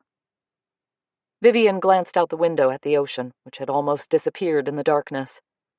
It could just be that he was worried we'd find out about his membership in the escort service, or it could be something else, something more sinister. Now you sound like one of your mystery novels. Jenna picked up her wine. It doesn't look as if the councilmen are going to put in an appearance tonight, so I say let's forget the case for now and enjoy the evening. I'm sorry we got you all dolled up for nothing. Vivian looked around the room. Is there anyone here you might be interested in? It's a shame to waste all that glamour on Warren Lester. Jenna grunted. I'm done with men, remember? Once bitten, twice shy. Vivian gave her a stern look. Don't talk like that. You're still a young, attractive woman. You deserve a good man. Yeah, well, if such a thing does exist, I'm not likely to find it in Misty Bay. Even if I wanted to, which I don't. Jenna took a bite of her burger, ignoring the piece of onion that fell into her lap. Well, I think it's a bummer. Gracie attacked her salad with a vicious fork. I was looking forward to you seducing those men. Jenna choked on her mouthful of food. Let's get one thing straight. No one is doing any seducing, especially me. I don't mind talking to these guys, but I absolutely draw the line at anything more than that. And we're not expecting you to do more than that. Vivian sent Gracie a warning frown. Anyway, you're right. As long as we're here, we might as well enjoy the outing. She picked up her wine glass. To the 3 musketeers. More like the 3 rookies, Jenna said, raising her glass. Here's to us. Gracie held up her beer. To us. And may we come out of this unscathed, Vivian prayed as she sipped her wine. Chapter 9. The rest of the evening passed swiftly as the conversation turned eventually into an animated discussion about the pros and cons of living at the beach as opposed to in the city. They were so engrossed in the argument that Vivian barely noticed the server bringing the bill to the table. She flipped her credit card onto the plate and waved away offers from the other 2 to pay their share. It's my treat, she assured them. A little bonus for working so hard for me. Their grateful thanks warmed her heart as she checked her watch. Shocked to see how much time had gone by, she pushed back her chair. Much as I hate to end this enjoyable get-together, I have to leave. I need to throw some lemon-curd tarts together for tomorrow. Jenna shook her head. I don't know how you do it, she said as she gathered up her coat and purse. You must work half the night. Vivian laughed. Not really. I love to bake, and it keeps me busy. After Martin died, the evenings were the worst time to get through. I needed something to keep me occupied, to keep my mind off everything I'd lost. That's when I unearthed my mother's box of recipes and started baking. She sighed. A lot of my neighbors put on weight that first year, including me. You've lost quite a bit of it since I've been working for you, Gracie said, rising from her chair. I'm using up more energy now that I have the tea room. Vivian unhooked her purse from the back of her chair. It's a lot of work, and I love every second of it. Gracie grinned. So do I. It's the most fun I've ever had working. Me too. Jenna looked serious for a moment. You saved my life, giving me this job. I hate to think where I'd be right now if it wasn't for you and the willow pattern. You'd be working just as hard somewhere else, Vivian told her. I just gave you the opportunity. You were the one who made it work for you. She cleared her throat. Now, let's get out of here before we all get tempted to have a group hug or something. That made both Gracie and Jenna laugh as they followed her out to the lobby.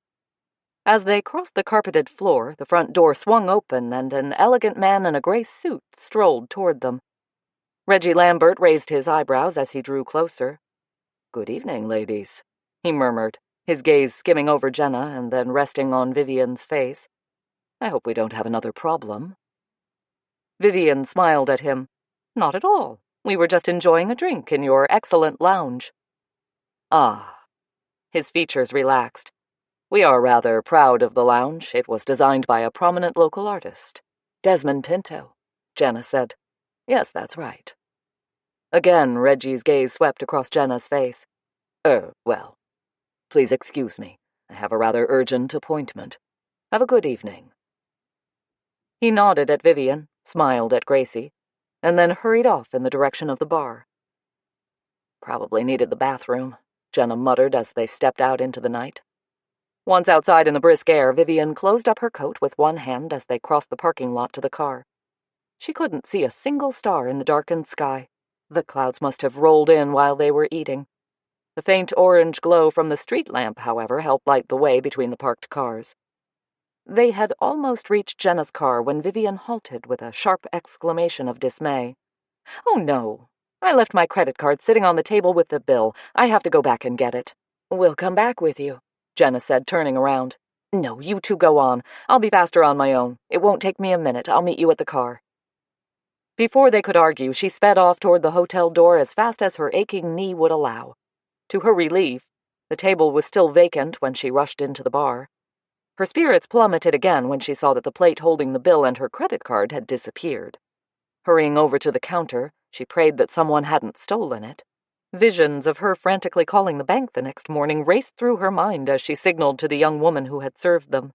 The redhead gave her a brief nod and continued serving a cocktail to a thick-set man with wavy gray hair, who was chatting so loudly that Vivian was sure the entire bar could hear what he said. She barely gave him a glance as she waited with growing impatience for the server to approach her. Finally, the woman hurried over to her. "You forgot your credit card," she said. "I'll get it for you. I'm afraid I have to ask for some identification before I can give it to you." Relief made Vivian smile. "That's fine. I'm just glad it wasn't stolen." She pulled her wallet out of her purse and drew out her driver's license. Remembering that she hadn't added a tip, she slipped a $10 bill out from her wallet while she waited for the server to bring back her card. The redhead returned, holding the card. "Your ID?" Vivian handed over her license. "I'm Vivian Wainwright. I own the Willow Pattern Tea Room on Main Street." The young woman's eyes lit up. "Oh, really? My mom goes there all the time. She says you make the best pastries she's ever tasted." "That's very sweet of her." Vivian felt a warm glow of satisfaction. "Please tell her I appreciate her business. What's her name? I know most of my regulars." "It's Lily Colby." Vivian nodded. "Oh, I know her. I will mention you next time I see her. What's your name?" "Katie. She broke off as a harsh male voice from farther down the bar demanded, "Hey, gorgeous, can I get a drink down here?" Katie rolled her eyes and handed over the license and card, then accepted the $10 bill Vivian offered her with a smile of thanks. Shaking her head, Vivian headed out of the hotel. It was a good thing she didn't work behind a bar, she told herself. She'd be yelling at jerks all night long and would probably drive away customers and end up getting fired. Thank heavens for the peaceful dignity of the tea room. Stepping out into the night, she shivered in the chill from the damp fog that had begun to creep in from the ocean. It was already curling around the street lamp and dimming the light. She could barely see past the rows of cars filling the parking lot. Just as she reached the first row, she thought she heard the sound of footsteps behind her. She glanced over her shoulder, peering into the murky shadows. She could see no signs of movement anywhere. Just in case, she quickened her step. And again she heard the footsteps crunching on the concrete. She quickly turned her head, and for a moment thought she saw movement to her left. Another sharp glance revealed nothing. But something told her she wasn't alone in that dark, misty parking lot. Jenna's car was in the last row of vehicles, and with her nerves screaming at her to hurry, Vivian sped as fast as she could to where she had left her friends. In her panic, she forgot where Jenna had parked and frantically rushed down the row, glancing into windows as she passed each car. Jenna must have seen her coming, as the lights of a car ahead of her suddenly switched on, bathing the area with welcome light. Weak with relief, Vivian rushed up to the car and pulled the passenger door open. She practically fell into the seat and pulled her legs in, then slammed the door shut and locked it. "Let's go," she said, with the little breath she had left. Jenna switched on the ignition. "What happened? Are you okay?" "Just get out of here," Vivian urged, struggling to fasten her seatbelt. "I think someone's following me." "Where? Who is it?" Gracie sounded excited, and Vivian turned to look at her. "I don't know. I couldn't see who it was." Gracie stretched her neck to peer out the window. "I can't see anyone." "Neither could I, but I know he was there. I could hear him walking behind me." Jenna carefully backed out of the parking space, then pulled forward to drive slowly between the rows of cars. "Are you sure?" It's creepy out there with all this mist. It's easy to imagine things. The fog can distort sounds. Whoever it was probably wasn't anywhere near you. I know what I heard, and I know what I felt. Vivian sat back, beginning to wonder if Jenna was right. Getting mixed up in a murder case could make someone oversensitive to the most innocuous situations. Okay, we'll take a look. Instead of driving out to the street, Jenna turned the car and began to coast up and down the long rows of vehicles. When they reached the final row without seeing anyone, Vivian started to relax. "I'm sorry," she said. "I guess I let my nerves get the better of me. Let's go home." "Did you get your card?" Gracie asked, as Jenna pulled out into the street. "I did." Vivian patted her purse. "And I found out that our server in there is Mrs. Colby's daughter, Katie." "Mrs. Colby?" Jenna sounded surprised. "The blonde woman who comes in every Wednesday with a bunch of her cronies?" "That's her," Vivian smiled. "She said I make the best pastries she ever tasted." "I know her," Gracie said. "She loves your Eccles cakes. I don't know how she stays so thin when she's stuffing herself with those." "She doesn't look old enough to have a daughter working at a bar," Jenna said. "They have to be over 21 for that job." I promised her I'd mention that we met her when her mom comes in again. "Maybe she'll bring Katie with her," Gracie said. "She seems like a fun person." "She has to have a lot of self-control to work at a bar." Vivian fished in her purse for a tissue to blow her nose. "She must have to deal with a lot of jerks in that job. It makes me really appreciate our clientele." "Yeah, like a church where everyone behaves." Jenna flicked a glance at Gracie in the rearview mirror. "You sound disappointed." "I just think it would be nice if we had a hunk come in now and then." Gracie paused, then added with a hint of mischief. "Like Detective Messina, for instance."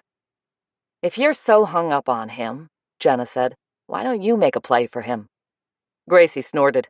"He's too old for me. Besides, he's probably married." "He is," Jenna said. "He wears a wedding ring. He's not married anymore." Still dwelling on the footsteps in the parking lot, Vivian had spoken without thinking. Gracie's gasp of excitement reminded her that Hal had asked her not to tell anyone about Messina's past. "Well, go on," Gracie said, sounding breathless. "Tell us more." "I only know his wife died," Vivian said, wishing she had better control over her tongue. "And that he doesn't like people talking about it, so please, don't say anything about it to anyone, especially Natalie." "You don't know what she died of?" Gracie asked. To Vivian's relief just then, Jenna pulled up outside the tea room. "Okay if I come in and change my shirt?" "You can take it home with you," Gracie said. "You'll need it again when we find out how to meet up with the councilmen." "I'd still rather change back before I go home. I can leave your shirt here until the next time I need it." Vivian wasn't sure of the logic of that decision, but she answered with a smile. "Of course you can come in." "And I left my makeup here. Do you have any scones left?" Gracie asked. "That salad wasn't very filling." Jenna laughed. "You turn your nose up at my burger, yet you stuff yourself with scones." "Scones don't have dead cows in them," Gracie said, scrambling out of the car. "Your salad had a dead pig." Jenna climbed out of the car after her. "It had ham in it, didn't it?" "I didn't eat the ham." Gracie danced up to the door of the tea room. Vivian dug into her purse for her keys. "I didn't know you were a vegan." "Neither did I until a little while ago." Gracie stepped aside to let Vivian unlock the door. "Is that what your meetings are about?" Jenna asked as Vivian opened the door and switched on the lights. "Nope." Gracie dove inside with Jenna following close behind her. Shutting the door, Vivian asked, "Does anyone want tea?" They both answered at once with a firm no. "It's a wonder you don't float away drinking all that tea," Jenna said as she headed for the bathroom. "I don't drink it that much," Vivian called out after her. "I'm just in the habit of offering it." Jenna vanished into the bathroom with Gracie, leaving Vivian alone with the empty tables. After wandering around to inspect everything, she sat down on one of the chairs to wait for them. Katie's mom had sat at that table the last time she'd come in. Vivian pictured the petite blonde woman, also finding it hard to imagine her with a grown-up daughter. Some women never put on weight no matter what they ate. Look at Gracie, thin as a reed in spite of all the scones she consumed. Katie was skinny too, probably because she was on her feet half the night. Remembering the harsh voice demanding service, Vivian shook her head. She hadn't noticed who was yelling at Katie. The only person she had noticed was the guy sitting next to her. In fact, now that she thought about it, He'd seemed vaguely familiar. She was still struggling to remember who he'd reminded her of when Gracie came back, carrying her makeup bag. "Jenna will be out in a minute," she said. "She's cleaned off her makeup and she's changing her shirt. I think she doesn't want her neighbors to see her all gussied up like that." "I think you're right." Vivian stared at her as a thought struck her. "Gracie, can you find the pics of those 2 councilmen on your phone again?" "Sure." Gracie hauled her phone from her purse and did a little dance with her thumbs on it. "Here." She thrust the phone at Vivian, who plucked it from her fingers and took a look at the screen. "That's him," she said with a stab of frustration. "That's Philip Stedman." "Yeah?" Gracie said slowly. "We already knew that." "No, I mean I saw him." Vivian handed the phone back to Gracie. "He was sitting at the bar when I went back to get my card. He must have come in while we were talking at the table and we didn't notice him." "Seriously?" Gracie sighed. "What a bummer. We could have had Jenna flirt with him." "I know. We missed a golden opportunity." "Who am I supposed to flirt with now?" Jenna demanded, having walked up behind them. Gracie showed her the phone. "Him. That's Philip Stedman, the counselor. He was at the bar while we were eating dinner. We missed him." Jenna rolled her eyes. "We have to get better at this." "We do," Vivian agreed. "We need to be more observant, but there's always tomorrow." "We're going back to the bar tomorrow?" Jenna plopped down on a chair. "If it wasn't for all the dressing up and the escort thing, I could get used to this." Vivian grinned. "I've always believed in mixing business with pleasure." "We don't have to go to the hotel tomorrow night," Gracie said, staring at her phone. "Philip Stedman is giving a speech at the library tomorrow afternoon at 3 o'clock. We could tackle him there." "In the middle of our rush hour?" Vivian shook her head. "We can't do that." "Maybe all of us can't," Jenna said. "But one of us could. I could run over there and have a chat with him. I can get all dolled up again and—" "No." Vivian held up her hand. "I'm not going to put you through that again. It was a dumb idea in the first place, and it will take up too much time. I'll go and talk to the councilman. You and Gracie can take care of things until I get back." Jenna looked uneasy. "No offense, but he's not going to believe you're an escort. You look far too respectable." Vivian sighed. "If that's a polite way of saying I'm too old, I agree with you. Which is why I'm not going to pretend to be one. I'll just mention the escort service somehow and hope that it puts him off guard enough to blurt out something useful." "But what if he is Dean's killer?" Gracie's voice rose with anxiety. "He could hurt you." "I'll be safe enough in the library in the middle of the day. I can always call you at the first sign of trouble. I'm sure you'll both drop everything and come running, right?" "Absolutely," Jenna assured her. Vivian leaned forward and laid a hand on her arm. "I'm sorry, Jenna. I should never have made you dress up like that tonight. I don't know what I was thinking." Jenna laughed. "It's okay. It was worth it for the experience." "Okay, then. If you're both sure you can handle things without me, I'll go to the library tomorrow and see if I can get something useful out of this guy." "Great." Jenna stood up. "Then I guess I won't be needing the shirt again, Gracie." "You can keep it if you like," Gracie said. "I'll never wear it." "Thanks, but it's not my style." Jenna picked up her purse. "Besides, it belonged to your mom. I'm sure you'd like to keep it." "It was her favorite shirt, but I only saw it on her a couple of times. She said she didn't want to wear it out." Vivian smiled. "I can understand that." She got up and followed them both to the door. "Looks like you'll be able to sleep in tomorrow," she said as Jenna stepped out into the street. "Yeah, I'm looking forward to that."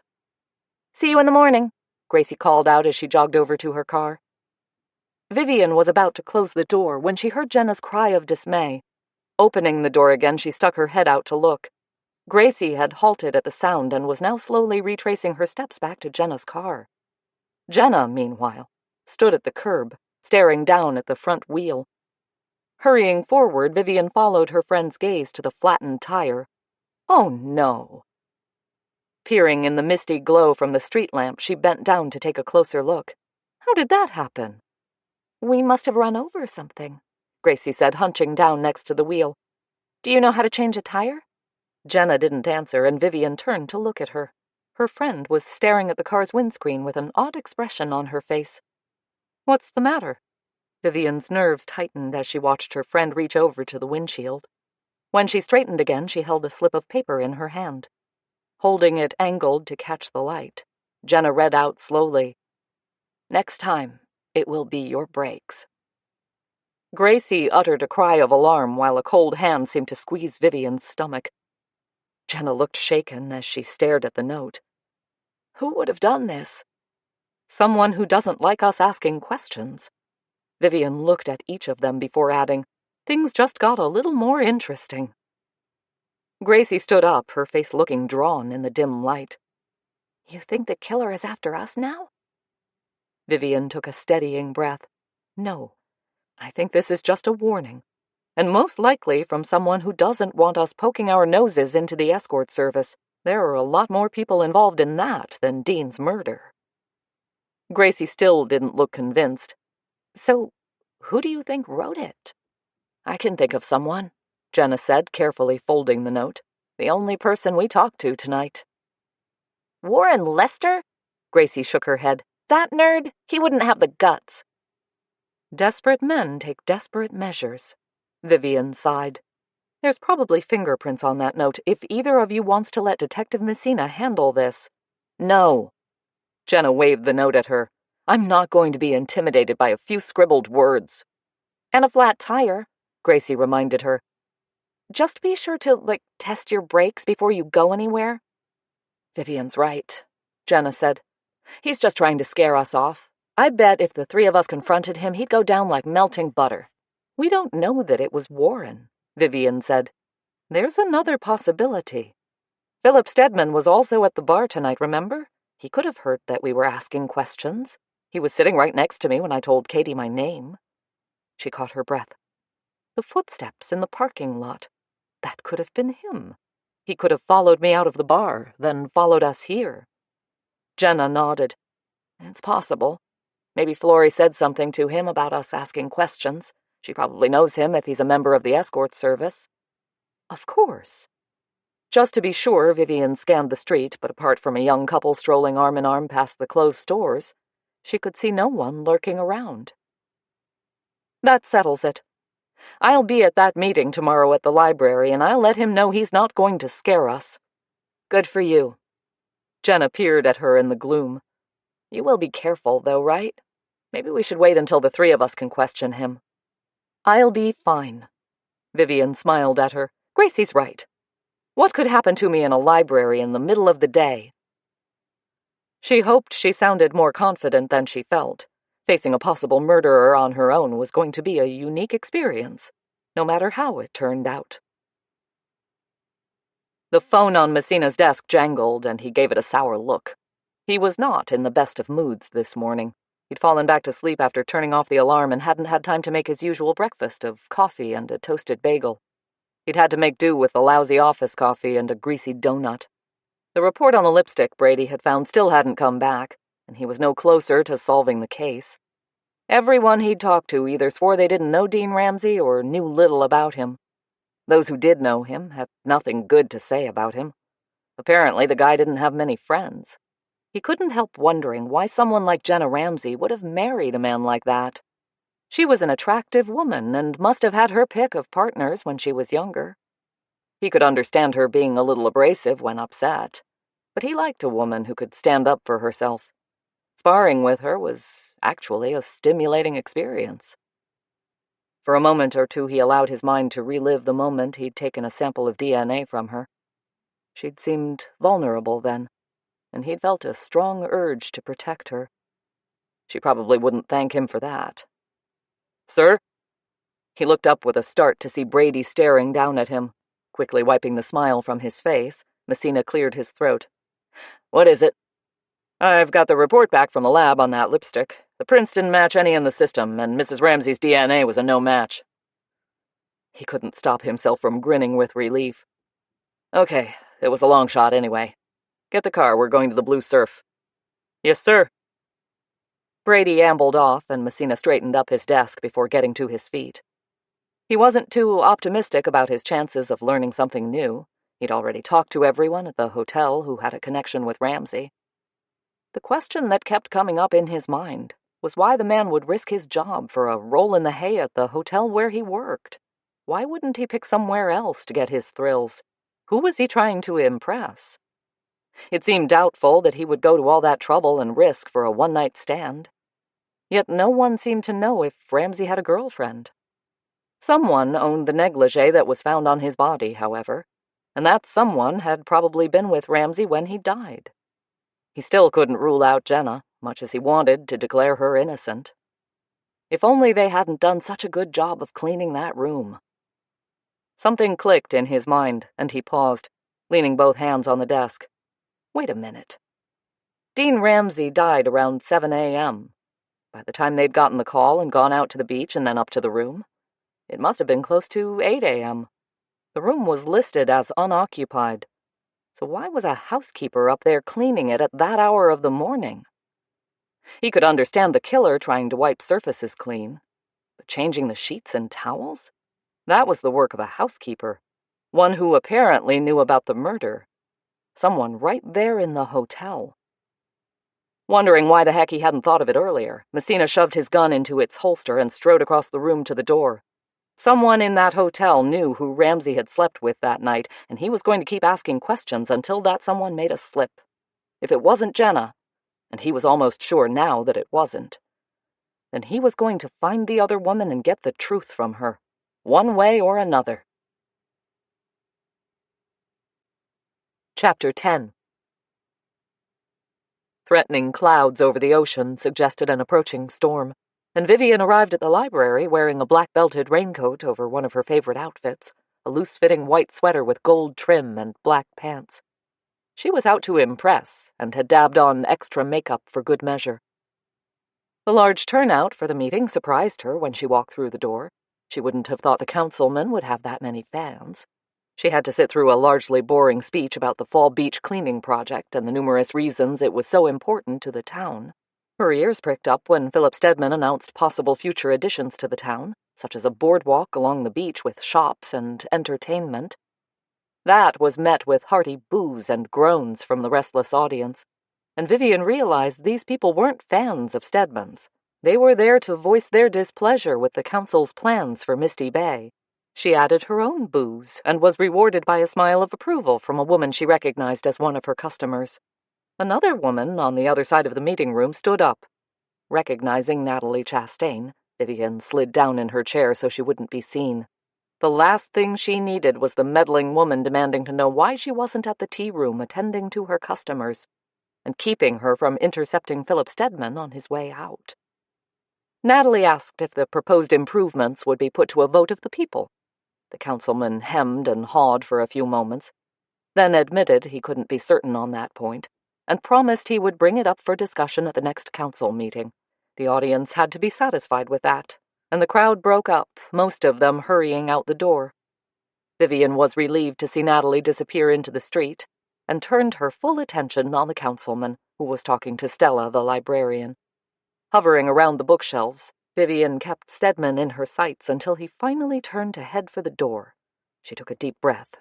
It was now or never. She reached him just as he stepped out into the street. Drops of rain had started to spit from the gray sky, and he paused to fasten the top button of his raincoat. He looked up when Vivian edged in front of him. Smiling at his blank face, she announced, "I'm Vivian Wainwright. I own the Willow Pattern Tea Room on Main Street. I heard your speech, and I was wondering if there were any plans to upgrade Main Street." "None that I'm aware of, though I can't rule them out completely." He jammed his hands in his pockets. "Upgrades are pretty much essential for small towns if you want to keep them solvent." Vivian shrugged. "Not necessarily. Misty Bay depends largely on tourism, and most of the visitors come here to get away from the noise and turmoil of city life. We have a reputation for being the quiet, peaceful haven that jaded workers need to recoup and refresh. They're not going to get that with raucous updates to the town. We already have that obnoxious hotel on the beach." Stedman narrowed his eyes. "You don't like the blue surf? I consider it a valuable asset to the town. It's sophisticated, well-managed, and caters to the tourists. Isn't that what we want for Misty Bay?" Vivian raised her chin. "What we don't want is a sleazy escort service operating in there right under our noses." Stedman's phony smile froze on his face. Seconds ticked by as he stared at her, and she sent a nervous glance down the street to reassure herself that she wasn't alone. She could see at least a dozen bystanders wandering past the shops, and made an effort to relax. "I haven't the faintest idea what you're talking about," Stedman said, apparently finding his voice again. "Now, if you don't mind, I need to get back to the office." "I believe you knew Dean Ramsey." Vivian looked him straight in the eye. "I'm trying to locate his girlfriend. It would help me a great deal if I knew her name." She realized the moment the words were out of her mouth that it had sounded like blackmail. "I'll keep quiet about your involvement with the escort service if you give me the name of Dean Ramsey's girlfriend." Before she could reassure him, however, he thrust past her, muttering, "I've never met the man. Good afternoon, Miss Wainwright." She watched him stride across the street to a parked Lincoln and drag open the door. Obviously, he didn't want to admit he knew about the escort service. But was his hasty departure due to his guilt about his participation with the service? Or did he have a more ominous secret to hide? She mulled over the question as she walked back to the tea room. But as she arrived at the door, she had to admit she had no answers to give her assistants. They were no closer to solving the puzzle, and Jenna was still a murder suspect. It didn't look as if they were going to find Dean's killer, after all. She didn't have time to talk to either woman right then, in spite of Gracie's attempts to whisper questions. All the tables were occupied, and they were running behind thanks to Vivian's library visit. After grabbing an apron, she began feverishly making sandwiches, leaving Jenna to wait tables. Gracie helped her out while keeping an eye on the store shelves for potential customers. By the time they were able to shut the door and turn the sign to closed, Vivian was feeling exhausted. "All this excitement is getting to me," she announced as she slumped down on a chair in the kitchen. "I think I'm going to have a quiet evening at home to recuperate." Jenna sat down opposite her. "I take it you didn't get any answers from Philip Stedman." Vivian sighed. "I'm sorry, Jenna. I brought up the escort service, but he just froze up." She considered telling them that she'd practically threatened him with blackmail, then decided she didn't need to worry them without good cause. "I asked him if he knew Dean's girlfriend, but he said he'd never met Dean." "Well, he has to be lying," Jenna said. "If he's using the escort service, he has to have known him." "Well, of course he was lying." Vivian stretched her aching back. "He's not going to admit he's involved in any of that." "That doesn't get us any closer to finding Dean's girlfriend." Jenna frowned. "It's odd no one seems to know anything about her. They must have gone to great lengths to keep their relationship a secret." "She's probably married," Gracie said, munching on a scone. Vivian stared at her. "That's a good point. It gives us another motive. What if the girlfriend's husband found out about their affair and killed Dean in a fit of jealousy?" Jenna nodded. "That would make sense. Messina must be looking for her, too. He has to know some woman was with Dean that night." She gave Vivian a bleak look. "Unless he's still convinced it was me and is just looking for a way to prove it." "Well, he hasn't come to arrest you yet, so that's a good sign." Vivian leaned back on her chair. "So far, all we know is that a woman was probably with Dean either when or shortly before he was killed." She mulled on that for a moment, then added, "The way I see it, if the girlfriend didn't kill Dean, then she most likely knows who did and is in danger herself, which is probably why she's in hiding, which will make it all the more difficult to find her." "Someone must have seen them together. We know at least one woman did." Jenna yawned, covering her mouth with her hand, then added, "I hope Natalie remembers to ask her hairdresser for that woman's name." "Well, we still have to talk to the other men on Florrie's list," Vivian reminded her. "I think the blackmail motive is a lot stronger than a jealous husband." "I think you're right." Jenna yawned again and stood up. "I'm just happy I don't have to play a lady of the night again.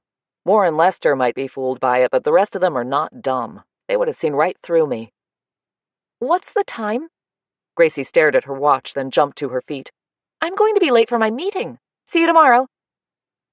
She dashed out the kitchen door, and a moment later the shop doorbell dinged, signaling her flight to the street.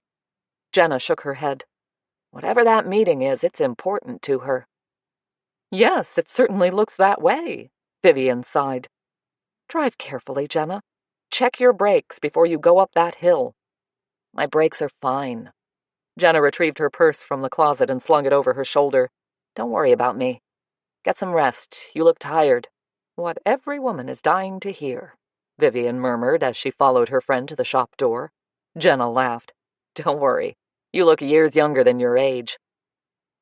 With a quick wave, she vanished into the street.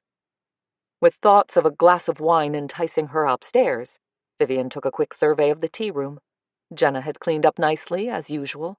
Dazzling white tablecloths covered the tables, and fresh daisy sprigs nestled in the vases. All was well for the night. Now all she had to worry about, Vivian told herself as she climbed the stairs, was what to have for supper. An omelet, maybe, or a salad with a ham and cheese sandwich? It was the most ambitious she wanted to be right now. She settled on the salad and sandwich and spent a relaxing evening watching an old mystery movie that she'd seen before, but had mostly forgotten. Just as the news began, her phone's jingle announced a call. Hearing Natalie's voice gave her a spark of hope, but it was soon dashed as the woman went on talking. "I asked Carol for the name of that customer who sat next to me," Natalie said, "but she couldn't remember who it was." Couldn't or wouldn't, Vivian wondered. She had long suspected that most hairstylists had a code of secrecy when it came to their customers. "That's okay, Natalie," she said. "Thanks for trying." "Sure. I guess Jenna hasn't been arrested yet." She sounded disappointed, and Vivian rolled her eyes as she answered, "No, and we don't expect her to be. We're confident that Detective Messina will find Dean's killer and arrest him soon." "I hope you're right. Let me know if there's anything else I can do to help."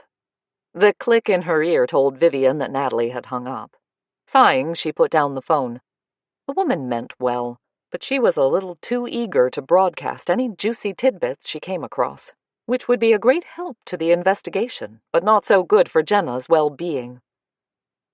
After watching the news, she turned off the TV, relieved that the anchor had made no mention of the murder, though she had no doubt it was still a hot topic in Misty Bay. Later that night, she awoke suddenly out of a dream. She'd been on the beach, searching for her phone that was buried in the sand. For a few seconds she lay there, listening for a repeat of the sound that had woken her. She wasn't even sure it had been a sound. But she seemed to remember hearing a tinkling noise as she opened her eyes. She could hear nothing but silence now, and deciding that it must have been her imagination, she turned onto her side and closed her eyes. It took her some time to go back to sleep, and when she finally woke up again, the sun was already peeking through the blinds. Annoyed with herself for oversleeping, she scrambled to get showered and dressed. She had pastries and scones to bake, and she needed more supplies, which meant she would have to get them delivered now, since she didn't have time to go to the store. Hurrying down the stairs to the kitchen, she promised herself she would set the alarm again at night. She'd stopped doing that because lately she'd been waking up shortly before 6 every morning. She couldn't believe she'd slept until 7:30. She must have been exhausted last night. Chiding herself, she pushed open the kitchen door, then came to an abrupt halt just inside the room as a blast of cold air greeted her. It took only one glance to see the reason. The kitchen window behind the sink afforded a glimpse of the ocean between the buildings behind the shop. Every morning she made a beeline for that window to check the weather.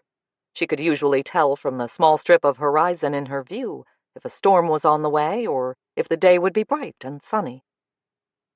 This morning, however, the sun couldn't warm the window. The breeze from the ocean swept throughout the kitchen instead, filling it with the smell she loved so much, seaweed and sand. Only she'd rather not smell it right here in her kitchen, she thought, as she stared at the large gaping hole in the glass. Hurrying over to the counter, she winced at the sight of broken glass scattered across the surface. At first she thought a seagull might have crashed into the window. She'd heard of them doing that. But then she saw the words, scrawled across the remaining glass in black letters. She peered at them, blinking hard as she tried to read the backward message. Finally she interpreted it. "Stay out of it, or die." She smothered a whimper of dismay as she stared at the ominous message. With numb fingers, she scrambled for her phone. Her first instinct was to dial 911, but she paused, just long enough to think things through. Jenna could easily have broken the window and left the message. She hadn't, of course. But with Detective Messina convinced that Jenna had killed her ex-husband, was it really wise to give him more reason to suspect her? Her knees felt weak and she sat down at the table. A vision of Philip Stedman's face when she'd mentioned Dean turned her blood cold. If he'd murdered once to get rid of a blackmailer, what was to stop him from doing so again? One thing was certain. Whoever Dean's killer was, he could kill again, though that person had to know that Jenna and Gracie were involved in the hunt for his identity. Was he prepared to kill all three of them? She needed to talk to someone. Her first thought was Hal, but she had no doubt that if she told him about the threat, he'd insist on calling in the police.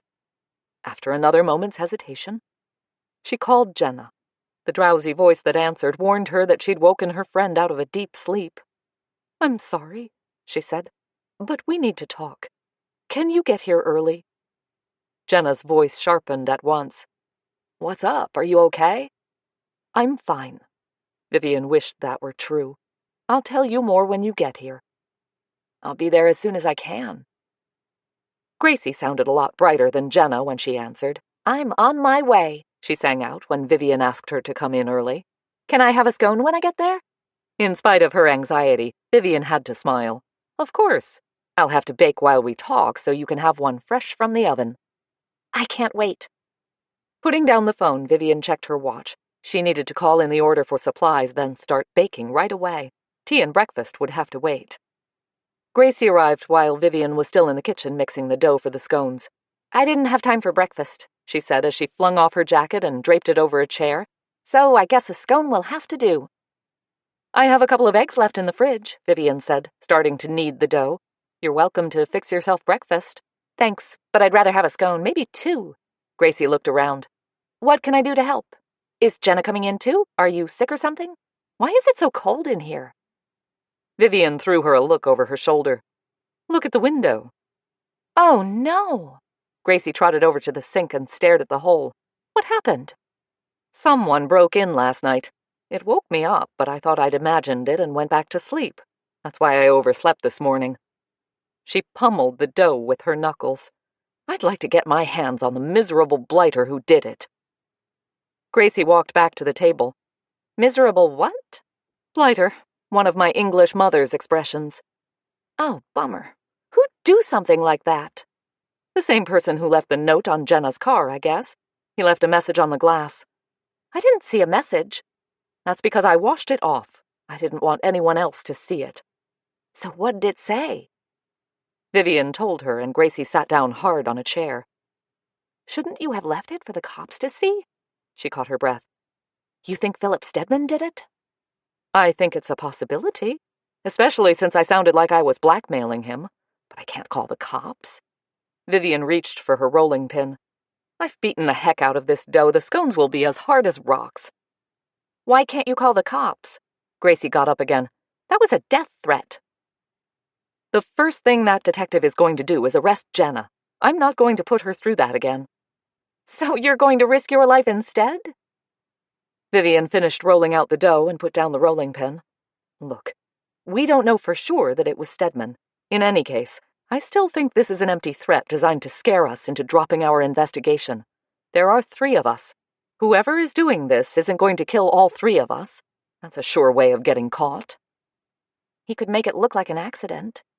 Gracie sent a nervous glance at the door to the tea room. "Like set fire to this place with the three of us locked inside?" Vivian picked up her pastry cutter and started cutting circles out of the dough.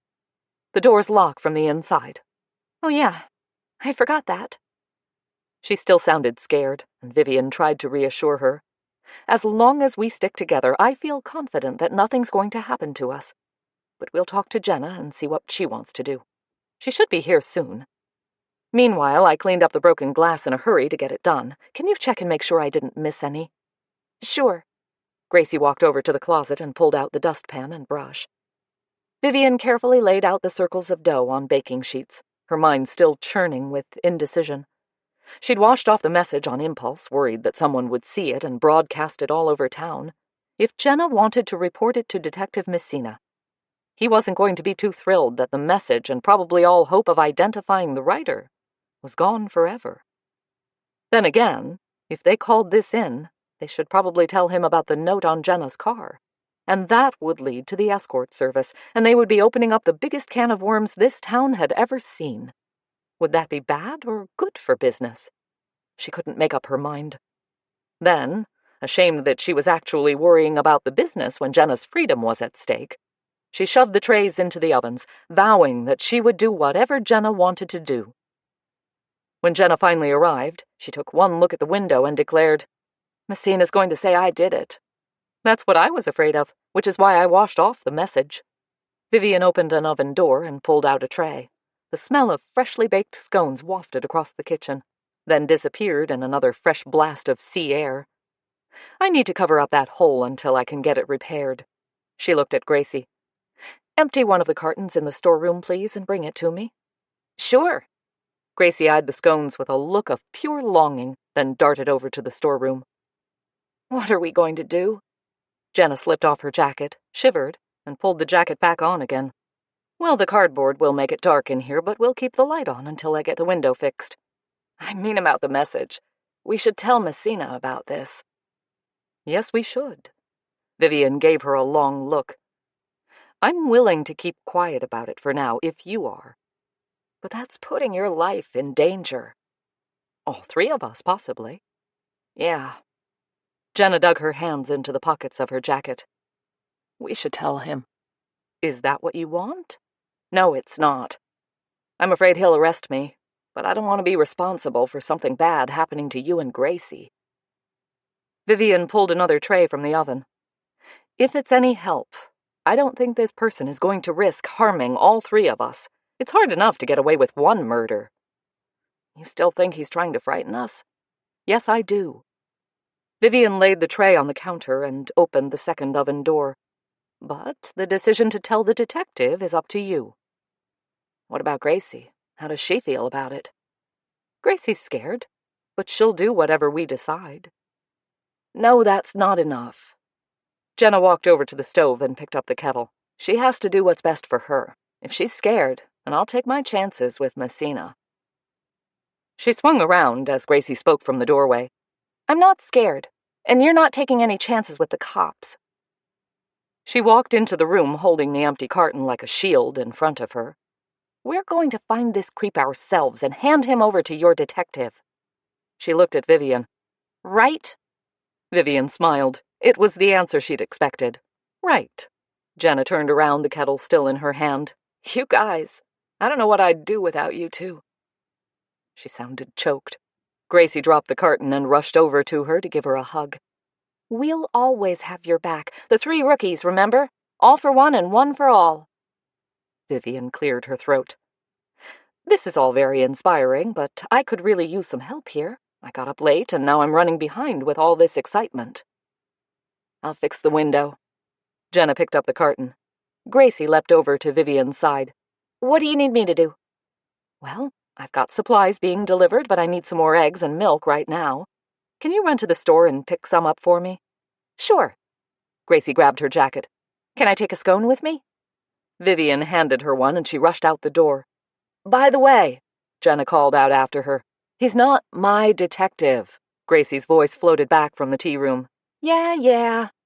Seconds later, the store doorbell dinged. "She's a good kid," Jenna said as she opened a drawer, "but she needs to grow up. Do you have masking tape?"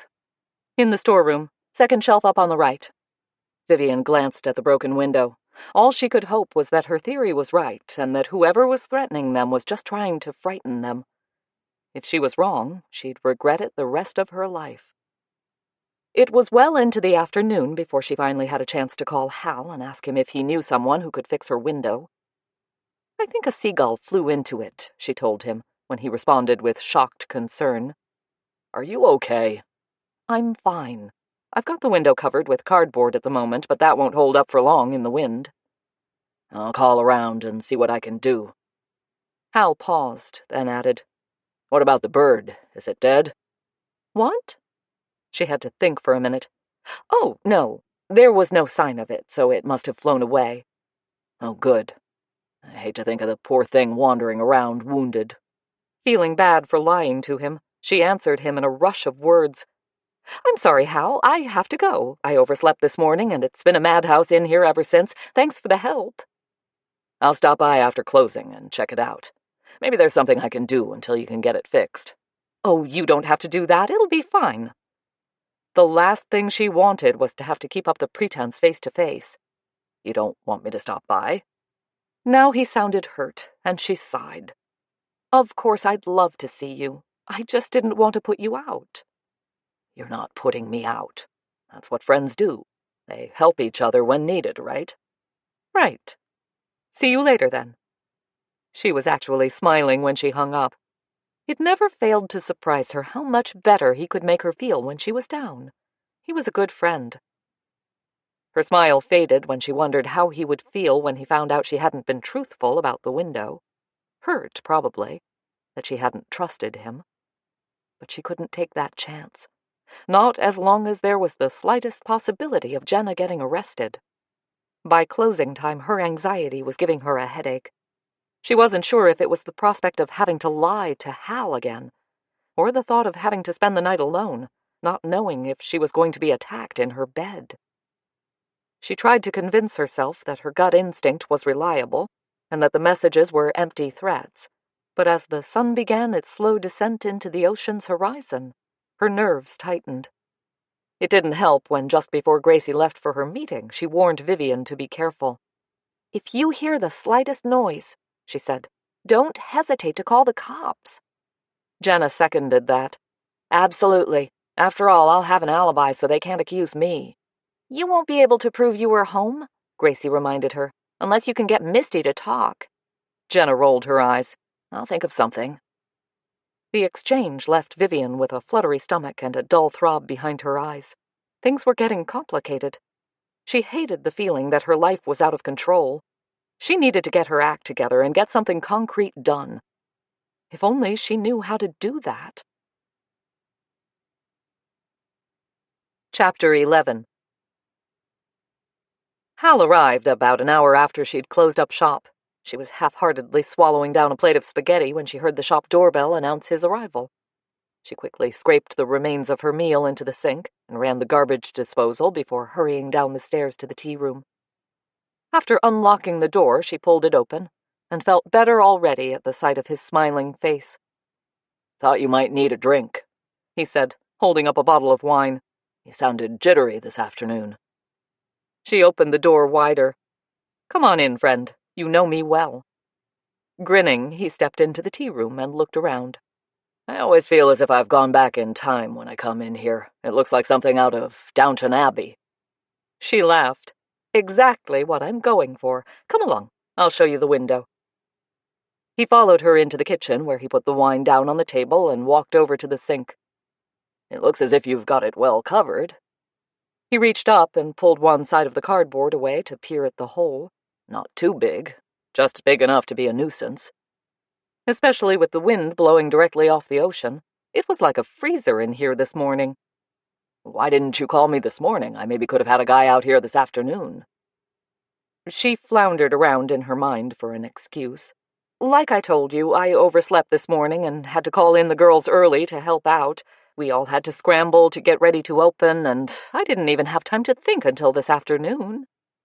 To her relief, he seemed to accept that. "Well, I talked to a guy I know. He's going to try and get over here tomorrow afternoon. His name's Ben Ginto. He's from the Philippines, and his accent is a little strong, but his English is good. He's a good guy. You'll like him." "If he's a friend of yours, I'm sure I'll like him." She looked at the wine bottle. "You want to come upstairs to drink that?" "I thought you'd never ask." He grabbed the bottle and waved his hand at the door. "After you, fair maiden." She wrinkled her nose at him. "You really need to modernize your reading habits." "And what's wrong with reading historical novels?" She was halfway to the door as he said it, and she stopped short to turn around to look at him. "You read romance novels?" He looked a little sheepish as he shrugged. "I have to do something to occupy the time." She stared at him for another 10 seconds or so before saying softly, "Hal Douglas, I really like you." "I'm glad." His smile spread over his face. "Because I really like you." For just a second longer, she allowed herself to enjoy the look in his eyes. And then common sense prevailed. Turning back to head for the door, she muttered, "I hope you've eaten, because I've already had dinner." He followed her up the stairs without saying a word, and she worried that she might have upset him with her abrupt dismissal of what could have been a significant moment. Once inside her apartment, however, he seemed fine, as he walked into her kitchen, opened a cabinet, and took down 2 wine glasses. Still uneasy about her rather ungracious response, she tried to sound casual. "I can soon fix you something to eat if you're hungry." He pulled open a drawer and took out her corkscrew before answering her. "I'm fine. I grabbed a bite before I came over here." He looked up at her, and she could see no resentment in his eyes when he added, "I hope you don't mind me helping myself here." She smiled. "Of course not. That's what friends do, right?" "Right. That's what friends do." He dropped his gaze to the bottle as he deftly twisted the corkscrew to open it. "So, tell me, how's your investigation going? Find any more clues to who might have killed Dean?" "No." She took the glass he offered her and led him out into the living room. "We talked to one of the escorts. Did you know that Dean owned the service?" "No way." Hal sunk down on the couch and put his glass on the coffee table. "Then what was he doing working maintenance at the Blue Surf?" "We don't know. We did get the names of some clients." She hesitated, wondering how safe it would be for Florrie if she told him. She was dying to let him know that among the prominent men involved was the town's chief of police. Hal, however, seemed uninterested in knowing who was patronizing an escort service. "I haven't seen anything in the news about the murder. The cops must not be making any progress." Vivian sat down next to him, still holding her glass. "Detective Messina took a sample of Jenna's DNA, but so far we haven't heard anything from him." "You probably won't." Hal leaned back on the couch. "From what Ken told me, the bridal suite had been thoroughly cleaned up before they got to it, and the only traces of DNA they found on the nightgown belonged to Dean." "Really?" Vivian took a sip of her wine and set down the glass. "I wonder why Messina bothered to get DNA from Jenna, then." Hal shrugged. "Maybe he found DNA somewhere else." "Well, whatever it is, it won't prove Jenna killed her ex, because she didn't. I'd stake my life on that." Hal met her gaze, unsettling her again. "I hope you never have to do that." "Do what?" "Stake your life on it." "So do I." She made light of the moment with a laugh and reached for her glass again. "So, how's the business going? Are you still getting plenty of customers? I thought things would start to die down now that summer is over, but the town still seems to have a fair share of visitors. I was talking to Councilman Stedman yesterday, and he said the council members were talking about adding a boardwalk to the beach with shops and entertainment." For a moment he didn't answer, and again she thought she might have upset him with her abrupt change of conversation. But then he said quietly, "That, in my humble opinion, would be a ghastly mistake." Relieved, she smiled. "That's pretty much what I told him." Hal raised his eyebrows. "What did he say to that?" "I don't think he appreciated my opinion." He laughed, and pleased that she'd evaded another awkward moment, she led him into a discussion on the results of changing the face of Misty Bay. Long after he'd left, she lay in bed wondering when and how things had become so complicated between them. She'd always had an easy relationship with Hal, without all the confusion of a more intimate connection. Much as she enjoyed his company, she wasn't looking for anything more than a casual friendship. Lately, however, she'd gotten the distinct feeling that Hal wanted more. She knew that both Jenna and Gracie thought the same thing. She hoped with all her heart that it wouldn't wreck what had been up until now an enjoyable bond between them. She would miss that. It surprised her to realize just how much she would miss it. Embroiled in her thoughts, she drifted off to an uneasy sleep, punctured by disturbing dreams of armed assassins hunting her down. She awoke the next morning with the firm conviction that she needed to get a dog, a big one. She arrived downstairs in the kitchen, half afraid to open the door, wondering if some other disaster awaited her. To her relief, nothing was out of place, and she was able to spend a normal morning baking Eccles cakes, Bakewell tarts, and cream horns. Gracie arrived at the tea room first, shortly before noon. By the time Jenna arrived, 15 minutes later, Gracie had unpacked a carton of English tea and 2 cartons of assorted British candy. "Sorry I'm late." Jenna called out as she sailed across the room. "I lost Misty and had to go look for her."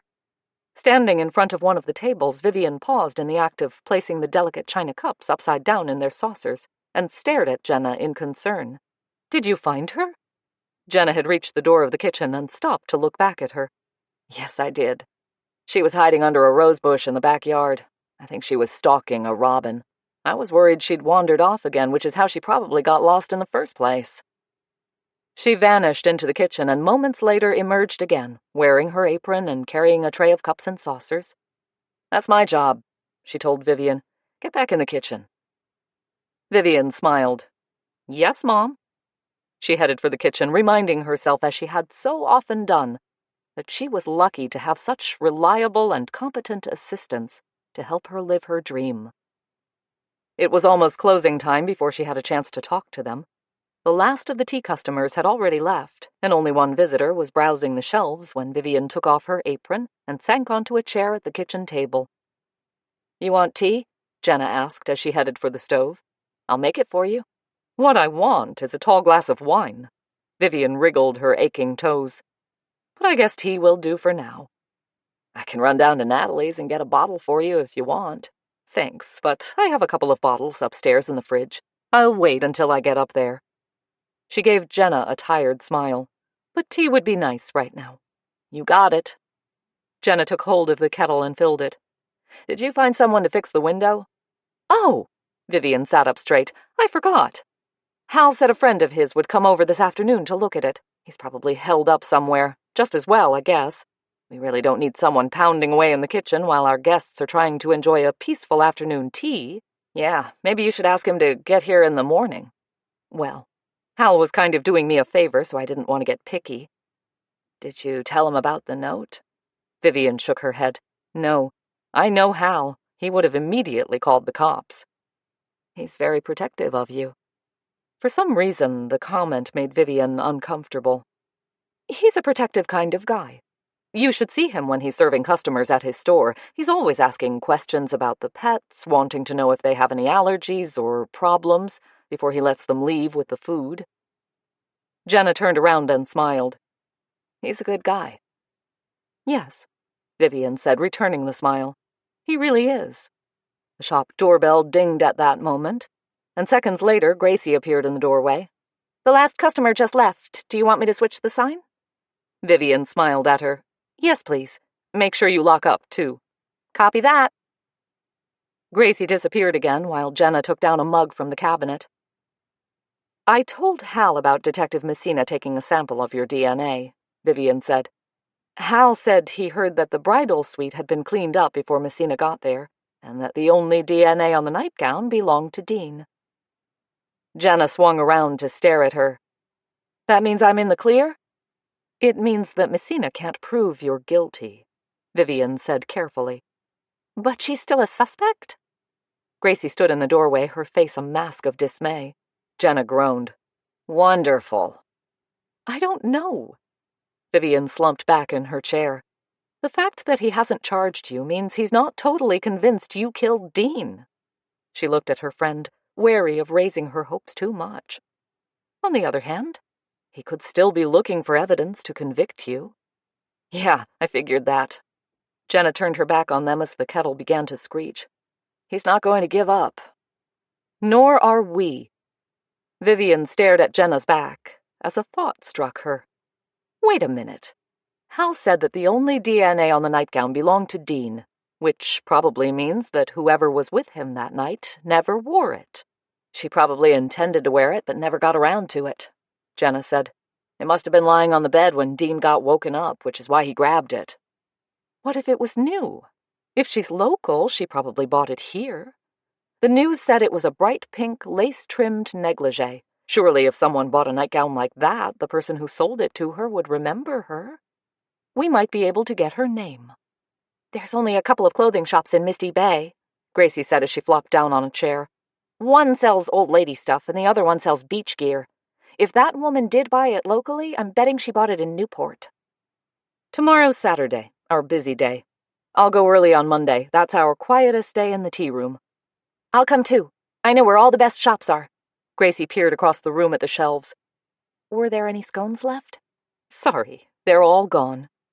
Vivian waved a hand at the shelves. There's some Bakewell tarts and a couple of cream horns, though you'd have to fill it yourself. Okay, thanks. Gracie jumped up again and darted over to the shelves. I'll come with you, too, Jenna said as she poured tea into the mug. I haven't been into Newport for a while. She glanced at Gracie, who had plucked a tart from a tray and was looking at it as if she'd discovered gold. You want tea? No, thanks. I have to get to my meeting. She looked over at Vivian. What time do you want to meet Monday? I don't know. Meet here around 10. That's usually when the shop's open. We could go early and have breakfast there. Gracie took a bite out of the tart. I know an awesome place right on the beach. You'll love it. We should probably meet here around 8:30 then. Jenna rolled her eyes. Always thinking of her stomach. Carrying the mug of tea, she walked over to the table and set it down in front of Vivian. Better than thinking about the bad stuff. Gracie looked at her watch. I gotta run. With that, she grabbed her jacket and purse from the closet and dashed out the door. As the shop doorbell chimed, Jenna sighed. What kind of mess can she be in to have a meeting every single night? It doesn't have to be a mess. She could be learning something new. Like what? Vivian shrugged. I don't know. Maybe she's studying for something. To get a better job, you mean? A pang of dismay made Vivian gasp. I hadn't thought of that. Jenna shook her head. She's more likely meeting a new boyfriend and doesn't want to tell us. Anyway, I'm leaving too. I'll see you tomorrow. Right. Vivian started to reach for the mug, then swung around, her nerves jumping as a raspy voice spoke from the doorway. Please excuse. I come to fix the window. Catching her breath, Vivian stood up. My name is Ben. The young lady told me to come in. The frail-looking man shuffled forward, his scrawny face wreathed in smiles. You are Mrs. Wainwright? Vivian relaxed. I'm Vivian, yes, and this is Jenna. Hi, nice to meet you. Jenna switched her gaze to Vivian, clearly questioning if it was okay for her to leave. You also. Ben slowly advanced to the sink and leaned across it to lift a corner of the cardboard away from the window. Ah, yes, he said. I will replace this. I go outside to take measurements. You can go out the back way. Vivian showed him the door, and nodding his head, he stepped outside. After closing the door behind him, Vivian turned to see Jenna staring at her. Are you sure he's Hal's friend? He could be the one who broke the window in the first place and left that note. Vivian laughed. Don't worry, he's fine. He looks and sounds exactly as Hal described him. I'm sure he's the guy. Well, I could stay just in case. No, you get home to your Misty. She's probably waiting for her supper. Okay, if you're sure. Jenna pulled on her jacket and gathered up her purse. Call me if you need me, okay? I promise. Vivian gave her arm a little push. Now go. Left alone, she took a few moments to sip her tea and relax her tired muscles.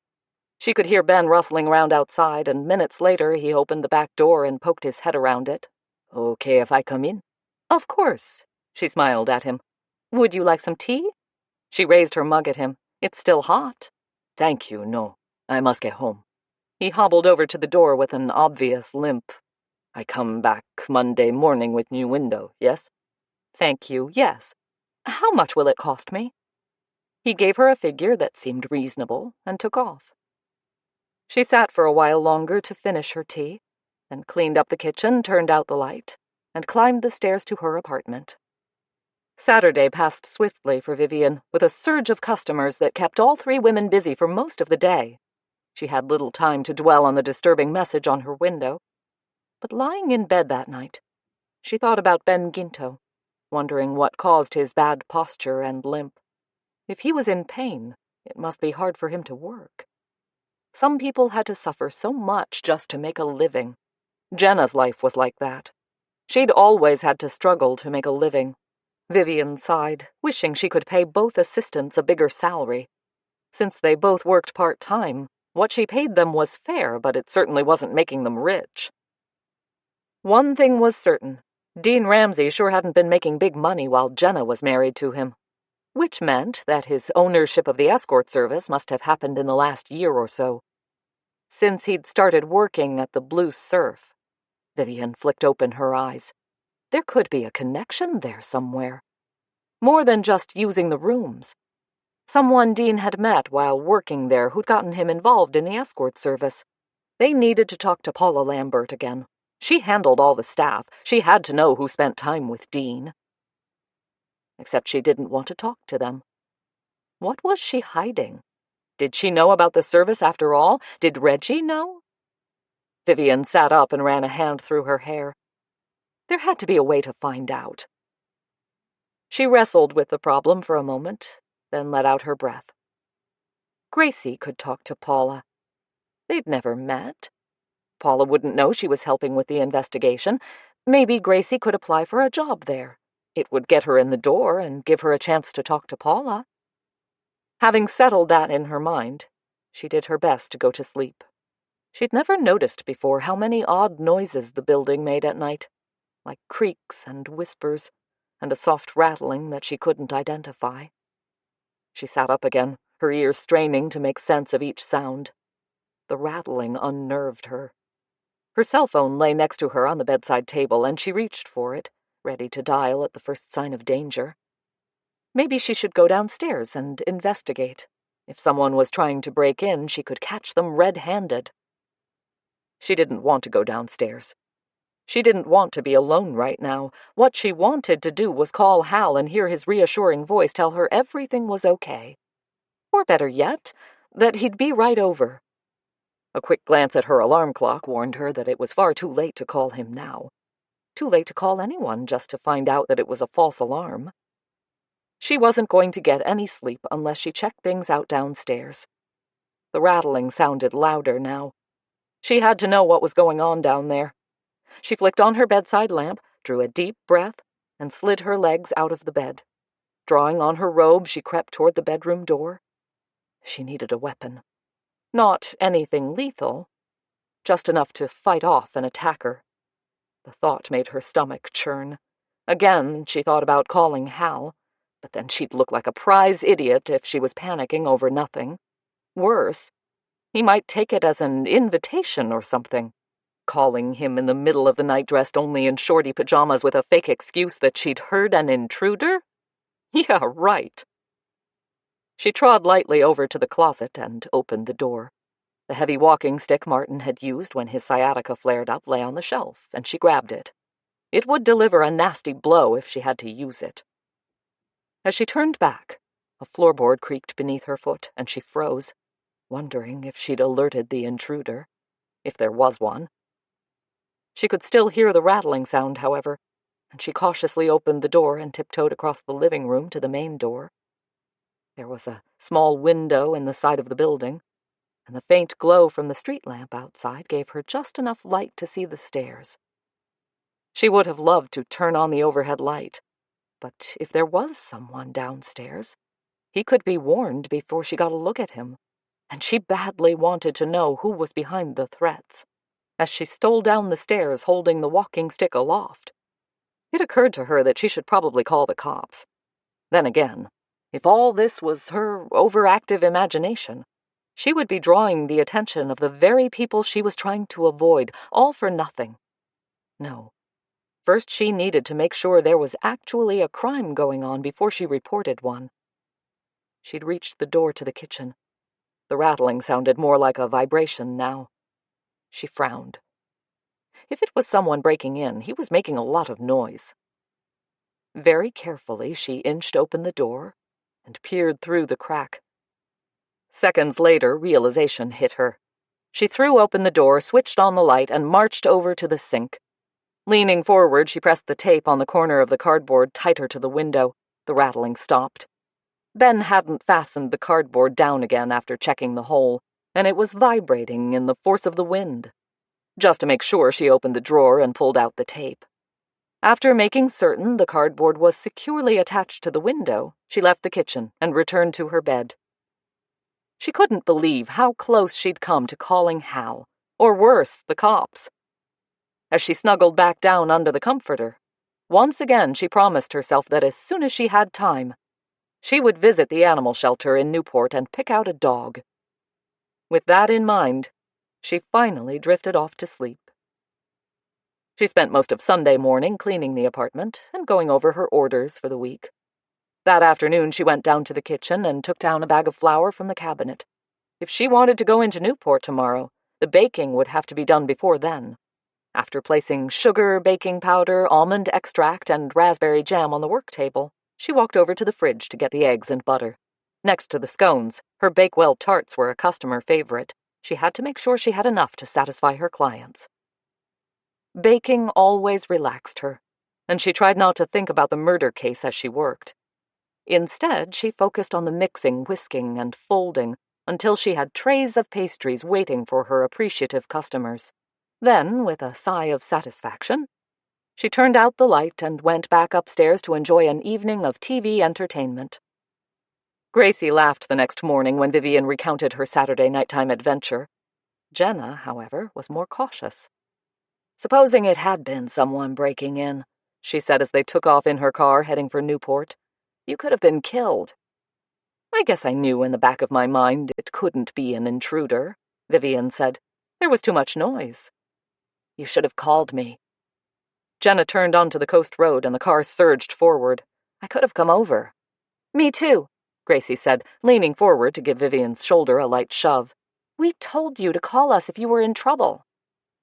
"I wanted to make sure I was really in trouble first," Vivian sighed. "I think I'm letting all this get to me." "Someone threatened to kill you," Jenna said, her voice subdued. "That's enough to make anyone edgy." "I know. But usually when someone really wants to kill you, they don't warn you ahead of time. Like I said, I believe it's just a threat to get us to stop asking questions." "But someone did kill Dean," Gracie reminded her. "That could have been an accident." "Then why is the guy in hiding? You can't be convicted for an accident." "Unless your actions cause a death." Vivian let her gaze rest on the ocean for a moment, trying to relax her troubled mind. "Until we find the woman who was with Dean that night, we may never know how all this happened." "We'll find her." The car sped up even more as Jenna's foot leaned on the accelerator. "We have to, or I'll be a murder suspect the rest of my life." "I can't believe Mighty Messina hasn't found her yet," Gracie said from the back seat. "Surely someone must have seen her with Dean." Vivian shrugged. If Dean was running an escort service, he was probably seen with a lot of different women. Unless it was someone who knew him well, it would be hard to tell if he was personally involved with any of them. "Or if he was personally involved with more than one," Jenna said dryly. Vivian clutched the door handle as the car sped around a curve. "You might want to slow down a little. I don't think you want any more confrontations with a cop." "Sorry." Jenna gave her a rueful smile and eased off the gas. "That was Dean's face under my foot." She sighed. "I shouldn't speak ill of the dead. He wasn't all bad, and he didn't deserve to die that way." "No, he didn't." Vivian relaxed again as the car reached a more comfortable speed. "And whoever killed him deserves to be punished." They were entering the town of Newport now.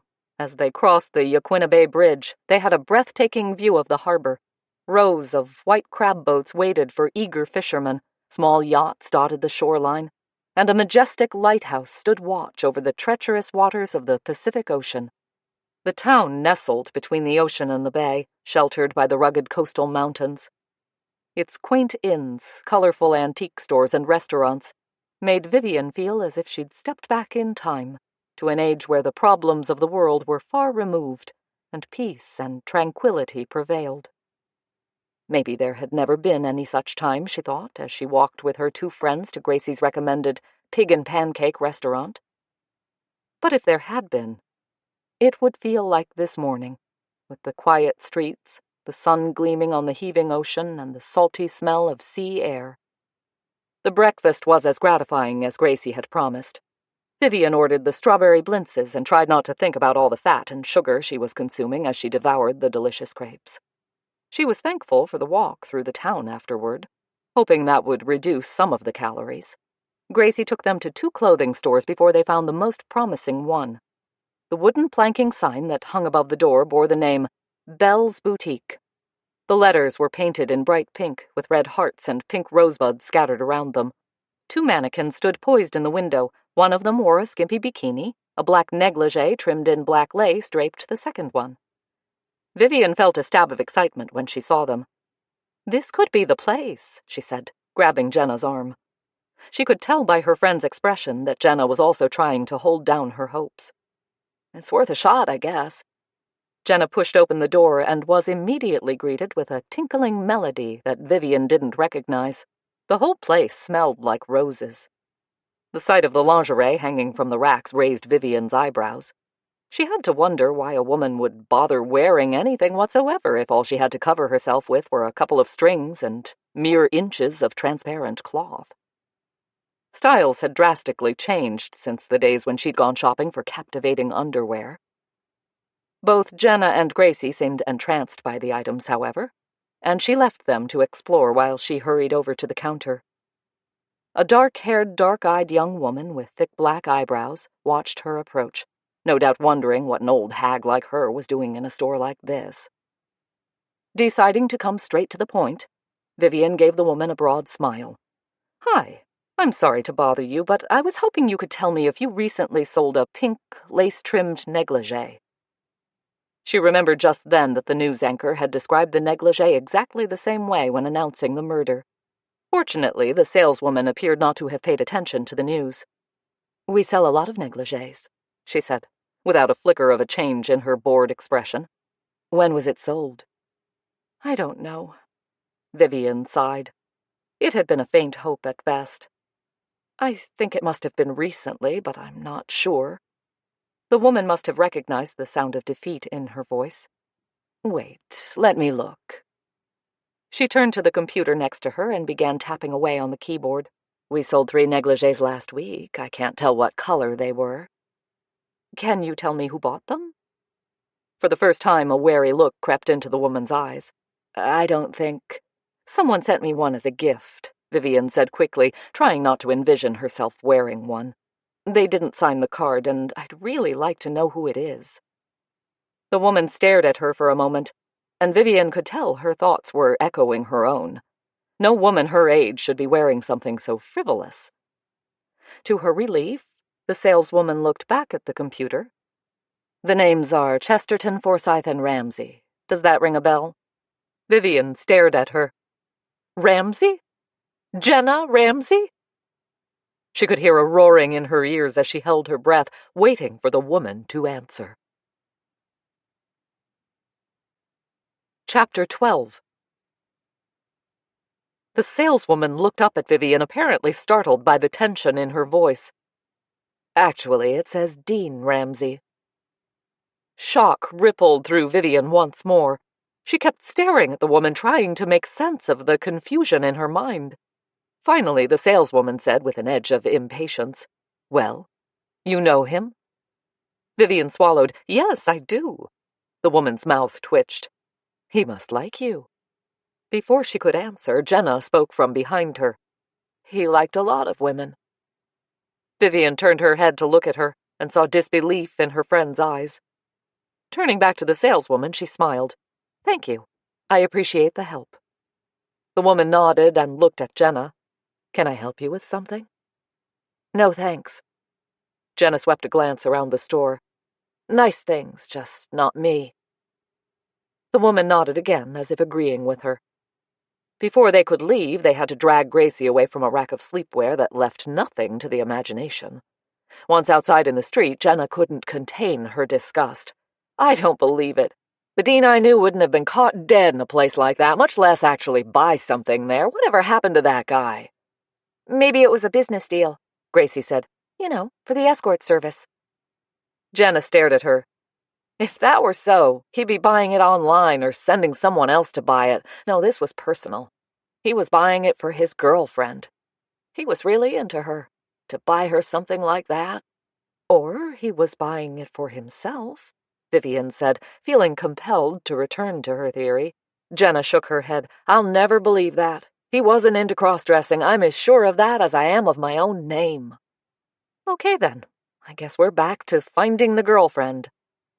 "I still can't believe he's dead," Jenna said as they headed back to the car. "He must have really pissed someone off to get himself killed like that. That's what makes this so difficult." Vivian stopped to pat a large shaggy dog tied up outside a bakery. "We don't know the motive. It could be one of so many things." Jenna was silent for several long seconds before saying, It wasn't all bad. There were some good times, especially at the beginning. Straightening, Vivian laid a hand on her arm. I'm sorry, Jenna. This must be so hard on you for many reasons. Jenna flicked her a brief glance. I just want it to be over with and done. I know. Vivian sighed. Right now, we seem to be running around in circles. The only thing I'm certain of is that someone in that hotel knows something that would help us find the truth. We have to find that person and make them talk. She shook her head. This isn't as easy or logical as it seems in the books. Jenna laughed. Isn't that the point of fiction? To emphasize the good over evil, no matter how fierce the struggle, the hero overcomes all obstacles to win. If only real life were like that. Vivian glanced down the street. We better catch up with Gracie before we lose sight of her. Don't worry, I know how to find the parking lot. Jenna started off at a brisk pace, and Vivian hurried to keep up with her. She waited until they were in the car heading back to Misty Bay before bringing up her next suggestion. I've been wondering how Dean got involved in the escort business. It must have happened since he started working at the hotel. And after our divorce, Jenna said, I'm sure I would have known if he'd been doing it before that. So, if he had a partner, whoever that is could be connected to the hotel. Maybe he was a guest there, Gracie said. If so, he would most likely have been a regular guest for Dean to get to know him well enough to go into partnership with him. Jenna sent her a quick glance. You want to find Dean's partner? I'd like to know who it is, yes, but finding Dean's girlfriend is more important right now. Vivian twisted her head to look at her. There's one person at that hotel who knows everyone who comes in and out of it. Paula Lambert. But we already tried that. She wouldn't talk to us, Jenna reminded her. She wouldn't talk to us. Vivian switched her gaze back to the rear seat. But she's never met Gracie. Jenna chuckled. You're right, she hasn't. Gracie sat up straight. You want me to talk to Paula? I thought you might apply for a job at the hotel. Paula would be the one interviewing you, and you'd get a chance to talk to her. Awesome! Gracie leaned forward. How do I find out about Dean's girlfriend? We'll figure that out later. First, we have to get you an interview. Vivian checked her watch. We just have time to stop by the hotel and pick up an application, okay, Jenna? Don't people usually apply for those jobs online? Jenna switched her gaze briefly to the rearview mirror. Right, Gracie? Right. Gracie sounded excited. I can do that. Vivian sighed. I really do need to get with it. It's been decades since I applied for a job. Applying online is so much simpler. She glanced out the window. Little white horses were dancing on the waves far out from shore. A thick ridge of dark gray lined the horizon, though the sky above was still sparklingly clear. There's a storm coming in, she added. I hope Ben keeps his word and puts my new window in today. Are you going to claim it on your insurance? Gracie asked. I am. I'm going to tell them a seagull flew into it. Good idea, Jenna said. It's probably not a good idea to tell them someone left it as a death threat. Vivian felt a twinge of uneasiness at her words, and quickly smothered it before it could develop into panic. I'm thinking of getting a dog, she said, and was faintly surprised that she'd said the words out loud. You are? Jenna sent her a swift look of surprise. Cool! Gracie was practically bouncing around on the back seat. When? What kind of dog? Where are you going to get it? I don't know when or what kind, but I thought I might go to the shelter in Newport. We should have gone while we were there. Gracie leaned forward. Can I come with you when you go? I love dogs. Sure you can. Vivian smiled at her. I don't know when I'll have time to go, though. Those places usually have office hours. You can go in the morning like we did today, Jenna said. Things are usually quiet in the shop the first couple of hours anyway. Gracie and I can handle things if you're late getting back. You bet we can. Gracie sounded disappointed at missing the visit to the shelter. Vivian turned again to smile at her. I don't know what I'd do without you two, bless you both. Gracie's grin reassured her. The 3 rookies, remember? How could I possibly forget? To Vivian's relief, they arrived back at the tea room to find Ben loading up his truck, having finished installing the window. After giving him a check, Vivian invited him to come in for tea and a scone. He looked tempted, but shook his head, regret written all over his face. Thank you, but I have more work to do. It was a pleasure doing business with you, Miss Wainwright. You too, Ben. Thank you. She watched him leave, reminding herself to thank Hal for sending him along. Returning to the kitchen, she found Jenna admiring the new window, while Gracie sat at the table munching on a scone, as usual. I helped myself, she said when Vivian looked at her. I'm starving. I hope that's okay. Perfectly, Vivian assured her. But you should be eating something a little more substantial for lunch. I'll make us some sandwiches. I'll make them. Jenna walked over to the fridge and opened one of the 3 doors. There's ham and cheese in there, Vivian told her, and some slices of turkey. We should be paying you for these, Jenna said, pulling a plate of ham slices from the shelf. We're eating into your profits. Vivian laughed. What profits? I barely cover my expenses. If it weren't for the products we sell in the shop, I'd be running at a loss. Jenna turned to look at her. Then let us pay for what we eat here. Nonsense, Vivian hurried to reassure her, cursing herself for her thoughtless comments. Martin, bless his soul, left me a decent inheritance, and with the sale of our house in Portland, I'm doing fine. So please, don't worry about a couple of ham sandwiches and a few scones. Jenna raised her eyebrows. Then why do you work so hard running this place? Why not just take off and travel? See the world? Because, for one thing, I don't like to travel alone. Then take Hal with you, Gracie suggested, her voice muffled by a mouthful of scone. Vivian sighed. I wish you two would quit it with the matchmaking. Hal and I are just friends, that's all. Busy making sandwiches at the counter, Jenna spoke with her back to them. Are you sure about that? As sure as I can be. Beginning to feel unsettled, Vivian hurried over to her. Let me help with those. To her relief, Jenna let the matter drop, though her friend's words haunted her for the rest of the afternoon. Thinking back, she realized that for the first time, she had mentioned Martin without feeling the stab of pain that normally hit her when she spoke his name. The knowledge made her feel guilty. Surely she couldn't be forgetting him already. All those years of marriage just vanishing into a fog of lost memories? No, she wouldn't let that happen. She'd loved Martin and had been secure in his love for her. The thought of replacing him with someone else was unthinkable.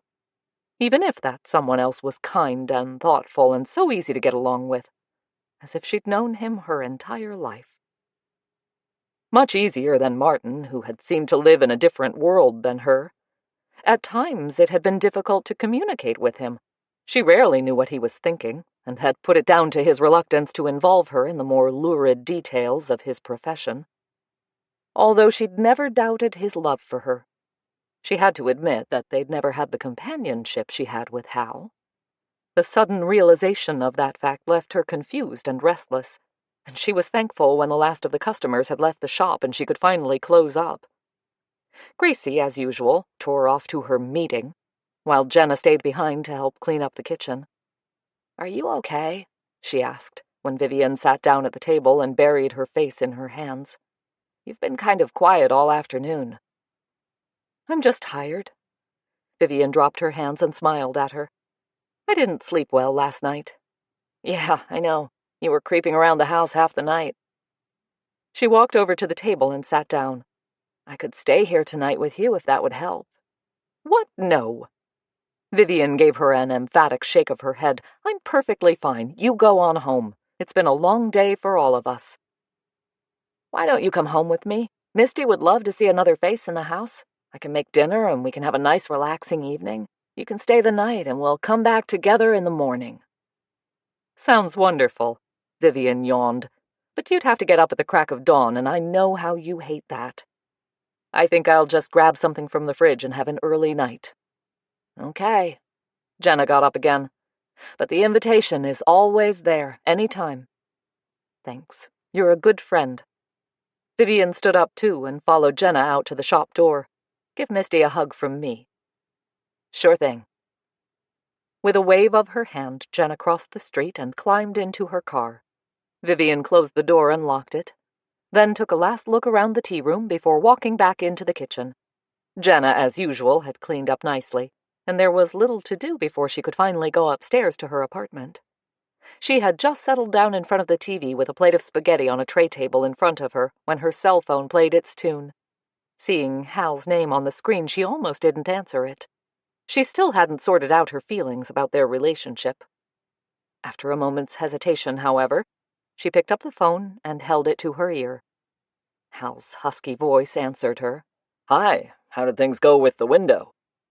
Fine. She gripped the phone. This new awareness of him made her tense, and she did her best to relax. Ben is a very nice man. He did a great job and didn't overcharge me, so I'm happy. Thanks so much for sending him over. Sure, any time. He paused for a moment. I have a bottle of wine here that's begging to be shared. I was wondering if you'd like to help me out. She smiled at that, but the grin quickly vanished as she envisioned herself in his apartment.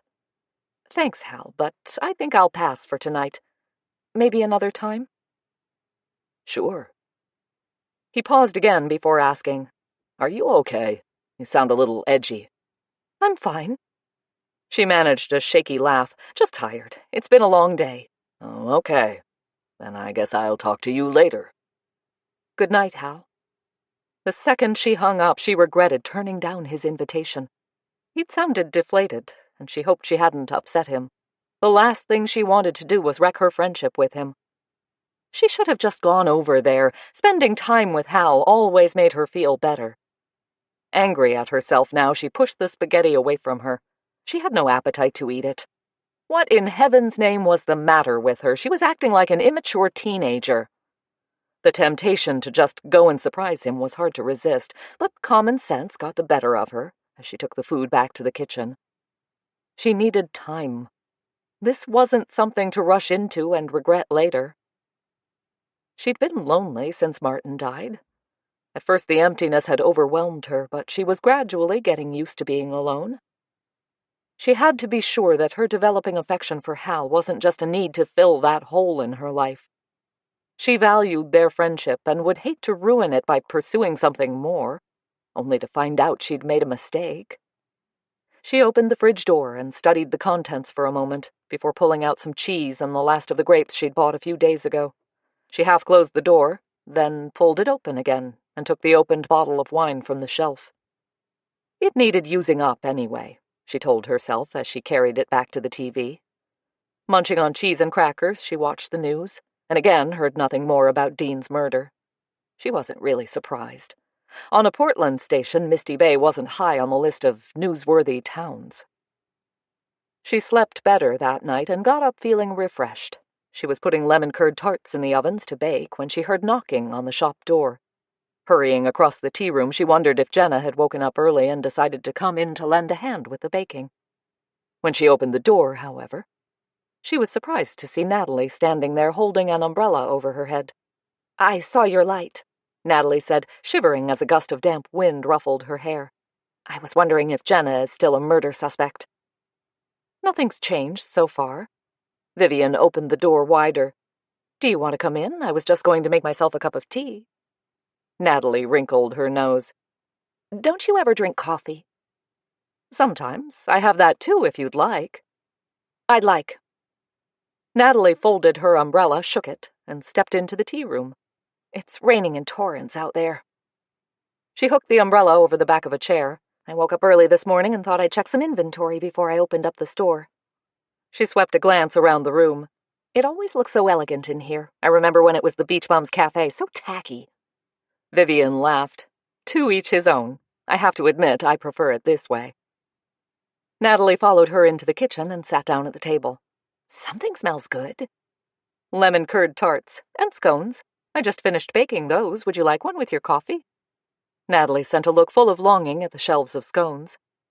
"Well, I shouldn't. I have to watch my weight." "I don't think one is going to hurt you." Vivian slid a scone onto a plate, cut it in half, spread cream and strawberry jam on it, and handed it to her. "The coffee will be ready in a minute." Natalie stared at the scone as if it were about to bite her, then broke off a small piece and cautiously nibbled at it. "This is actually quite good." "Thank you." Vivian sat down to wait for the coffee to percolate. "So, how's your business doing?"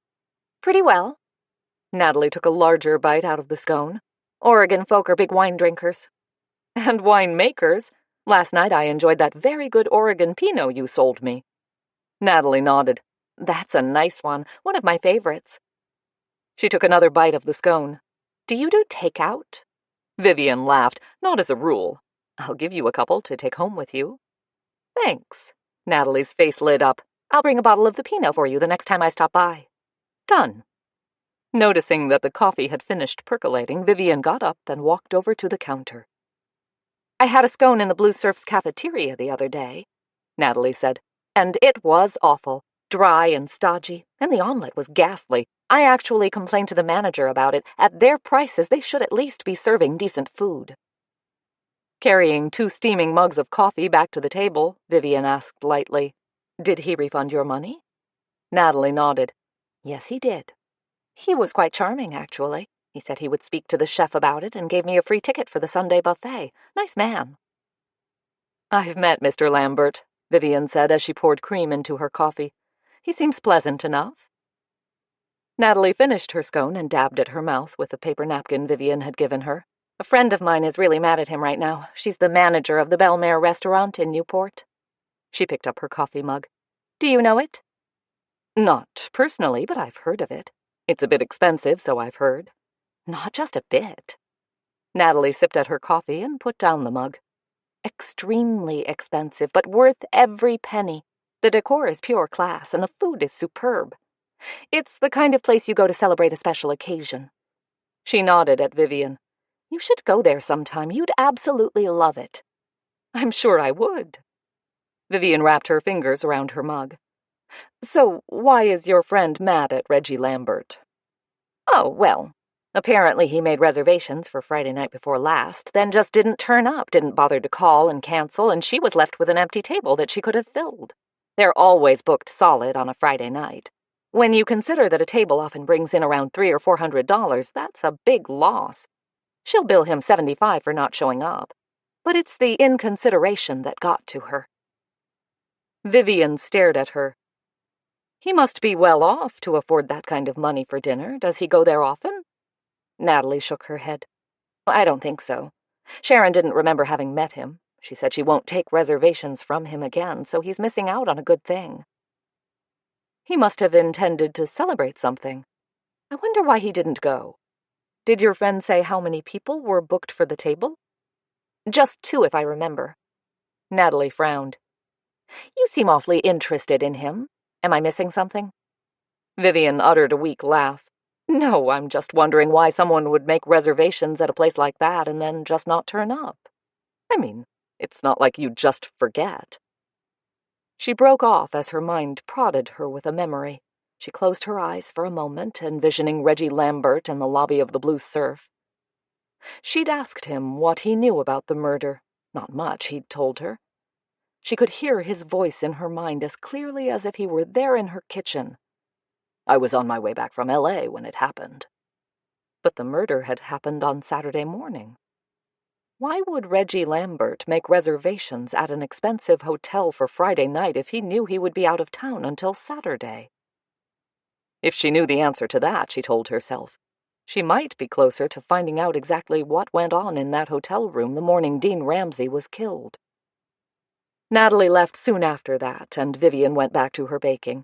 She was carving thin slices of ham for the sandwiches when Gracie arrived at the shop, obviously bursting with news. She bounced into the tea room when Vivian opened the door to her, words gushing from her mouth.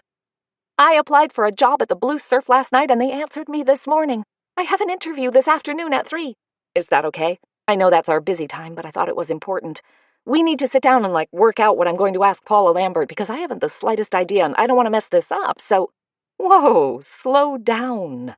Vivian held up her hands as if warding off an angry bee. Let's go into the kitchen and talk about this. Okay. Can I have a scone? She skipped over to the door while Vivian followed more slowly, deciding that it was Gracie's energy that kept the pounds off her slim figure, in spite of the scones. They had barely sat down before Jenna knocked on the door. She greeted Vivian with a smile that quickly faded as she stepped inside. Vivian studied her friend's face before closing the door. Is something wrong? Reporter, Jenna said, dragging her raincoat off her shoulders. Waiting in the rain outside my house when I left this morning. Rita Moselle again? Vivian led the way back to the kitchen. No, it was some guy. Said he was a reporter for the local newspaper. I told him no comment, but he followed me to my car, saying he wanted to tell my side of the story. I told him I didn't kill my ex-husband, and that's my side of the story. Then he asked me if I was going to the funeral. Apparently, Dean's family is in town, and they want to bury him here. Oh, my. Vivian walked into the kitchen, followed by Jenna, who was immediately greeted by Gracie waving a scone at her. I got an interview today at the Blue Surf, she announced to Jenna, and I haven't a clue what I'm going to say. We were just going to work out something, Vivian said as Jenna sat down at the table. Is that coffee I can smell? Jenna sniffed the air. Don't tell me you've given up your morning tea. Natalie stopped by earlier, and she doesn't drink tea. Vivian walked over to the coffee pot. There's still some left, or I can make you some fresh coffee if you'd like. I'll have whatever everyone else is having. Then tea it is. Vivian filled the kettle with water and set it on the stove. So, what did you tell this reporter? Gracie stared at Jenna. What reporter? Is that gussied-up moron still following you around? No, this is a different reporter from the local newspaper. Have you met Dean's family? Vivian sat down at the table. No, and I don't want to. I didn't think he had any contact with them. I know his father is dead. He actually died in prison. She uttered a cynical laugh. It's one of the few things we had in common. Gracie's eyes filled with tears as she stared at Jenna. I'm so sorry, Jenna. That must have been awful. Afraid that Gracie was about to let on that she knew about Jenna's past, Vivian said loudly, I didn't know that Dean's father was in prison. That must have been hard on Dean. It was. He never talked about it to anyone. In fact, we'd been married almost a year when he finally told me. He'd had a few drinks that night, and I mentioned my father. And that's when it came out. He made me swear I wouldn't tell anyone, but I guess it doesn't matter now that he's dead as well. Vivian broke the awkward silence that followed. So you won't be going to the funeral, then? Jenna shrugged. I didn't know there was going to be a funeral, or when and where it's being held. I don't think I'm going to the trouble of finding out, either. After the way we parted, I doubt Dean would want me there. Anyway, his new girlfriend will probably be there. She uttered a soft gasp. Maybe if we went there, we'd find her. Vivian got up again as the tea kettle whistled. I doubt it. She hasn't shown up so far, or we would have heard about her. If she's in hiding, she's not going to risk going to a funeral. Jenna sighed. I think you're right. I'm going to be a murder suspect for life. Oh, that reminds me, Gracie said. I checked up on Philip Stedman last night. He couldn't be Dean's killer. He was in Portland weekend before last for his son's wedding. Vivian swung around to look at her. All weekend? Gracie nodded, her mouth full of scone. Left here Friday, got back here Monday. Well then, I guess that takes him off the list. Vivian swished a trickle of boiling water inside the teapot to warm it. Actually, I found out something interesting this morning. She popped 3 tea bags into the pot and poured the rest of the boiling water on top of them. Natalie told me that Reggie Lambert made reservations at the Belle Mer restaurant for Friday night, but never turned up. She added milk to the mugs, then turned to find both women looking confused. He's all right, isn't he? Gracie asked. I mean, he's not dead. Vivian laughed. Of course not. We saw him Sunday morning, remember?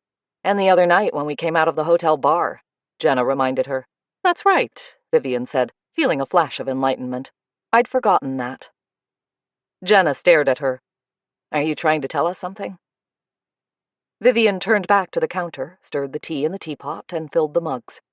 Reggie Lambert told me he was on his way back from L.A. when the murder happened. She picked up 2 of the mugs and carried them over to the table. I may have read too many mystery novels, but I got to thinking. Why would Reggie make reservations at a very expensive restaurant if he knew he wasn't going to be in town? Gracie took a mug from her. Thank you. She put the tea down in front of her. Maybe he forgot. That lack of memory is going to cost him $75. He didn't come across as someone who would be that careless with his money. Maybe he planned on coming home Friday, but then got delayed, Jenna said, taking the mug from her with a nod of thanks. Then wouldn't he have called his wife to cancel the reservations? Jenna paused in the act of bringing the mug to her lips. Maybe. Vivian walked over to the counter, picked up her mug of tea, and returned to the table. There's just something about it that seems odd to me. What if Reggie actually did come home on Friday, planning to go to the restaurant, but then something happened to prevent him from going there?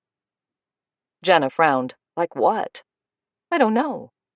But if so, it had to be something that he didn't want anyone to know about, which is why he had to lie about coming back from L.A. after the murder. A bit of a coincidence, wouldn't you say? Gracie gasped. You think he killed Dean? Vivian shrugged. No, I don't. But I think it's possible he knows more about it than he's telling anyone. Jenna shook her head. And maybe the man is a complete moron who simply forgot he made reservations for dinner. He could have made them months ago. He could have, Vivian said. There's one way to find out when he actually arrived back in town, but I doubt very much that the airlines will give us that information. They'd have to give it to the cops, though, right? Right. Vivian looked at her. You want to tell Detective Messina about this? I could easily be wrong, like you said. Jenna thought about it. No. There's no real proof of anything, and it will fire up Messina if he finds out we're interfering in his investigation. We've come this far. Let's go with it until we're sure. Which is why we really need to talk to his wife. Maybe we can find out from her if Reggie was lying. She looked at Gracie. Okay, kiddo. I guess now it's all up to you. Chapter 13. Oh, crap. Gracie stared at what was left of her scone. I was afraid you were going to say that. Vivian laid a hand on her arm. Don't worry, sweetie. We'll rehearse what you need to ask, and you'll be fine. I doubt very much if Paula Lambert knows anything about any of this, but she could let slip something useful. Gracie seemed unconvinced and didn't appear to feel any better as Vivian suggested some leading questions to ask. Mention that you'd heard about the murder, Vivian said, getting up to put another scone in front of Gracie. Act like you're nervous about working in a place where someone has been killed. Won't that hurt my chances of getting the job? Gracie picked up the scone and took a bite. Jenna heaved a sigh.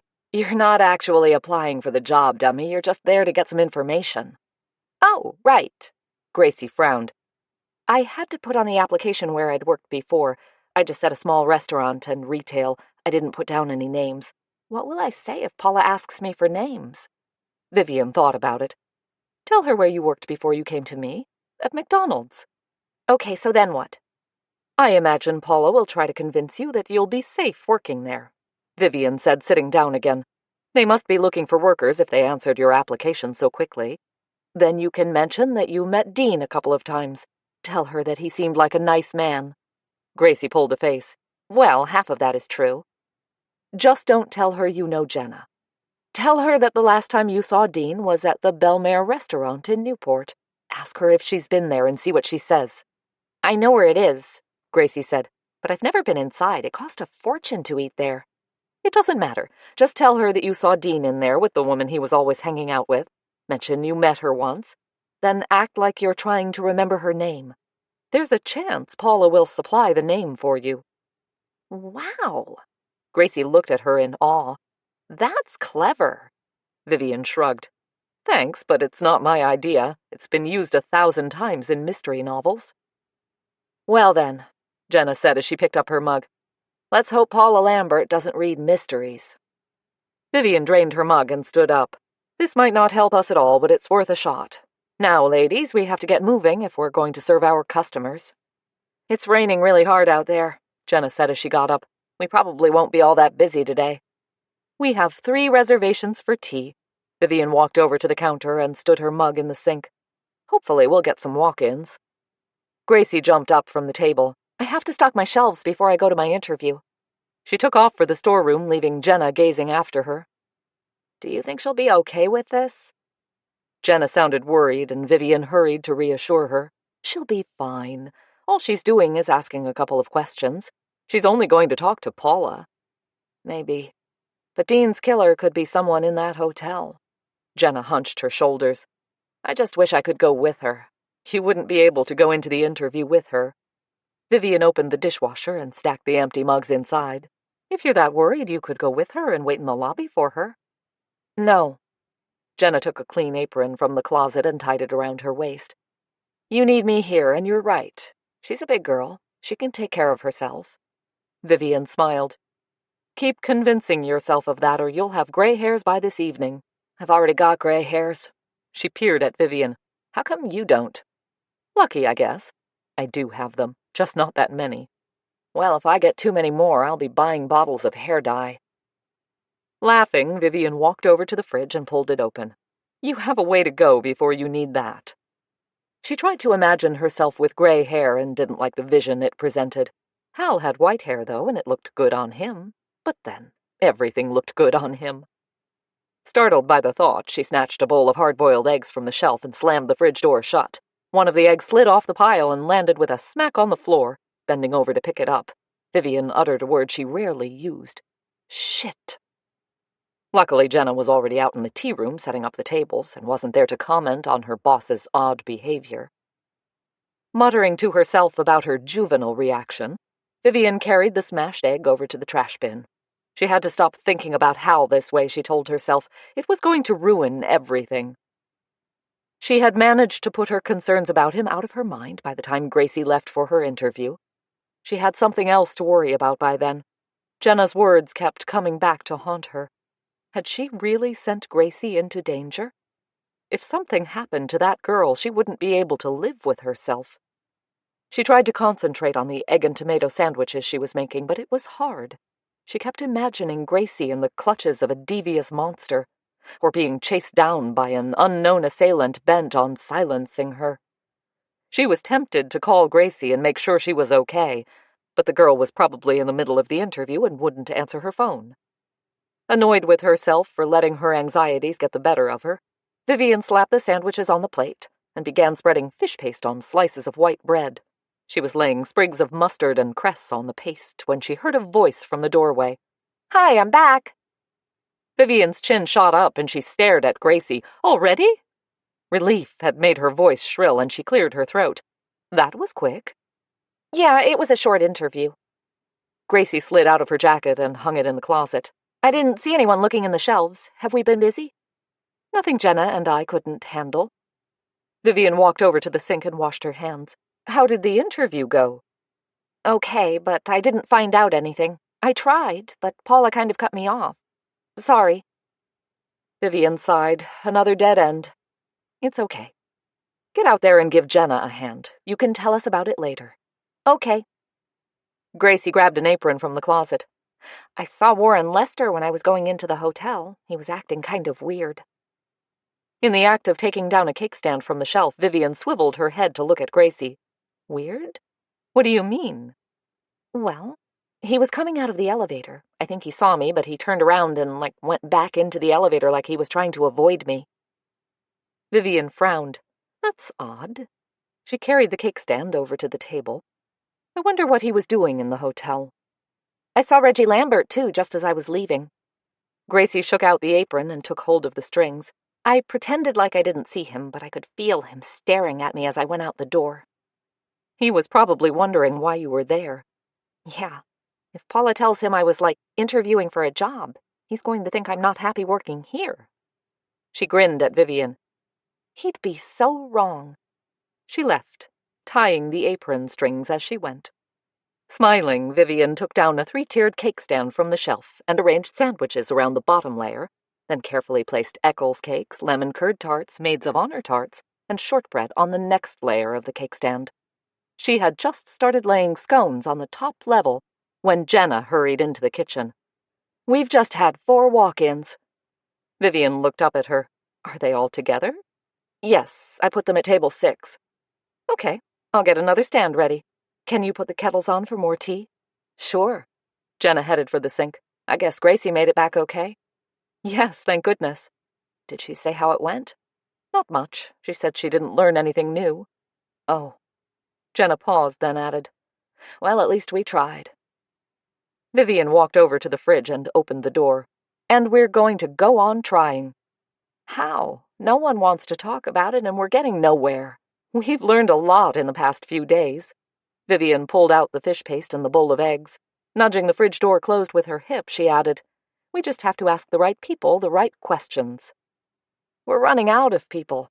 Unless you feel like tackling the police chief, Jenna said as she hefted 2 kettles onto the stove. Vivian groaned. I don't think that would be very productive.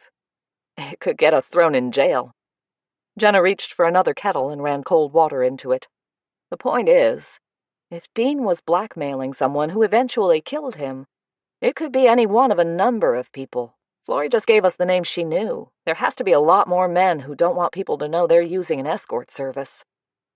Not many people can afford one. Vivian started spreading the fish paste. Anyway, I'm beginning to lose faith in the blackmail theory. I think this all has something to do with Dean's girlfriend, which is why we really need to find her. It's too bad Gracie couldn't get her name, but we'll keep looking. Maybe Messina has found her by now, Jenna said as she came back to the table. I think we would know if he had. It seems the local reporters are still on the story, even if the city ones have lost interest. Jenna picked up the filled cake stand. I don't think anyone is ever going to find her. I'll take this to table 6. She left, leaving Vivian shaking her head. She could understand how Jenna felt. It had to be miserable to be under suspicion for a crime, knowing you were innocent and helpless to prove it. This was turning out to be a lot tougher than she'd imagined. She was still struggling with the question of what to do next when the last customer left and she could turn the sign to closed. Gracie was already in the kitchen studying the shelves to see what was left to eat. Vivian waited until Jenna was finished cleaning up the tables before asking, Tell us about the interview, Gracie. Try and remember everything Paula said. Gracie pointed to an Eccles cake. Can I have that? Sure. Vivian sat down at the table and waited for both women to join her. You're not going to make tea? Jenna asked as she sat down. I'm all teed out today. I'm going to enjoy a glass of wine when I go upstairs. Vivian looked at her. I'll make tea for you if you like. No, thanks. I'm going home to a beer. Gracie plopped down on the chair. So, what do you want to know? Everything. Vivian focused on Gracie's face. Start at the beginning. What you said, what she said, everything. Gracie sighed. I should have recorded it. I don't know if I can remember everything word for word. Vivian stared at her. You had a tape recorder with you? No, I meant on my phone. I didn't know you could record on your phone.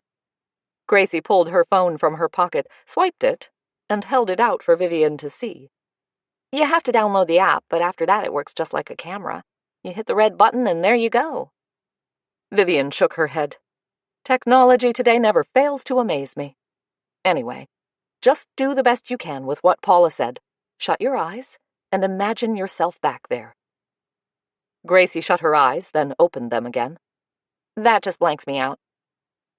Okay, what was the first thing Paula said to you?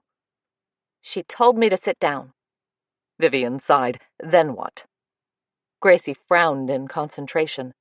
She looked at the computer and goes, How long did you work at McDonald's? And I go, 2 years. She frowned. That was stretching it a bit. I hope she doesn't check it out.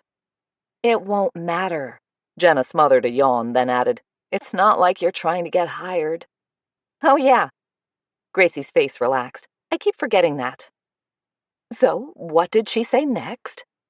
Hearing the impatience in her own voice, Vivian made an effort to curb it. Did you ask about the murder? Gracie took a bite of the Eccles cake, chewed it, then swallowed. I did. I told her I'd heard about the murder, and I asked her if the killer had been caught. I was a bit edgy about being interviewed anyway, and I think she thought I was scared about the murder. She goes, The police are all over it, and you'll be perfectly safe in the hotel. Or something like that. Vivian nodded. Good, go on. Well, then I go, I met Dean a few times, and he seemed like a nice man. Gracie stared at the cake in her hand. I don't know why I said that. Nor do I, Jenna muttered. Ignoring her, Vivian leaned forward. So, what did Paula say to that? She said he was a very nice man, considering the life he'd had, what with a father in prison and all, and a mother who deserted him. Jenna made an odd sound, and Vivian looked at her. Jenna was staring at Gracie as if she'd turned into a toad. What? Jenna's voice had risen at least an octave. Worried now, Vivian leaned toward her. What's the matter? Jenna looked at her with eyes brimming with disbelief. Dean would never have told her all that unless... Her voice trailed off, and Vivian studied her face, until realization dawned. Unless he was really close to her. Right. Jenna let out her breath. Dean's girlfriend could be Paula Lambert. Oh, Gracie said. Well, that makes sense now. They both looked at her. She stared back at them for a moment, then added, Well, I told her the last time I'd seen Dean was at the Belmare and that he was with a woman. I said I recognized her but couldn't remember her name. I did like you told me and pretended I was trying to think of it, but Paula got all upset, told me she'd be in touch, and pretty much threw me out of the office. I thought she was just getting emotional about having a murder take place in her hotel.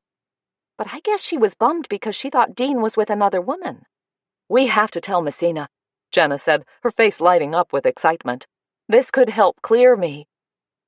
Hating to destroy the hope in her friend's face, Vivian shook her head. We have no proof, and Paula will simply deny it. If they did have a relationship, they managed to keep it very quiet. Except for the woman in Natalie's hair salon, Jenna reminded her.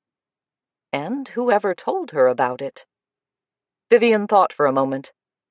Maybe we should talk to Florrie again, ask her if she knows Paula. If she's working out of the hotel, she would have to know her, Jenna said. I think if she'd known about the affair, she would have told us. Of course, Vivian sighed. We seem to take 1 step forward and 2 steps back. Jenna stood up. Well, I'm going home. I need to think through everything. Me too. Gracie jumped up. We don't know for sure that Paula was Dean's girlfriend, Vivian said, getting up from her chair. We could be wrong about this. We're not wrong. Jenna walked over to the closet, opened it, and pulled out her raincoat. Like I told you, I was married to Dean for almost a year before he told me about his dad, and I never knew that about his mother. He and Paula must have been real close for him to tell her all that. She headed for the door. See you tomorrow. Seconds later, the shop door pinged, and Gracie said quietly, Poor Jenna. I feel so bad for her. She'll be okay. She's a strong lady. Vivian smiled at her, hoping to take away that look of misery on the young woman's face. Do you have a meeting tonight? No, I'm done with the meetings. Watching Gracie haul on her jacket, Vivian fought between the urge to ask her what the meetings were for, and the knowledge that she'd be prying. I hope everything's okay with you, she said at last. Gracie's smile flashed across her face. Everything's fine. She hesitated a moment, then said, I promise. You'll know all about it soon. Vivian had to be content with that, though it wasn't until she was halfway through her glass of wine that evening that she could stop worrying about her assistants and tracking down a killer and just enjoy watching TV. She was engrossed in a mystery movie when her cell phone buzzed. The temptation to ignore it was strong, but then she thought it might be Jenna or Gracie calling, so she picked it up. At the sight of Hal's name, she froze. She wanted to talk to him, and she didn't. In the end, common sense won. He'd probably worry if she didn't answer and come pounding on her door. She'd rather talk to him on the phone than face to face. Carefully, she put the phone to her ear. Hi, Hal. Hi yourself. How are things going? For some reason, lately the sound of his gravelly voice made her skin tingle. She did her best to ignore the sensation and carefully controlled her tone. Things are going fine. How about you? I'm okay. He paused, then added, Actually, I was worried about you. You sounded a bit off last night. Again the pause.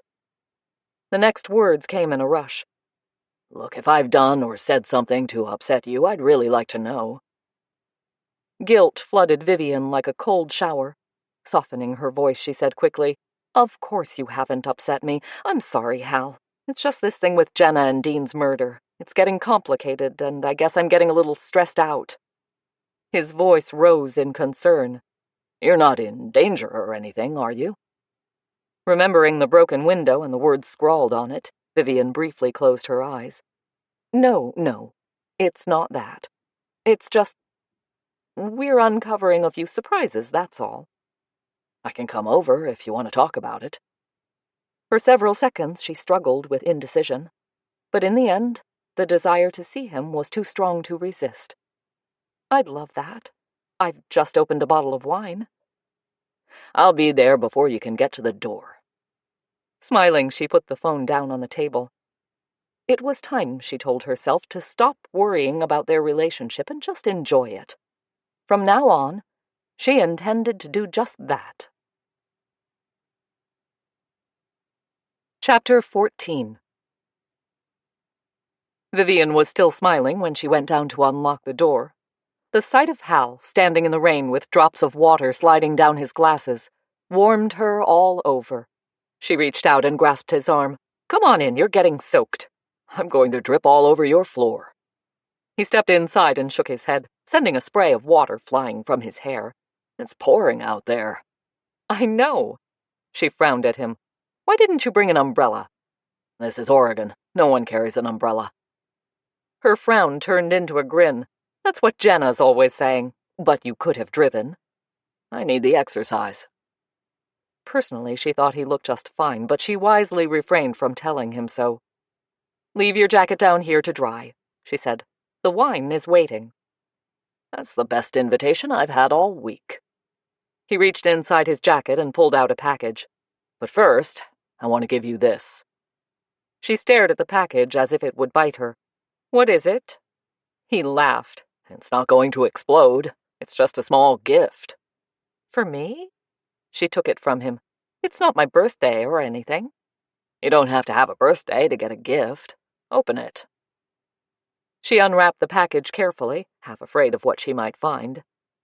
Inside the blue and white striped paper was a long box. She stared at the picture on it, then realized she was looking at an electric wine opener. "Oh my goodness, this is great! Thanks so much! I was thinking of buying myself one after seeing yours, but somehow it seemed extravagant. I just love this." She held the box out for him to see. "Look! It even has a foil cutter. I usually cut mine with a knife." Hal rolled his eyes. "How archaic." She gave him a light punch on the arm. "Thank you, Hal. I shall think of you every time I open a bottle now." Hal pretended to frown. "I'm not sure that's how I want to be remembered, but thanks." She laughed. "Let's go get that wine." Intensely aware of him as he followed her up the stairs, she didn't realize she was holding her breath until she let it out at her door. She was trying to remember the last time she'd tidied up the place as she led him into the living room. Hal headed straight for the couch and sank down on it. "It's been a long day." "Me too." She glanced at the clock. "Have you eaten?" "About 2 hours ago." "I have cheese and crackers or some lemon curd tarts if you're in the mood for something sweet." He gave her a long look. "I'm always in the mood for something sweet." She could feel her cheeks warming and quickly turned her back on him. "Good, I'll get them." Hurrying into the kitchen, she cursed herself again for her immature response to him. It was a perfectly innocent remark, and she was reading all kinds of hidden meanings into it. After carefully placing the lemon tarts on a plate, she grabbed a wine glass from the cabinet and carried both back into the living room. "Those look absolutely delicious," Hal said as he reached for a tart. After taking one bite, he nodded his head. "It tastes even better than it looks. You're a first-class pastry chef." She flushed at the compliment. "Well, thank you, sir. That's the nicest thing anyone has ever said to me." The twinkle in his eyes unsettled her even more. "I'll get the wine," she said, and fled back to the kitchen. It took her a moment to compose herself before she carried the bottle back into the living room, where she poured wine for Hal, then refilled her own glass. "Now," Hal said as he settled back on the couch, "come and sit down and tell me what's been going on with you guys." Thankful that things were getting back to a more comfortable level, she sat down next to him on the couch and reached for her glass. "How well do you know Reggie Lambert?" Hal stared at her. "Reggie? Like I said, I've met him a few times at the golf club. Can't say I know him all that well. Why?" "What about his wife, Paula?" "I've seen her once or twice." He frowned. "What's going on?" "Would you say they had a good marriage?" "I don't know. They seem okay together, but I wouldn't say they were all over each other." Vivian nodded. We think Paula was having an affair. Hal's eyebrows shot up. What? With who? We think it might have been Dean Ramsey. That's crazy. I can't imagine a woman like Paula Lambert falling for a deadbeat guy like Dean. Well, we can't be sure, of course. This is all guesswork up to now. She took another sip of her wine. We did find out that Dean bought the negligee he was wearing. Choking on a gulp of wine, Hal took a moment to get his breath. Are you telling me Dean's a cross-dresser? No, we don't think so. Vivian put down her glass. We think he bought it for his girlfriend. Ah, I remember now. I think I heard on the local news that the cops believe he grabbed it to cover himself when the killer came at him. Right. Hal frowned at her. And you think Paula killed Dean? Vivian shrugged. She's obviously a very jealous woman. When Gracie told her she'd seen Dean with another woman, she practically threw her out of the interview. Wait a minute. Gracie wants to work at the hotel?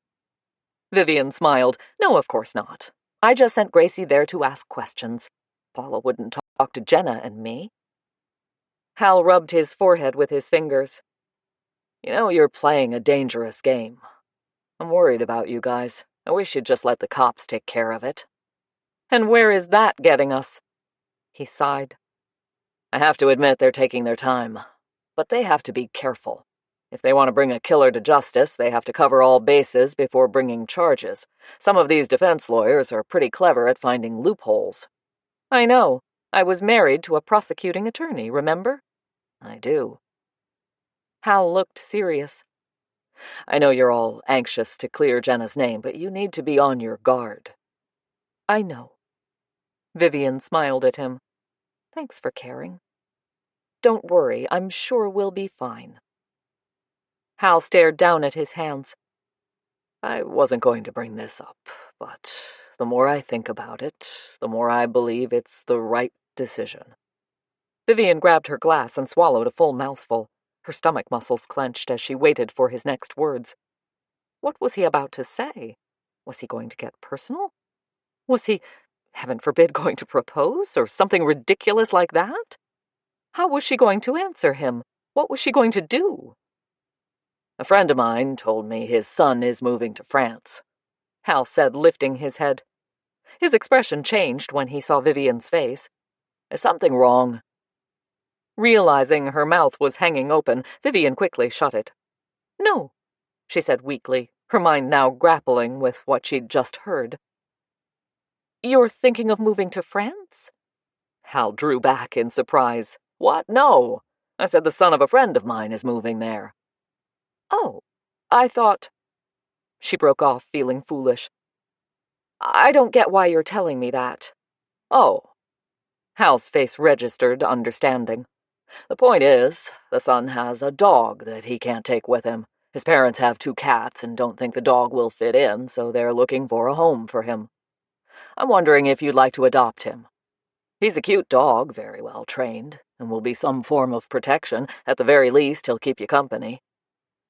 It took Vivian another few seconds to absorb what he'd said. She was still mulling it over in her mind when Hal spoke again. Look, it's just a suggestion. You don't have to make up your mind right now. Only they're thinking of taking the dog to a shelter, so... No. Hal shut his mouth, his expression wary. No, you don't want the dog? No, I don't want him to go to a shelter. Vivian let out a sigh. What kind of dog is he? He's a Borgle. A what? A Borgle. It's a cross between a beagle and a border collie. Oh. She tried to picture that and failed. Look, Hal said, why don't I give Ted a call and ask him if we can go over to Barry's place and meet Felix? Who? Barry, he's the son. Felix is the dog. Oh. She thought about it some more. I'd have to leave him alone in the apartment while the tea room is open. That's only 6 hours. Barry works all day, so Felix is used to being on his own. He picked up his wine. I could stop by now and then and take him for a walk if you like. She met his gaze and smiled. Well, I was thinking of getting a dog. Yes, I'd like to meet Felix. If we get along, then I'd be happy to bring him home. Good. Hal dug into his pocket for his phone, swiped the screen, and thumbed in a number. Seconds later, he gave Vivian a quick nod as he quickly explained to the person who answered why he was calling. A minute or two later, he said goodbye and tucked the phone back into his pocket. Ted's going to talk to Barry and get back to me. I'll let you know when we can go over there. Okay. She was beginning to feel a little nervous about it. I hope I'm doing the right thing. We had dogs when the kids were growing up, but after the girls left home and our last dog died, I never got another one. It was too hard saying goodbye to them. Hal nodded. I know what you mean. But years of companionship are worth a few months of heartbreak, right? She smiled. Right. I'm looking forward to meeting Felix. Good. He settled back on the couch. You don't mention your kids very often. One of them is in Seattle, right? Yes. Vivian cradled her glass in her hands. Rachel's in Seattle. Her husband Chris is an architect and doing very well. They have kids? 2. Jason, who's 13, and Madison. She's 11. Carrie, my other daughter, lives in L.A. She's an actress.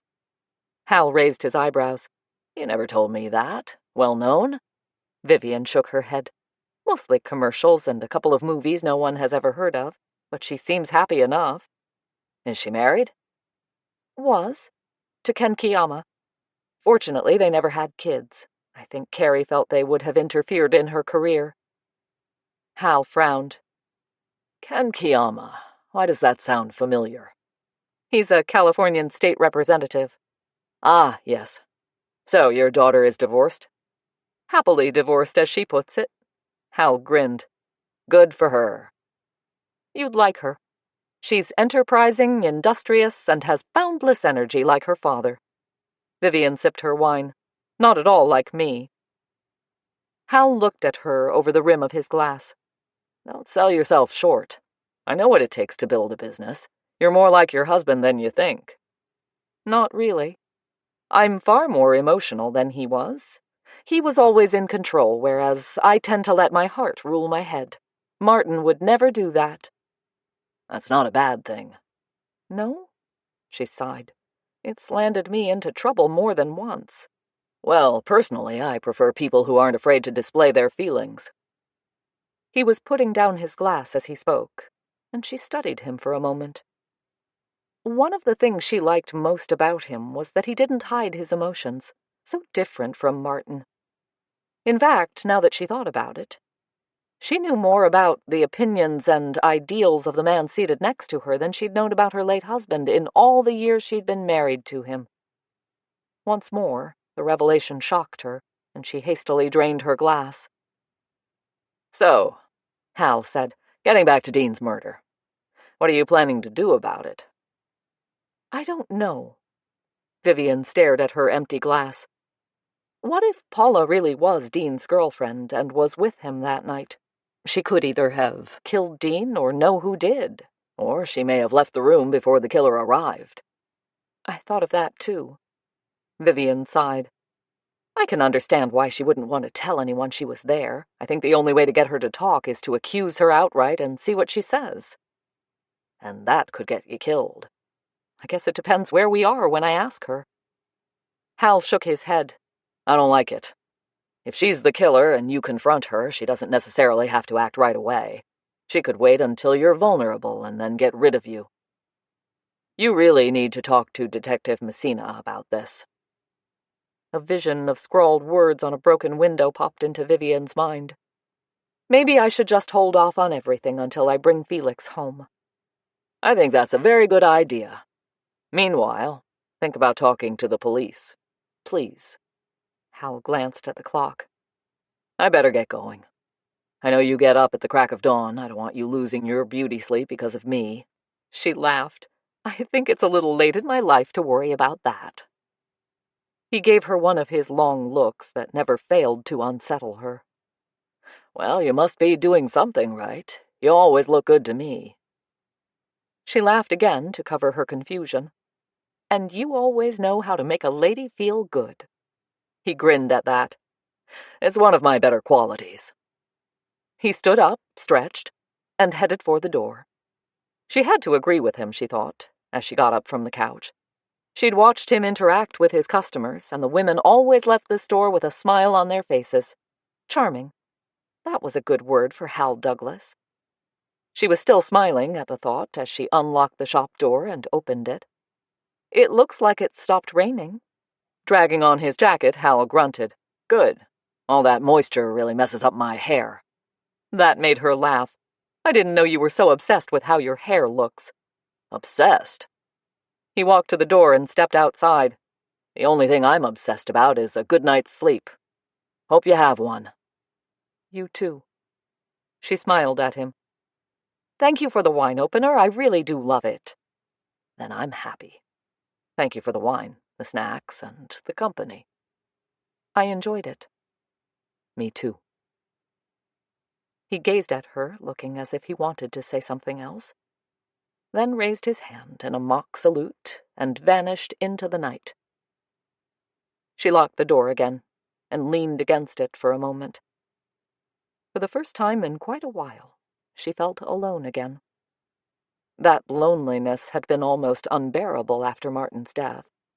But once she had thrown herself into the turmoil of leasing the shop, renovating it into a tea room, and building her customer base, she hadn't had much time to feel lonely. Now, for some reason, she was once more keenly aware of the emptiness and the silence around her. It would be good to have a dog for company, she told herself as she walked back into her living room. She tried to imagine a dog greeting her, but it was hard to envision him, since she didn't know what he looked like. She picked up the empty glasses and what was left of the cheese and crackers, and then, munching on a cracker, she stacked the glasses in the dishwasher. Felix. She liked the sound of it. She tried it out aloud. Here, Felix. Good dog, Felix. The words echoed around the kitchen, and she shook her head. She was going nuts. It was all the stress of the murder. She needed a good night's sleep. Hal's words came back to her, and she smiled. She fell asleep that night with his voice in her ears, and the memory of his reassuring gaze soothing her fears. Jenna seemed subdued when she arrived the next day, and Vivian fought an unfamiliar feeling of helplessness. She'd been so hopeful that with all of them working together, their investigation would produce results. Now it looked as if they were at an impasse, with no clear way to go forward. She wasn't about to give up, however. There had to be a way to determine if Paula Lambert was having an affair with Dean. Someone, somewhere, knew the truth. Like the woman at the hair salon. Maybe she could somehow get the owner to give her the name of that woman. She was still trying to figure out a way to do that when the last customer of the afternoon left the tea room. Jenna hadn't had much to say all day, and Vivian's maternal instincts warned her not to probe too much into her friend's thoughts. Gracie, as usual, was in a hurry to leave. But while Jenna was loading tablecloths and napkins into the washing machine, Gracie took the time to ask if Jenna was okay. She seems awfully down, she said, as Vivian walked with her to the shop door. I know, Vivian sighed. This whole thing is depressing. We started out with such high hopes, and now I'm not sure what to do next. You'll think of something. You're so good at figuring out things. She hesitated, then added in a rush of words, I listen to you like I used to listen to my mom. You're like a second mom to me. Before Vivian could answer, Gracie rushed out the door and disappeared into the street. Warmed by her words, Vivian smiled as she wandered back to the kitchen. It seemed that she now had 2 surrogate daughters. I'm off, Jenna announced as Vivian walked into the kitchen. I'll see you in the morning. Jenna, I'm sorry. I know all this mess is frustrating, but we will get to the bottom of things, I promise. Yeah, I know how hard you're trying. Jenna dragged on her jacket as if she were going into battle. Don't think I'm not grateful, because I am. But even if Messina doesn't have the proof to charge me, he may never find out who killed Dean. For the rest of my life, people will think I killed my ex. Vivian shook her head. No, I won't let that happen. If I can't find a way to solve this by tomorrow, I'll go to Messina and tell him everything we know. Jenna stared at her. You know he won't be happy to find out we've been investigating his case. It could also get you out of trouble. It could help him solve the case. And it might not. What if he accuses us of withholding evidence or something? As long as we're not aiding and abetting a criminal, we're not committing a crime. He'll probably thank me for coming forward. Then again, he's been investigating the case, and he's a lot more experienced at this than we are. He might very well know everything we know.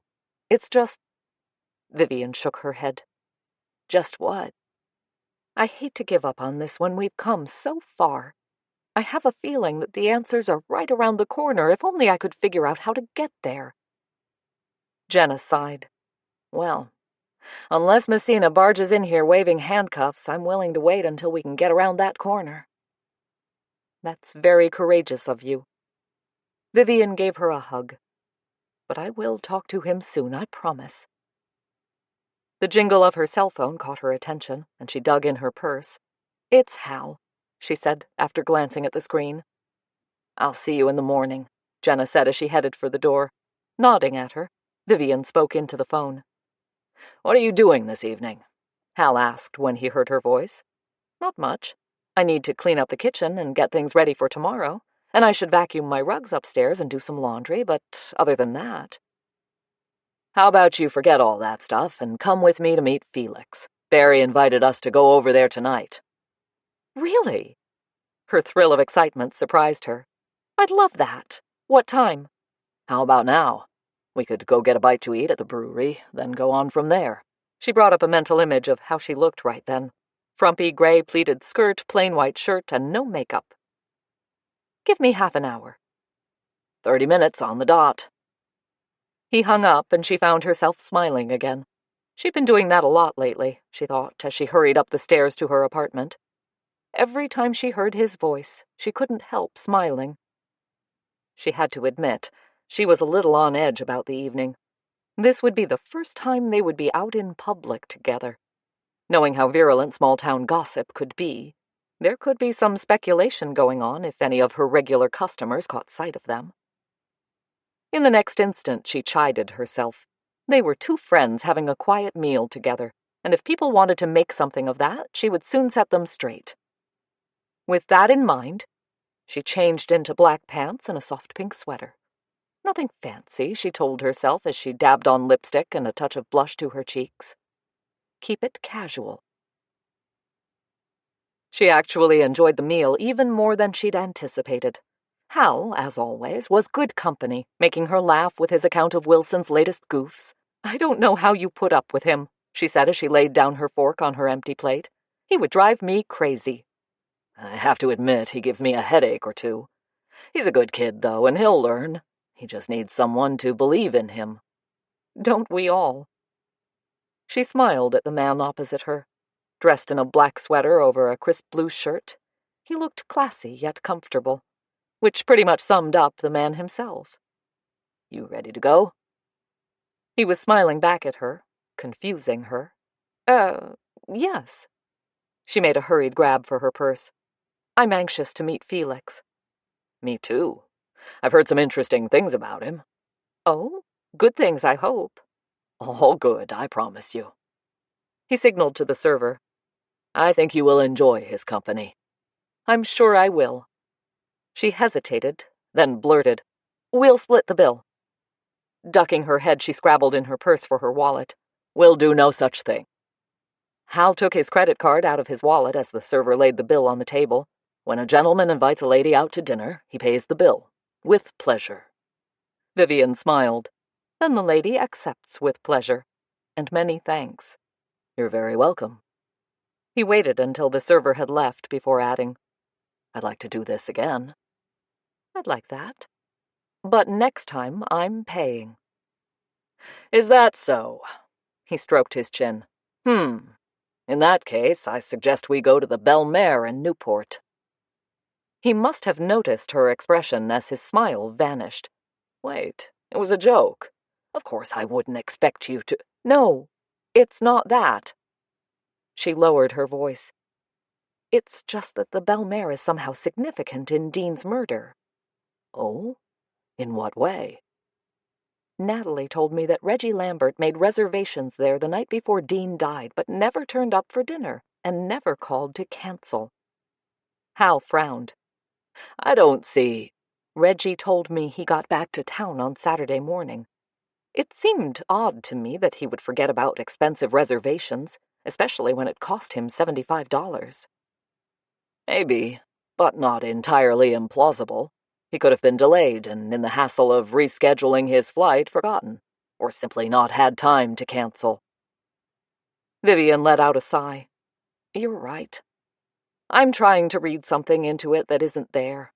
I guess I'm too anxious to clear Jenna's name. I've pretty much decided to go talk to Detective Messina tomorrow, though I'm not sure I know anything he doesn't already know. Well, I'm happy to hear that. Hal smiled and nodded at the server as she returned with his credit card. Let's hope you can help him put an end to all this turmoil. My customers are talking about nothing else these days. Misty Bay was a nice, quiet, peaceful town before this happened. I know, Vivian sighed. I'm afraid Jenna is feeling the brunt of it, which is why I need to talk to Messina and at least try to help.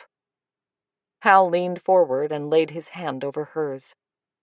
None of this is your fault. You are to be commended for taking risks to help her. I'm sure she appreciates it. She does. And thank you. She slid her hand out from under his and took hold of her purse. Hoping that he didn't notice her cheeks were warming, she added, We'd better make a move if we're going to meet Felix. You're right. He glanced at his watch, then pushed back his chair. Leading the way to the door, she drew a deep breath. It meant nothing, she told herself. It was just a friendly gesture, meant to comfort and reassure her. Nevertheless, she was quite sure the memory of his warm hand on hers would stay with her all night. They arrived at Barry's house a short time later. Vivian's heart was thumping with excitement, and she prayed that she and Felix would be a good match. The young man who opened the door greeted them with a grin, one hand holding the collar of a knee-high black and brown dog. Felix has been waiting to meet you, he said, after introducing himself. At the mention of his name, Felix uttered a soft whine. His tail started thrashing back and forth, while his mouth opened in the resemblance of a smile. He looked up at Vivian with anxious brown eyes, and her heart melted. She squatted down, offering the back of her hand to his nose, and was rewarded with a wet lick. "Hello, Felix," she said softly. Felix wagged his tail again. Barry invited them in, and while Vivian bent down to pet the dog, talked about his plans to move to France. I wish I could take him with me, he said, looking wistfully at his companion. But it's just not practical. I'll miss him, though. It must be so hard to part with him, Vivian said, fondling Felix's ear. I promise I'll give him a happy home. We'll take care of each other. Felix deposited a lick on her nose in approval. Then you'll take him? Barry looked relieved. Thank you. He likes you. I think he'll be happy with you. Anyone would be happy living with Vivian, Hal said, making her blush again. Don't worry, Barry. Felix will live like a king. Vivian laughed. Hear that, Felix? You're coming home to your castle. I have a feeling you and I will have lots of adventures together. Hal smiled. I don't doubt that at all. Adventure seems to wait around every corner for you. My life isn't dull, that's for sure. She straightened with a sigh. Is there anything I should know about taking care of him? Barry shook his head. He's a healthy dog. I'll give you what I have left of his dog food, but it's up to you what you feed him. He'll bug you for table scraps. He loves to go on walks, chases birds, sleeps a lot. He's house-trained and will go to the door when he needs to go out. He doesn't mind the rain and loves the beach. Vivian reached down once more to stroke Felix's neck. He sounds like my kind of dog. I'll get his food and leash. Barry took off for the kitchen, and Felix got up to follow him. I hope he won't pine for Barry, Vivian said, feeling an ache in her heart for the dog. Felix won't understand why he's not coming home again. He'll soon settle down with you. I heard that it takes 3 to 5 days for an adopted dog to get used to new surroundings. How long does it take them to get used to new owners? Hal shrugged. He may never forget Barry, but that doesn't mean he won't be happy with you. I hope so. The magnitude of what she was taking on suddenly hit her. I hope I'm doing the right thing. Barry is going to find him a new home one way or another. He seems really relieved that you're willing to take the dog. He really doesn't want to leave him in a shelter. She was beginning to feel better already. Right. I'll take care of Felix, and he will take care of me. That's my girl. It wasn't so much what he said as the way he said it. Aware once more of her heating cheeks, Vivian was relieved when Barry chose that moment to come back with a bag of dog food and another bag holding treats, an assortment of toys, and a leash. Hal took the packages from him while Vivian fastened the leash onto the dog's collar. "Okay, Felix," she said as she led him to the door. "Let's go home." Oh, wait, I almost forgot. Barry took off down the hallway and came back moments later carrying a bright purple dog bed. He doesn't use it much, he said as he offered it to Vivian. Actually, he's used to sleeping with me on my bed. Vivian sighed. There went her peaceful nighttime sleep. On the other hand, if she heard any more strange noises at night, it would be comforting to have Felix by her side. Besides, she wasn't a fan of the purple dog bed. Thanking Barry, she took it from him and promised herself she would replace it as soon as possible, just in case Felix would prefer something a little less gaudy for his naps. Barry squatted down and rubbed the dog's ear. "You be a good boy now," he said, his voice just husky enough to bring tears to Vivian's eyes. "I'll come and visit when I can." He looked up at Vivian. "If that's okay with you?" "Sure. Come any time you want." She was having a hard time holding back the tears, and Hal ushered her to the door. "We'll keep in touch," he promised as they stepped outside. "Thanks." Barry shut the door a little fast, and Vivian's heart ached for him. She knew only too well the pain of parting with a beloved dog. Felix seemed a little agitated when Hal loaded him onto the back seat of his car and paced back and forth on the ride home. "If he's too much to handle," Hal said as he walked up to the shop door with Vivian, "I'm sure Barry will understand." Holding onto the leash with one hand, the purple bed tucked under her arm, Vivian unlocked the door. "I've never given up on a problem without a fight. Felix and I will come to an understanding, won't we, Felix?" The dog looked up at her with soulful eyes and uttered a faint whine. That did it. No matter what, she wasn't about to let this animal go to the shelter. "Felix," she told Hal, "is here to stay." "Good." He shifted the packages in his arms. "I'll bring these up for you." "Thanks." She led him upstairs, Felix sniffing at every step. Once inside the apartment, he trotted around the room, sniffing at everything, then wandered into the kitchen. "Do you think he's hungry?" Vivian watched Hal put the packages down on her coffee table. "I forgot to ask Barry if he'd had dinner." "I'm sure Barry had eaten by the time we got there." Vivian gave him a mock scowl. "I was talking about Felix." Hal laughed. "I've got a feeling Felix is going to be mightily spoiled by you." She smiled back. "Isn't that what dogs are for?" Shaking his head, he looked at his watch. "Good night, Vivian. Let me know if you have any trouble with Felix." The dog chose that moment to wander back into the room. Vivian bent down to scratch his neck. "I won't have any trouble, but thanks." Hal nodded and walked to the door. "And thanks for dinner. I really enjoyed it." He turned to look at her. "Me too. We'll do it again." She watched him leave. Then moments later remembered she needed to lock the shop door. By the time she got down there, Felix at her heels, Hal had gone. She looked down at the dog. "Well, boy, it's just you and me now. Shall we go upstairs and have a nightcap?" Felix rewarded her with a slight flip of his tail. Much to her relief, the night went better than she'd anticipated. She laid the purple dog bed down on the floor next to her bed, but after one disdainful glance at it, Felix jumped up onto her flower-patterned comforter and rested his chin on his paws. He stayed there all night, apparently, since she awoke the next morning with him still at the foot of her bed. She took him down to the small patch of grass in her backyard, then led him back upstairs. He was lying on the bed again when she finished her shower, and didn't even look at the bowl of kibble she put down for him in the kitchen. She hated having to leave him alone in the apartment. but she had to bake pastries and prepare fillings for the sandwiches.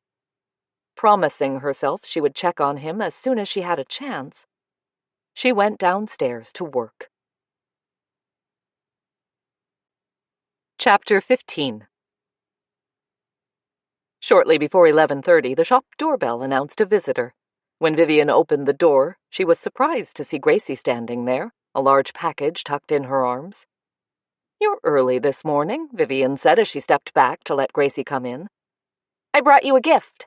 Gracie danced into the tea room and thrust the box into Vivian's arms. "I hope you like it." Hugging the package, Vivian stared at her. "Why is everyone giving me gifts? Is something going on I don't know about?" Gracie headed for the kitchen, throwing words over her shoulder. "Not that I know. Open it." Shaking her head, Vivian carried the package into the kitchen. "The scones are still in the oven," she said, seeing Gracie peering at the shelves. "That's okay. I can wait." Gracie pulled off her jacket, flung it into the closet, and plopped down at the table. "Go ahead. Open the gift." Vivian placed the box on the table and opened it. Surprised to see brightly colored fabric inside, she lifted it out of the box. "Oh my goodness!" She shook it out, exclaiming with amazement as she stared at the massive wall hanging. In huge white letters on a red background were the words, "Celebrating 2 years of tea and crumpets at the Willow Pattern Tea Room." 3 faces were appliqued on the fabric, which Vivian realized depicted her, Gracie, and Jenna. A teapot, teacup, saucer, and cake stand were all stitched on there, almost overpowered by the British flag. It took Vivian several seconds to regain her breath. "This is magnificent." "I'm glad you like it." Gracie's face was flushed with excitement. "That's what I've been doing at the meetings. It was a sewing class. I wanted to do something special for the anniversary, and I thought this would catch people's attention." It would certainly do that, Vivian thought as she took another look. This must have taken hours to make. "I worked on it at home a lot." Gracie leaned back, looking pleased with herself. "I know we can't keep it on the wall forever, but it will be a keepsake for you after we take it down." "I will treasure it forever, that's for sure." Vivian started to fold the hanging. "We'll hang it on the back wall. I can take the plates down until the celebration is over." She smiled at Gracie. "It's really lovely. And incredibly thoughtful. You must have worked really hard on this to get it done on time." "I did." Gracie slumped on her chair. "But it was worth every minute of it." "Bless you." Vivian laid the hanging back in the box and moved around the table to give the young woman a hug. "Thank you so much. This will give the tea room a really festive look for the anniversary." "You're welcome. I just wish we could get Jenna's name cleared before next week. We could have a double celebration." "That would be wonderful." Vivian sighed. "I don't seem to be making much headway." "I think you've done a lot. We know now who was with Dean that night." "We think we know." Vivian hurried over to the ovens, opened one of the doors, and peered inside. "We really don't know anything for sure." "Yeah." Gracie sounded gloomy. "That sucks. I should have, done a better job at the interview."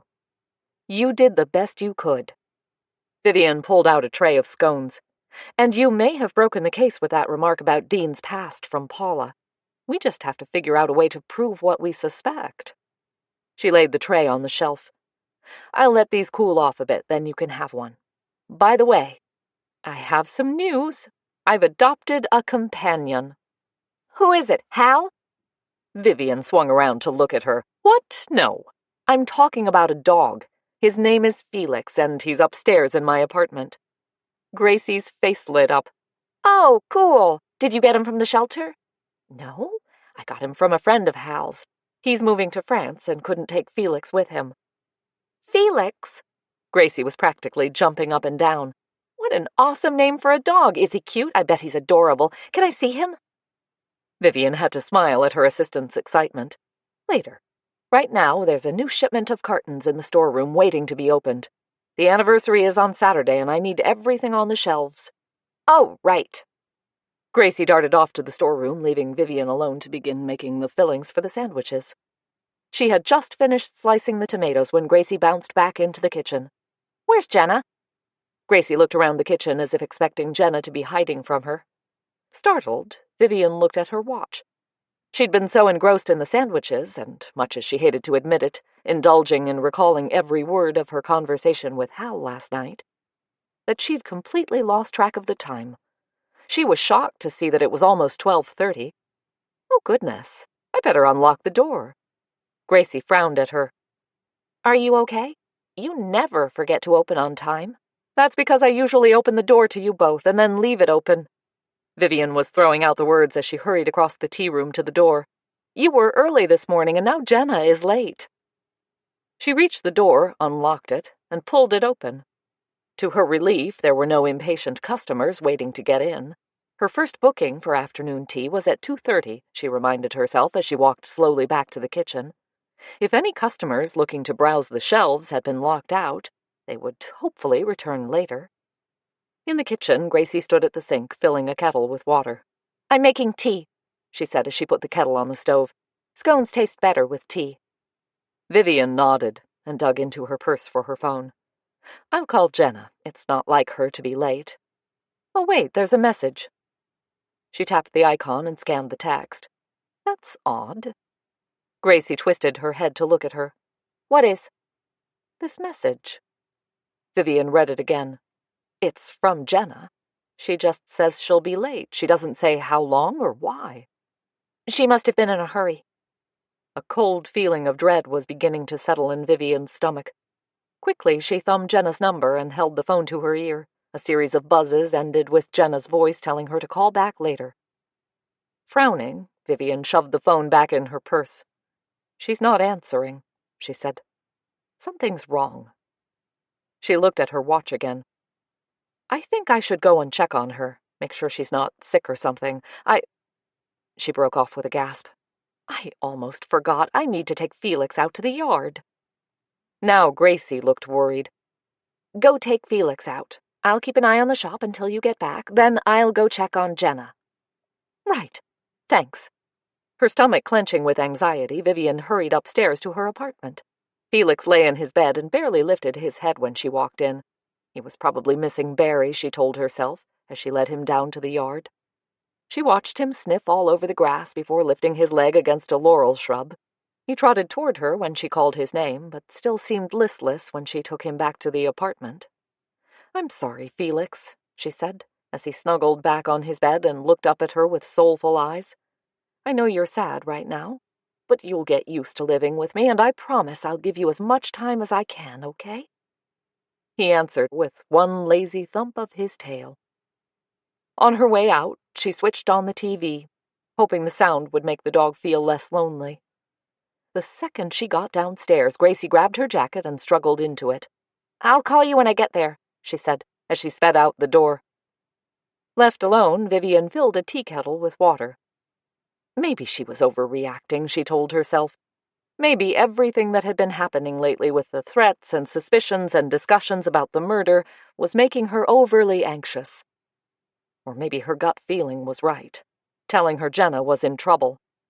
All this time she'd been warned about the danger of poking her nose in a murder case. She'd figured the threat of danger was leveled at her. She'd forgotten about the note on Jenna's windshield. She tried not to think about her friend lying somewhere all alone, hurting, or worse. No, she wouldn't let such thoughts get into her head. Jenna could simply have gone on an errand and lost track of time. Then why isn't she answering her phone? Maybe she'd lost it. Angry with herself, Vivian shook her head to clear her mind. She was clutching at straws. She had to face the fact that Jenna could well be in serious danger. Paula had been upset at the interview with Gracie. Was she angry because she thought Dean was cheating on her? Or was she worried because she had killed Dean, and Gracie's questions were getting a little too close for comfort? Reggie had seen Gracie in the lobby of the hotel. If he'd mentioned to Paula that Gracie worked at the tea room, Paula would probably have realized that the interview was just an excuse. It wouldn't take her long to figure out that the Willow Pattern women suspected her of murder and were on her trail. Had Paula kidnapped Jenna? Why Jenna? Vivian closed her eyes. Why not her or Gracie? What could Paula have to gain? Feeling sick to her stomach, Vivian tried to reassure herself. Jenna was a sturdy, strong woman. She wouldn't go anywhere without a fight. She'd find a way to escape. The next 15 minutes dragged on as Vivian made tea, drank 2 cups, and called Jenna's phone 3 times. Just as she was about to call Gracie, her phone buzzed with an incoming call. Seeing Gracie's name on the screen, Vivian slapped the phone to her ear. "Gracie, is Jenna okay?" "I don't know." Hearing the worry in Gracie's voice, Vivian briefly closed her eyes again. "Her front door is locked," Gracie said, "and she's not at home. Her car is gone." The iceberg in Vivian's stomach intensified. Maybe she's had an accident. "I didn't see anything on the way up here." Vivian tried not to envision Jenna's car flying off the cliffs as she took the curve. "Come back to the shop," she told Gracie, "and check the railings on the way down, just in case." Gracie muttered, "Okay," and the line went dead. Pacing around the tea room, Vivian tried to think what to do. Her first instinct was to call Detective Messina, but what if she sent off a manhunt that would surely attract the attention of the news reporters, only to find out there was a simple reason for Jenna's disappearance? All that publicity would put Jenna in the limelight again as a murder suspect. Vivian sat down again and pulled out her phone. She needed to call Hal. He'd know what to do. She had her thumb over his number when it occurred to her that he would tell her to call the cops. Sighing, she put the phone back in her pocket. The shop doorbell rang just then, and she shot off the chair, hope rising that Jenna had arrived safely after all. Those hopes sank as Gracie walked across the tea room toward her. "I didn't see any damaged railings," she said as she looked around her. "She's still not here?" "No." Vivian looked at her watch. "I can't just sit around and do nothing. I'm going over to the hotel. If Paula did do something to Jenna, I'll get it out of her." Gracie made a whimpering sound in the back of her throat. "You don't think Jenna's—" Her voice trailed off, as if she found it impossible to put into words what she was thinking. "No," Vivian said loudly. "I won't even consider the possibility that something bad has happened to Jenna. If Paula is behind this, I think she's playing games, trying to frighten us. That's all." Gracie nodded, but looked unconvinced. "What are you going to do?" "I don't know yet." Vivian pulled a dark blue jacket from the closet and pulled it on. "Can you hold the fort until I get back? Our first tea isn't booked until 2:30. I hope to be back by then. If not, everything is ready to go. You just have to make tea and fill the cake stands." Gracie looked scared to death, but she managed a weak smile. "I'll be fine. Just go ahead and find Jenna." "I'll call you as soon as I know something." Vivian grabbed her purse and flew across the tea room to the door. She hated to leave Gracie alone with all the worry about Jenna and the stress of taking care of customers. But right now, finding out what had happened to Jenna was crucial. She might well be wrong, but somehow she felt certain that Paula Lambert was behind her friend's disappearance. All she had to do now was get the truth out of her. The day had not started out well for Detective Messina. He'd had trouble starting the car this morning, reminding him that he hadn't taken it in for a checkup in almost a year. The chief had been waiting for him when he arrived at the station, demanding to know when he was going to wrap up the murder case, like he hadn't been busting his butt trying to do just that. By the time he'd finished telling the chief everything he'd been doing for the past 3 days and returned to his desk, the coffee was cold and all the donuts were gone. Now he was sitting at his desk staring at the notes on his computer and wondering where in the hell he was going to find the evidence he needed. The problem with small towns, he reflected as he scrolled down the pages, was that the people were so damn tight-lipped. City folk were a lot more forthcoming when it came to witnesses. He tracked down 4 people who'd been in the vicinity of the Blue Surf when the murder occurred, and all 4 had sworn they'd seen nothing and knew nothing. He couldn't be sure if they were telling the truth, if they were protecting someone, or if they simply didn't want to get involved. Same with the hotel staff. Every one of them told him they didn't know Dean Ramsay all that well and had no idea who might have spent the night with him in the bridal suite. Now the chief was urging him to arrest Jenna Ramsay, since he hadn't come up with any other suspects. He'd told the guy a dozen times that he didn't have enough evidence. Each time he'd been told to find some. His only hope now was the lipstick. Remembering his interviews of the hotel staff, he thought he'd recognized the color on one of the women's lips. He'd taken her DNA, along with that of the rest of the women, to avoid tipping her off that he suspected her, and was still waiting for the results. It was a long shot, pretty much born of desperation. But his gut kept telling him Jenna was innocent. There was no way he was going to arrest her unless he had indisputable evidence that she was the perp. Meanwhile, he had a vague lead that he intended to follow. He'd heard rumors of a prostitute ring operating out of the hotel. It probably had nothing to do with Ramsey's murder, but it was worth looking into just in case. He was halfway out of his chair when Brady rushed over to him, brandishing a paper at him. "I got the DNA report back. We got a match." Messina sat down hard. "On the lipstick?" "Yes, sir." Grinning, Brady handed over the report. "This is going to make things real awkward for somebody." Quickly, Messina scanned the text. Things were looking up. The report clearly stated that the DNA on the lipstick belonged to Paula Lambert. He tried not to get too excited. After all, she was the assistant manager at the hotel. She could have dropped it while inspecting the bathroom or something. She could have dropped it weeks ago. He smiled. She could also have dropped it in her hurry to get out of that room the morning she pushed a man to his death. He looked up at Brady. "I need to take care of a couple of things first, but we'll go over to the Blue Surf and talk to Paula Lambert." "Yes, sir." Looking pleased with himself, Brady swung around and marched off to his desk. Messina studied the report some more. Maybe, just maybe, this would clear Jenna of the crime.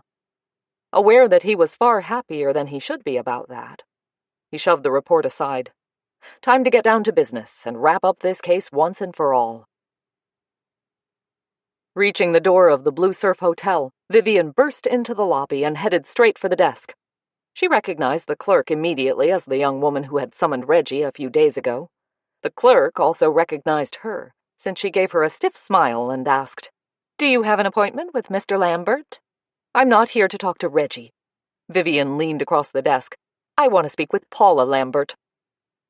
One of the clerk's eyes twitched. Do you have an appointment?" "I do not."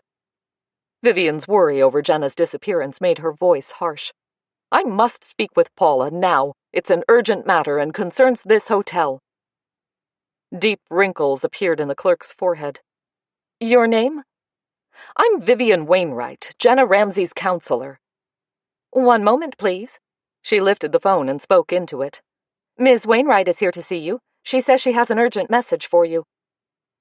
The clerk listened for a moment before saying, "She says she's Jenna Ramsey's counselor." She looked at Vivian. "She says to give me the message."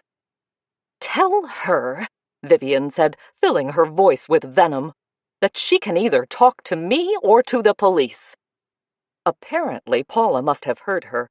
The clerk muttered, "Yes, Mrs. Lambert," and put down the phone. "You can go up to the office. First floor, first door on your right. There's a sign on the door." "Thank you." Vivian could feel the clerk's gaze on her back as she crossed the lobby to the elevators. No doubt the gossip would be circulating in minutes around the hotel. Reaching the first floor, she stepped out onto thick yellow carpeting, decorated with swirls of gold along the edges.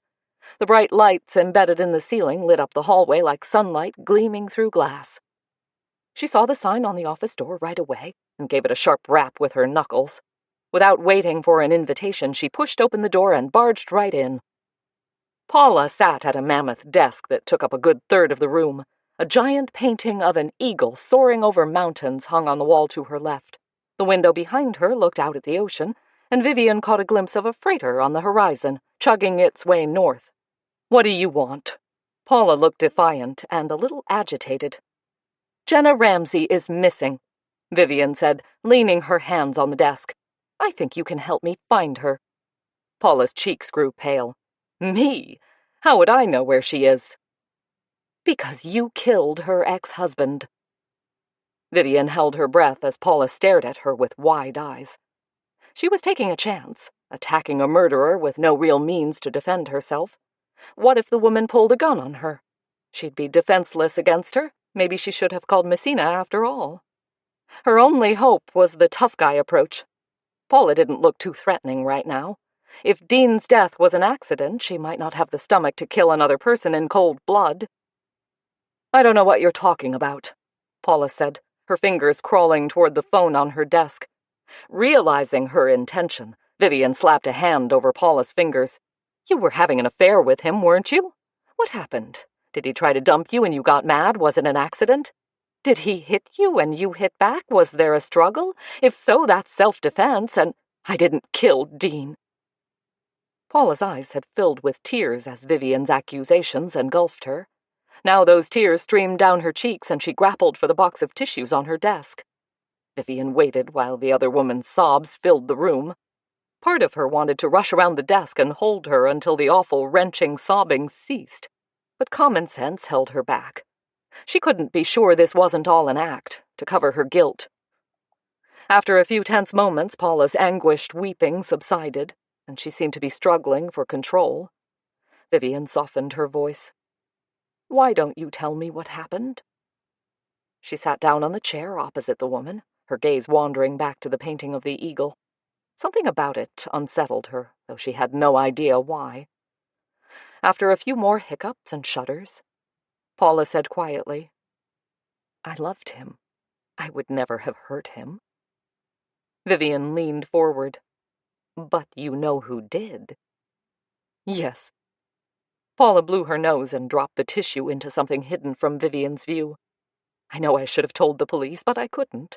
The whole thing was my fault. I did something stupid, and it cost the man I loved his life. Tell me. Paula shuddered again. It was my birthday. Reggie was out of town, and Dean wanted me to celebrate with him. When he asked me to stay the night, at first I said no. Her heavy sigh seemed to linger in the room. If I had kept to that, Dean would be alive now. But I was in love. It was my birthday. We'd had a few drinks. I couldn't keep saying no. Did you know that Dean was running an escort service using this hotel? Vivian wasn't quite sure why she'd asked that. Maybe she felt that if she painted a bad picture of Dean, the grieving woman wouldn't be so heartbroken. She was unprepared for Paula's answer. Of course I knew. We were partners. Vivian stared at her. You were Dean's partner? Paula uttered a shuddering sigh. Yes. The whole thing was my idea. I took care of the management details while Dean hired the escorts and arranged the appointments. What about your husband? Does he know you're doing this? Reggie? He wouldn't see an elephant stampede if it was right in front of his nose. All he cares about is his precious golf games, his poker nights with the boys, and getting his hair styled every week. The only time he pays any attention to me is when I give him the monthly financial report. I'm the one who runs this hotel while he sits back and lets everyone think he's an exceptional manager. That's why I created the escort service. We were down on our profits, and I needed to give them a boost. And Reggie never questions where that extra money is coming from. Paula's laugh sounded bitter.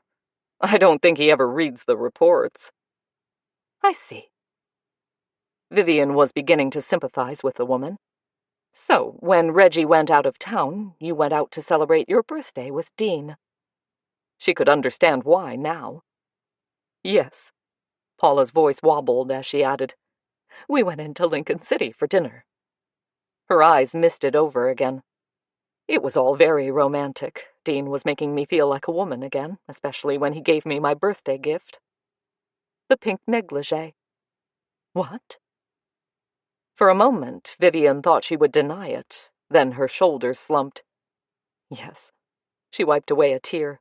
It ended with Dean begging me to leave Reggie. He said he was thinking of moving to California and wanted me to go with him. Vivian nodded. And you agreed. I said I would think about it.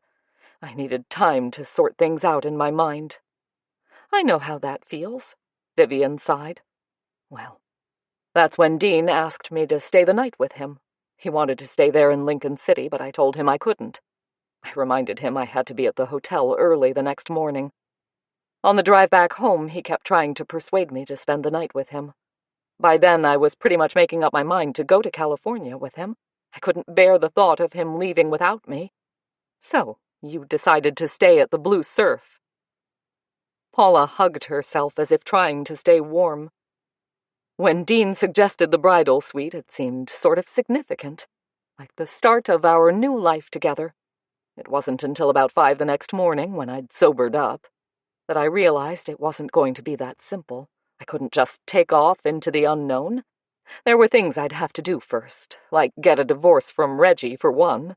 That would help. I know, right? So I crept out of bed, got dressed in the dark, and left Dean still sleeping. I figured we'd have a serious talk later and work things out. I left the negligee on the bed. I didn't want to risk taking it home. Reggie would know I would never buy something like that for myself. So you went home? Yes. I went home to change. The dress I wore to dinner wasn't exactly office attire. Paula stared down at her hands. As soon as I drove into the driveway, I knew I was in trouble. Reggie's car was sitting there. He wasn't supposed to arrive in Portland until 11:30 that morning. So he did come back on Friday, Vivian said, congratulating herself on a good guess. Yes.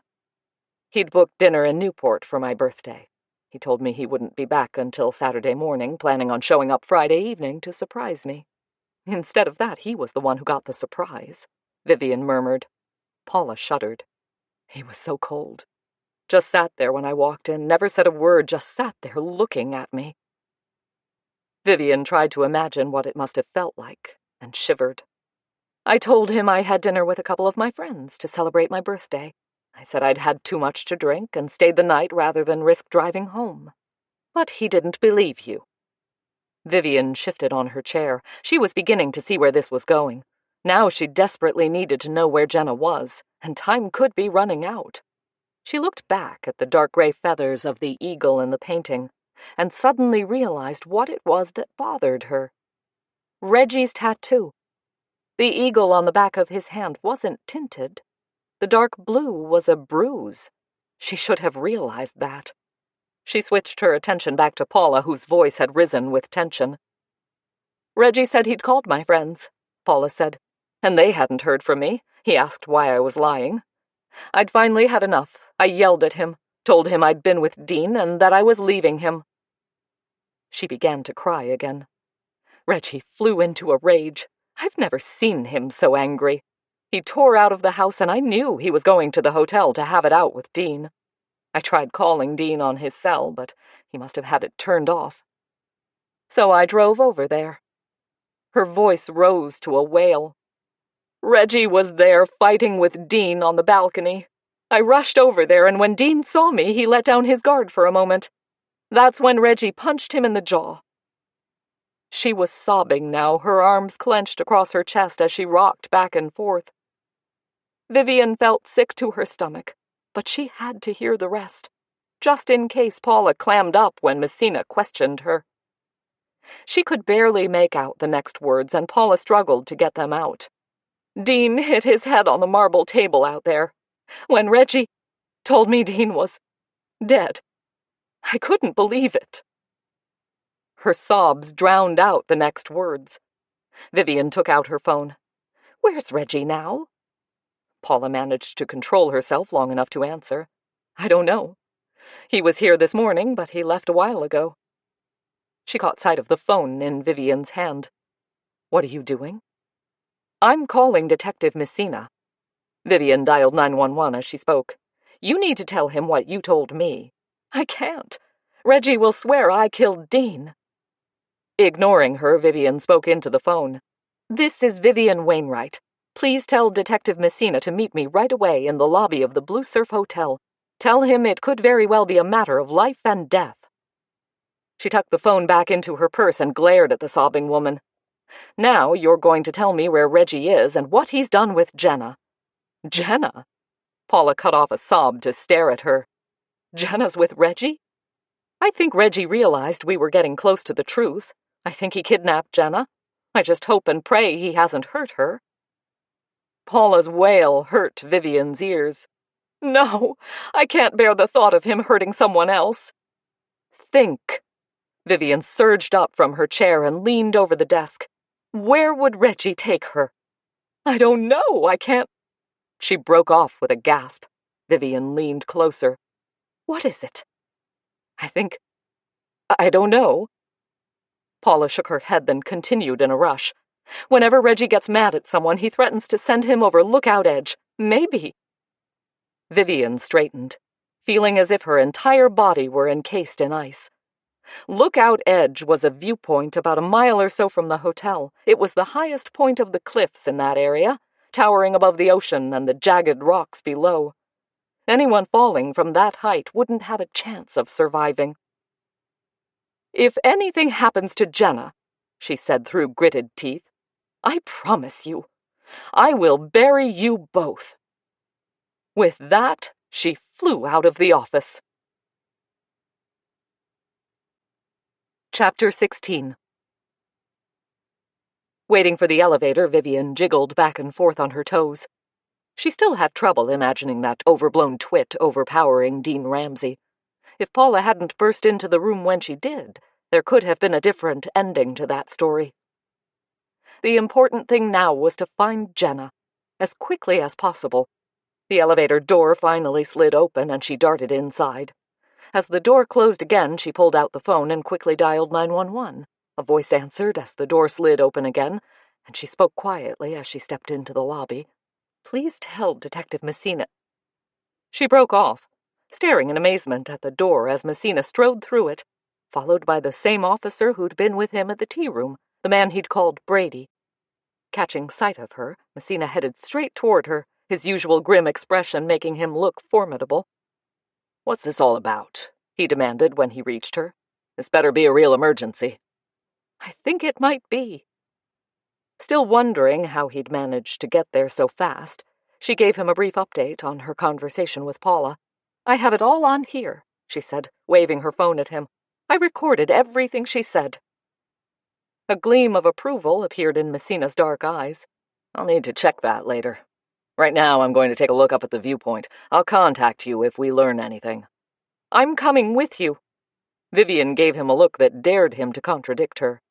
"That's not a good idea," he said, as she'd expected. "The situation could be dangerous." "Which is exactly why I'm coming with you. I'll follow you in my car." She marched to the door, ending the conversation. To her relief, neither man made an attempt to stop her. Out in the parking lot, she spotted the police car parked near the entrance. By the time she'd climbed behind the wheel of her own car, found her keys, stashed her purse, fastened her seatbelt, and started the engine, Messina was already pulling out onto the street. She lost sight of him around a curve as they roared down the coast road, but wisely refrained from stepping on the gas. She wouldn't be a help to anyone if she drove herself off the cliff. The thought brought another vision to her mind, of Jenna's body hurtling down toward the rocks 100 feet below her. Vivian gulped and, clutching the wheel, began to pray. She rounded the last curve to see 3 cars parked at the viewpoint. She recognized Jenna's car immediately. The police car was parked behind it, and next to it was a sleek red Mercedes. It wasn't the cars that held her attention, however. Messina stood by his car with Brady right behind him. They were staring at Reggie, who stood at the low wall at the edge of the cliffs. Jenna was slumped in his arms, her eyes closed, her face as white as the foam capping the waves of the ocean behind her. "I'm warning you," Reggie shouted, as Vivian clambered out of her car. "Go away! Leave me alone, or I'll dump her over the wall!" Vivian clamped a hand over her mouth to stop from crying out. She couldn't tell if Jenna was still alive. All she wanted to do was rush over there and grab her friend out of that monster's arms. Messina, however, caught her eye and raised his hand, signaling her to stand still. Certain she was about to throw up, Vivian leaned against the hood of her car. "Give up, Lambert," Messina called out. "You can't get away with this, so why waste your time? Let the woman go and we'll talk." "I'm done talking!" Reggie sounded hysterical, his voice rising almost to a scream. "My life is over. I've lost it all, my wife, my job, everything. All because this woman couldn't keep her man happy. It's her fault. He went looking for another playmate and he chose my wife. My wife!" The last words were a howl of despair. A seagull flying low overhead screeched back at him and he looked up. Vivian never could remember exactly what happened after that. Messina moved with the speed of Superman. He seemed to fly through the air as he made a dive for Reggie's legs. Brady was a few steps behind him and was there to catch Jenna as she dropped to the ground. Messina had Reggie pinned under his knee while Brady cuffed him, and then the detective scooped Jenna up in his arms and carried her to his car. Tears almost blinded Vivian as she ran up to him. "Is she—" She couldn't say the word. "Unconscious." Messina looked down at the woman in his arms, his expression close to tender. "No visible injuries. I'm guessing she's drugged. I'm taking her to the hospital if you want to follow me out there." Vivian desperately wanted to do just that, but the thought of Gracie alone and anxious at the tea room loomed large over her own desires. "I have to get back to the willow pattern." She stroked Jenna's limp arm. "I'll call the hospital later." Messina nodded and looked at his officer, who had led Reggie to the police car. "Take him to the station." He nudged his head at Reggie. "I'm taking his car to the hospital." "Hey," Reggie whined. "I don't let anyone drive my car." Messina ignored him. "Get his keys," he said, "and get the damn door open."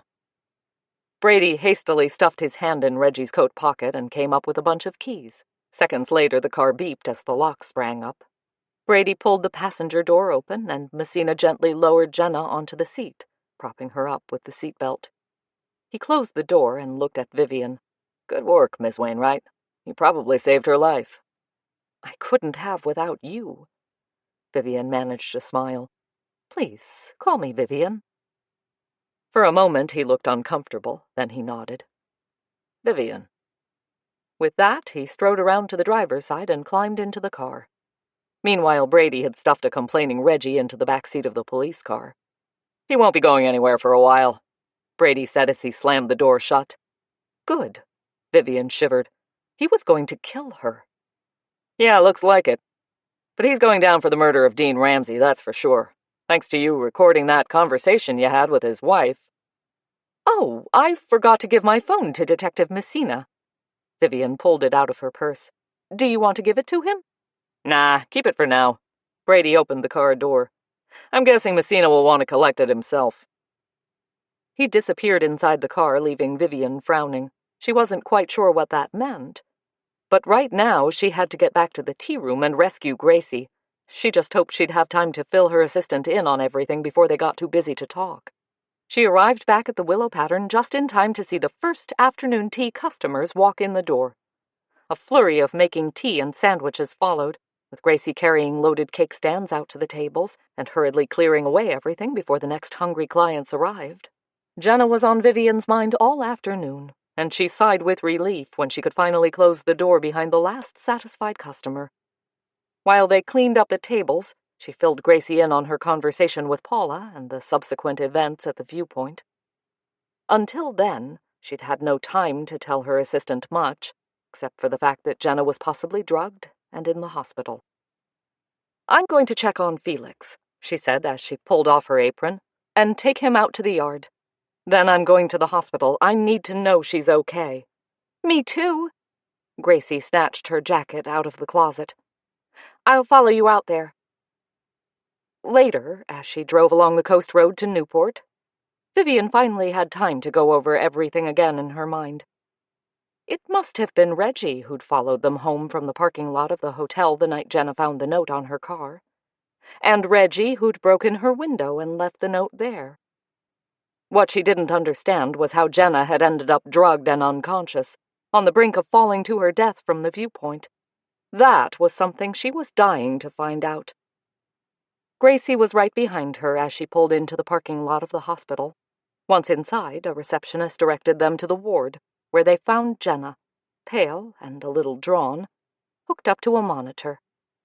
She managed to smile when she saw them, but the nurse in the room warned them not to stay long.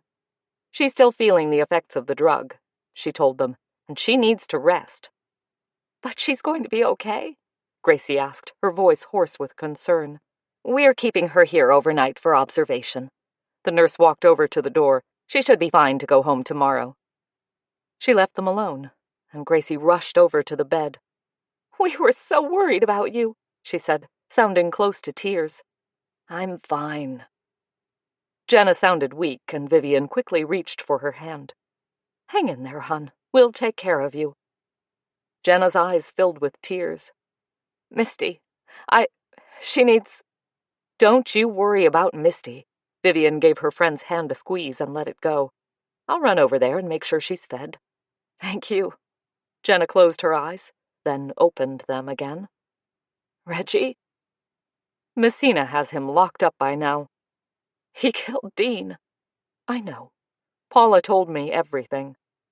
He blames me for Paula's affair." Vivian leaned over the bed. "Listen to me. None of this is your fault, okay? You're not responsible for what happened. You were divorced. Dean was free to do what he chose to do." Tears trickled down Jenna's cheeks as she nodded. Vivian's heart broke for her. Jenna was a strong, proud woman. To see her so vulnerable like this was hard to bear. "Vivian said Messina carried you over to his car," Gracie said. "Do you remember that?" Jenna's eyes opened wide. "He did? The nurse said he brought me here." "I thought that was so romantic. I wish I could have seen it." Vivian tugged at Gracie's arm. "We should be going. You need your rest. I'll be back in the morning to take you home. Your car is still up at the viewpoint. I'll get Hal to go up there with me, and he can drive it back to your house. We'll check in on Misty while we're there." "My keys." Jenna waved a weak hand at the locker next to her bed. "I'll get them." "Do you remember anything about what happened?" Gracie asked, as Vivian searched the locker for Jenna's keys. "I found a note as I was leaving to come to work," Jenna said. "It was on the windshield of my car. It said if I wanted to know who killed Dean, to be at the brewery by 12:30, to come alone, and not to tell anyone or I'd never know who killed him." "So that's why you just left that cryptic text to me," Vivian said. "Sorry, I couldn't tell you where I was going." Jenna's voice faded, and she seemed to make an effort to keep talking. "I got to the brewery early, ordered a beer, and waited. It got to almost 1, and I was just about to leave when Reggie came in." She paused again, and her eyes closed. Vivian thought for a moment that she dropped off to sleep, but then she opened her eyes again. "He bought me another beer and kept talking about Paula and how she was having an affair with Dean.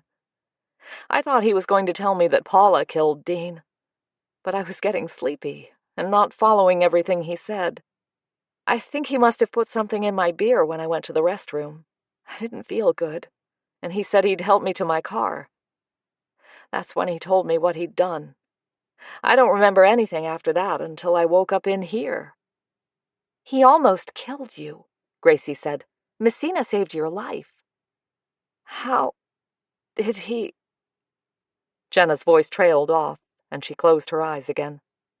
"Got them," Vivian said, as her fingers closed around Jenna's keys. "Let's go, Gracie. Let Jenna sleep. We can catch her up on everything tomorrow." Gracie followed her out to the parking lot. "Do you think she'll be okay?" she asked as they walked over to their cars. "I think she'll be just fine." Vivian gave her a hug.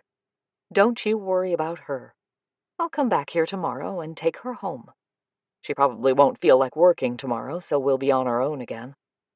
Seated in her car, she watched Gracie drive off before pulling her phone out of her purse. Hal answered right away. "Sure, I'll help," he said, when she told him what she needed. "I'm closed up, so you can come get me right away." Minutes later, they were driving up to the viewpoint while she told him everything that had happened. "Your friend had a lucky escape," he said, as they pulled in behind Jenna's car. "A few minutes later, and she could have been lying on the rocks down there." "I know." Vivian shuddered. Reggie must have slipped the date drug into Jenna's beer while they were talking. "I always figured Jenna could take care of herself. I'll never take anything for granted again." "Well, I, for one, am very happy this mess is all over. At least now I won't have to lose sleep worrying about you." She thought he was joking, but when she looked at him, she could see he was totally serious. "I'm sorry," she said softly. "I hate that I worried you, but I'm awfully glad to know someone cares about my well-being." "I do care. And I thank the good Lord everything turned out okay in the end, though I'm not sure how long it will take the town to recover. The local news was just coming on TV as I left." "Did we make the headlines?" Front and center. Wonderful. Hal laughed. All this notoriety will probably bring customers pouring into the tea room. I hope so. Our anniversary celebration is on Saturday. She pulled the keys from the ignition and tucked them in her purse. I hope you'll find time to stop by. I wouldn't miss it for anything. How's Felix doing? A little depressed, I think. She sighed. He's missing his master. He won't for long. He'll soon find out how lucky he is to have such an amazing woman to take care of him. He never failed to unsettle her, she thought, as she murmured her thanks. And she wouldn't change that for all the tea in China.